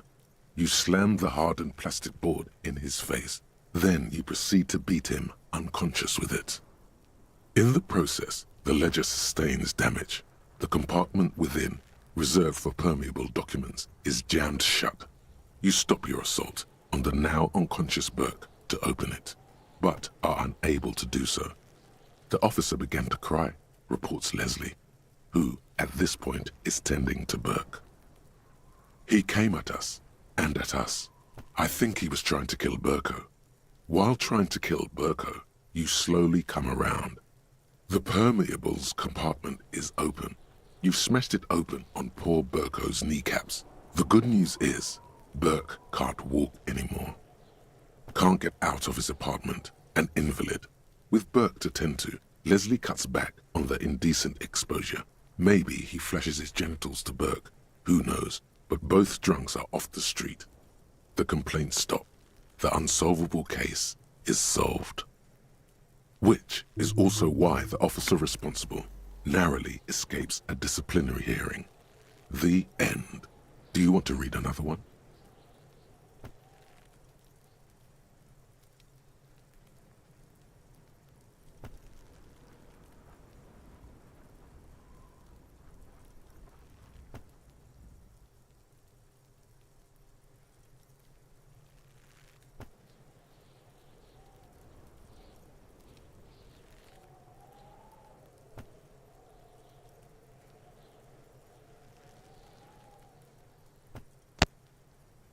Vou ler tudo sozinho e botar no push.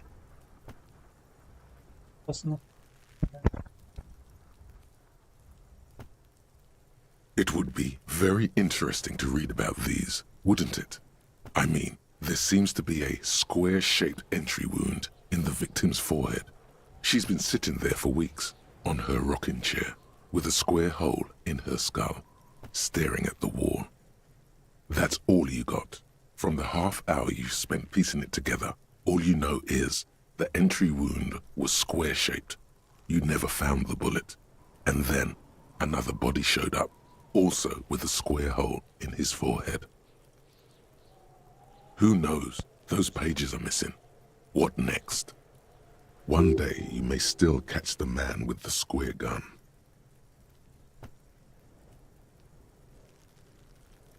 Some assholes brought their couch outside and hung out on it. In the middle of the street, on the roof, on the hillside by the motorway. You know, at an unexpected location. They were young, and they thought they looked cool on it. Insufferable dicks. Young people are the worst. So anyway, you got a complaint about the damn sofa, or couch, or whatever it is.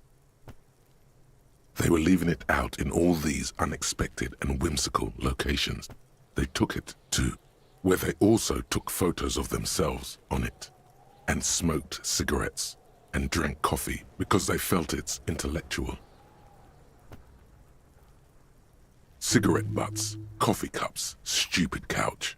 You had to clean it all up, and you did. So congratulations to you.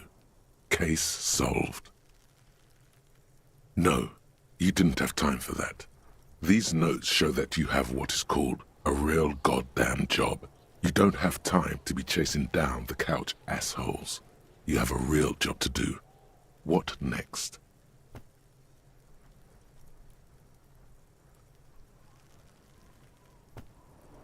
Murder. Tum tum tum at the hookah parlor was a case originally assigned to an officer called Joseph Mills, who is now dead, of circumstances completely unconnected to murder at the hookah parlor. Beaten to death by a throng of Villalobos gang members when him and his partner J.M., only initials mentioned, answered a call one night. It's a sad story, and it isn't really represented in your case files. Stop stalling and get to the murder at the hookah parlor. Joseph Mills was on this case that he just couldn't solve, was doing it solo, said it was a real nutcracker, a real brain twister, was on it for, like, a month. The captain got impatient. Shit or get off the pot, Mills. Mills didn't get off the pot. Not yet. He kept at it for a couple of weeks more, racking his brains, running with every theory, as outlandish as they seemed. Still couldn't solve the murder at the hookah parlor. Tough case, he said. Toughest he's ever had. No, he was awful. Awful sense of humor, too. The worst jokes you've ever heard. Really rapey.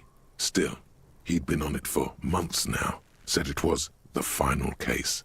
Said it was uncrackable. That murderer vanished into thin air. That goddamn hookah parlor was all he talked about.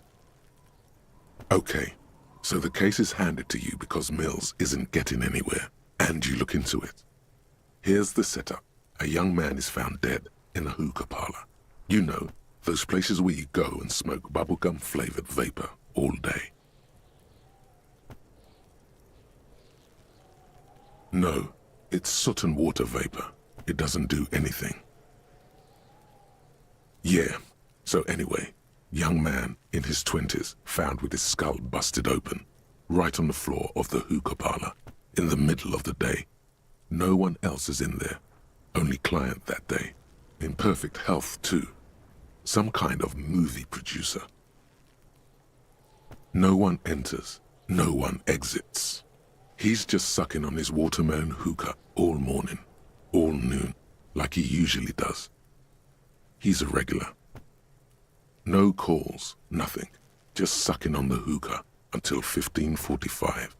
Then bam, he's dead on the floor with his skull busted open, blood everywhere. What happened? How can it be? Mills has no idea. Invisible assassin, movie deal gone sour. Girl at the counter did it. Nothing fits. Eerie. Man just dropped dead. So you go to the parlor. You see cushions around the table. Tables low, heavy, really sharp edge.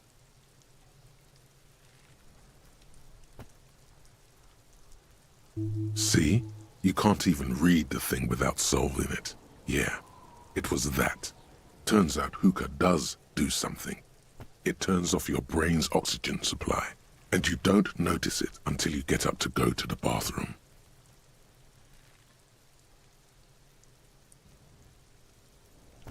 Smoking hookah. Didn't you hear? I don't know.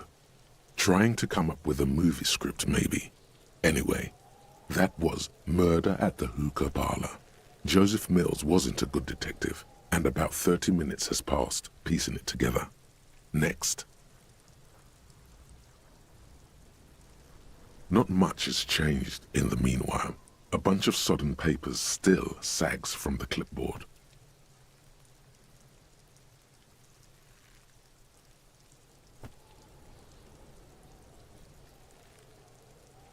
In the back, you see thin, translucent copy paper. Some neon yellow, some bright red, all covered in boxes, like marching armies. These look like official forms, waiting to be filled out. Then rip them from the binder and hand them out, according to type of form. 3. The topmost are misconduct fines. The middle ones are station calls.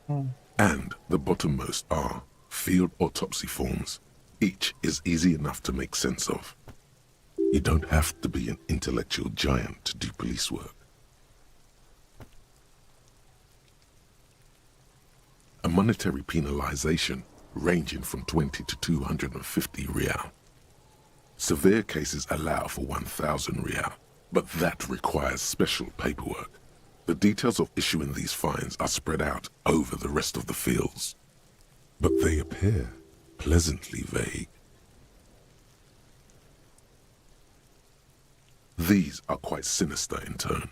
They give a date and time for the person to appear at the specified precinct police station.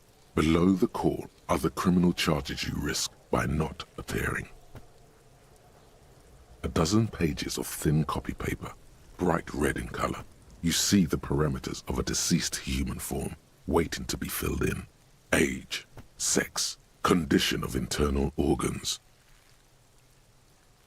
Yes, all that remains now is to fill those forms and hand them to people. Fines for wrongdoers, interview requests for bad guys, and field autopsies to dead guys. The rest of the stinking cellulose is much worse for wear. Being sandwiched between the board and the rest of the paperwork must have spared the fragile copier paper. It's made of dark blue plastic, hard enough to beat someone to submission with. The edges are rounded, however. The U4 size board feels thick and heavy in your hand. Light shimmers on its wet surface. On the back you see the embossed letters, RCM. Something rattles inside, ever so lightly. Is there a hidden compartment? Permeables. It's not hidden per se. The compartment is made for permeable materials that would get damaged if something happened to it. The plastic shimmers like lapis lazuli, but it is not see-through. You cannot see to its center. With your hands, U4-sized pages hang from the clip screwed to the top of the board.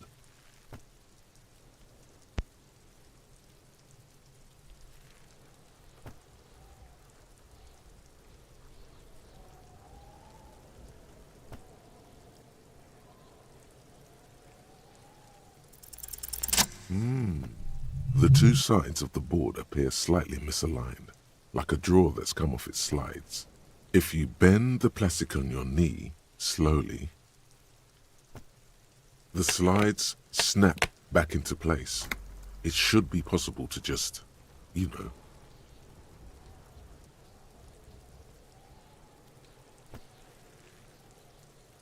Without resistance or sound, the two panels move against each other.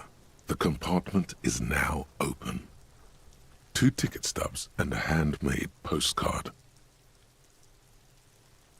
2 octopuses are smiling, reaching their tentacles toward each other in the colored pencil drawings. The tickets permit access to the zoo in Revachol East. The aquarium costs extra. These let you go there too. Thin wax paper has been glued to a piece of cardboard. Sounds like leaves rustling when you pick it up. You see violet flowers, floral patterns, patches of glue. It smells of chewing gum, apricot flavored. A touch of cinnamon, the end of summer. You think the label says tutti frutti. Familiar handwriting lines the inside of the card, looped, round letters in a woman's hand. A young woman in her 20s. There is care, effort, and a smile, you think. Although that is not something you can read from someone's handwriting. Harry, it begins. You're already reading. I wanted to write you a letter so you can read it when you wake up. Maybe it will make you happy. Your hand shakes holding the card. Every morning when I step out and you're asleep behind me, it says, I find a little piece of sadness in me. I carry it in my chest, down Voyager Road. Every step I take, it grows. By the time I reach the fuel station, it has filled me entirely. I step onto the light rail and look back. Sparks fall from the bow collector. I know it will be like this until late afternoon, when I get off the 42 and walk back to you. You. Every step I take will get lighter. It almost makes me run. Sometimes I do. I can't believe I met you. I can't believe the happiness I feel with you. You have a vast, vast soul, and I will always, always, always come back to it. Kisses, kisses, kisses. You feel the air sucked out of your lungs and the blood sucked out of your head. Everything around you gets dark. Small white dots appear. Sparks fall like snow from the bow collector, a streetcar distancing. You feel the ledger slip from your hand. No, hold on.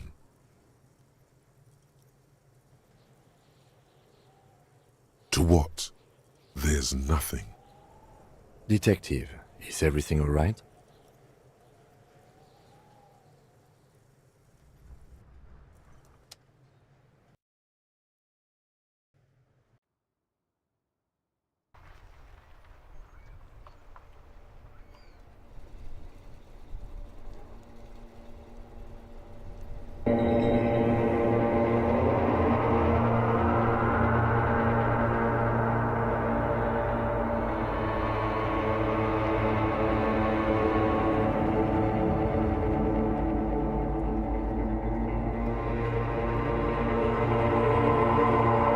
There is nothing. Again.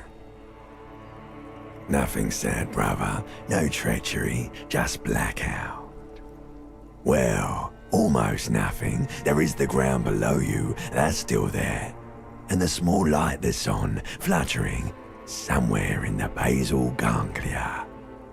That's me. Blue eyes, that's me. Who was what? He speaks of the sickening longing, the unwell emotion. Even in the darkness, he's grasping for it. Still trying to hold on to the great sorrows slipping in the water. Here in the paleo-mammalian cortex, we call it the shadow. Because it's always there.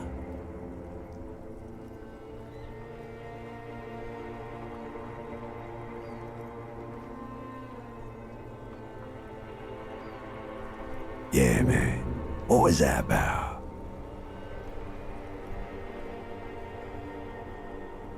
Bloated corpse of the past resurfacing. Beautiful. Believe me, stupid ape, its lack of beauty was not the problem.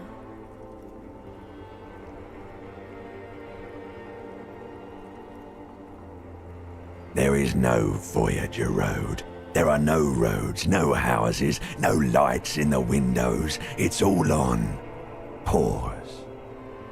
You think they would let you? Until you disintegrate into biomolecules? No. Someone is breathing on your face now, inspecting your pupils, stupid idiot. Yes, they're pouring something on you. It's in you. And It's delicious. Glowing lights on a dashboard emerge out of nothingness.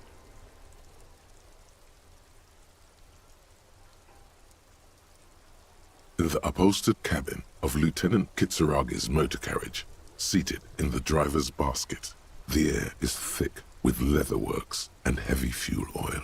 Cold water runs down your chin. Drink. Water.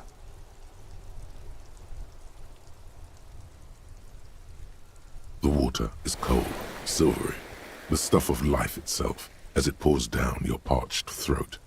The pounding in your head recedes. The darkness parts. Drink. You haven't drunk water in 2 days.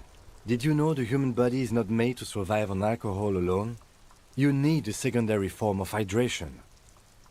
With greedy gulps, you down half a liter of cold water. Some of it spills on the driver's seat. The lieutenant pays no heed to it. What happened?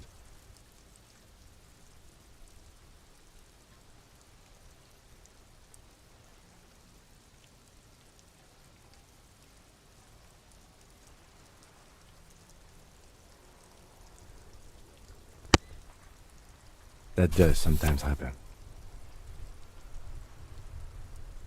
He replies with such understanding, it's as if the burnt-out ruins of the past were an occupational hazard. Athlete's foot for cops. You dropped these.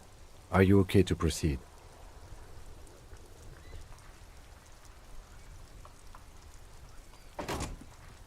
Good. The Ledger of Failure and Hatred is a special item that can be used both as an interactable and a tool equipped in your held slot for skill bonuses. Find it under the Tools tab in your inventory.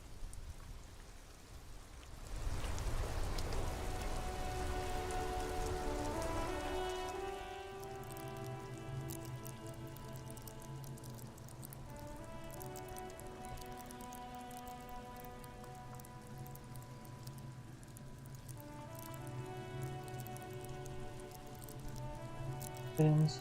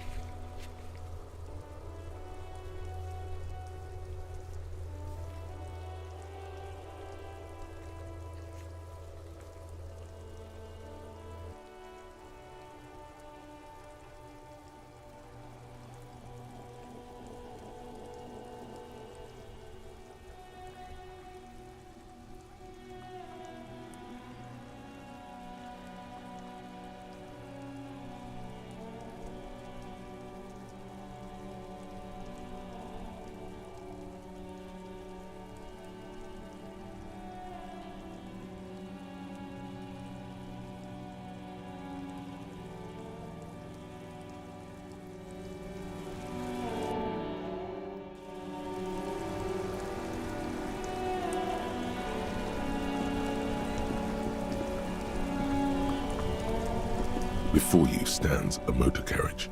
The bodywork is covered in blue and white livery, bearing the number 57. This must be the infernal machine that tore you from oblivion.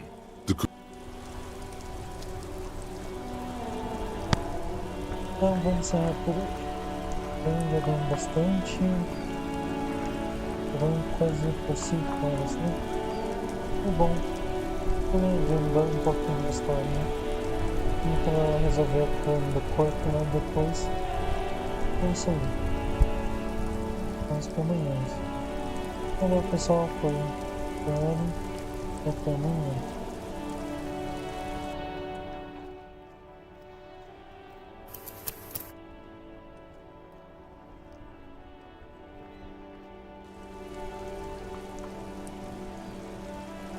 Tá bom.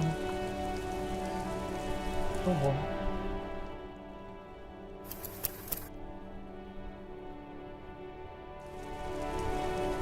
Beleza, então até amanhã, pessoal.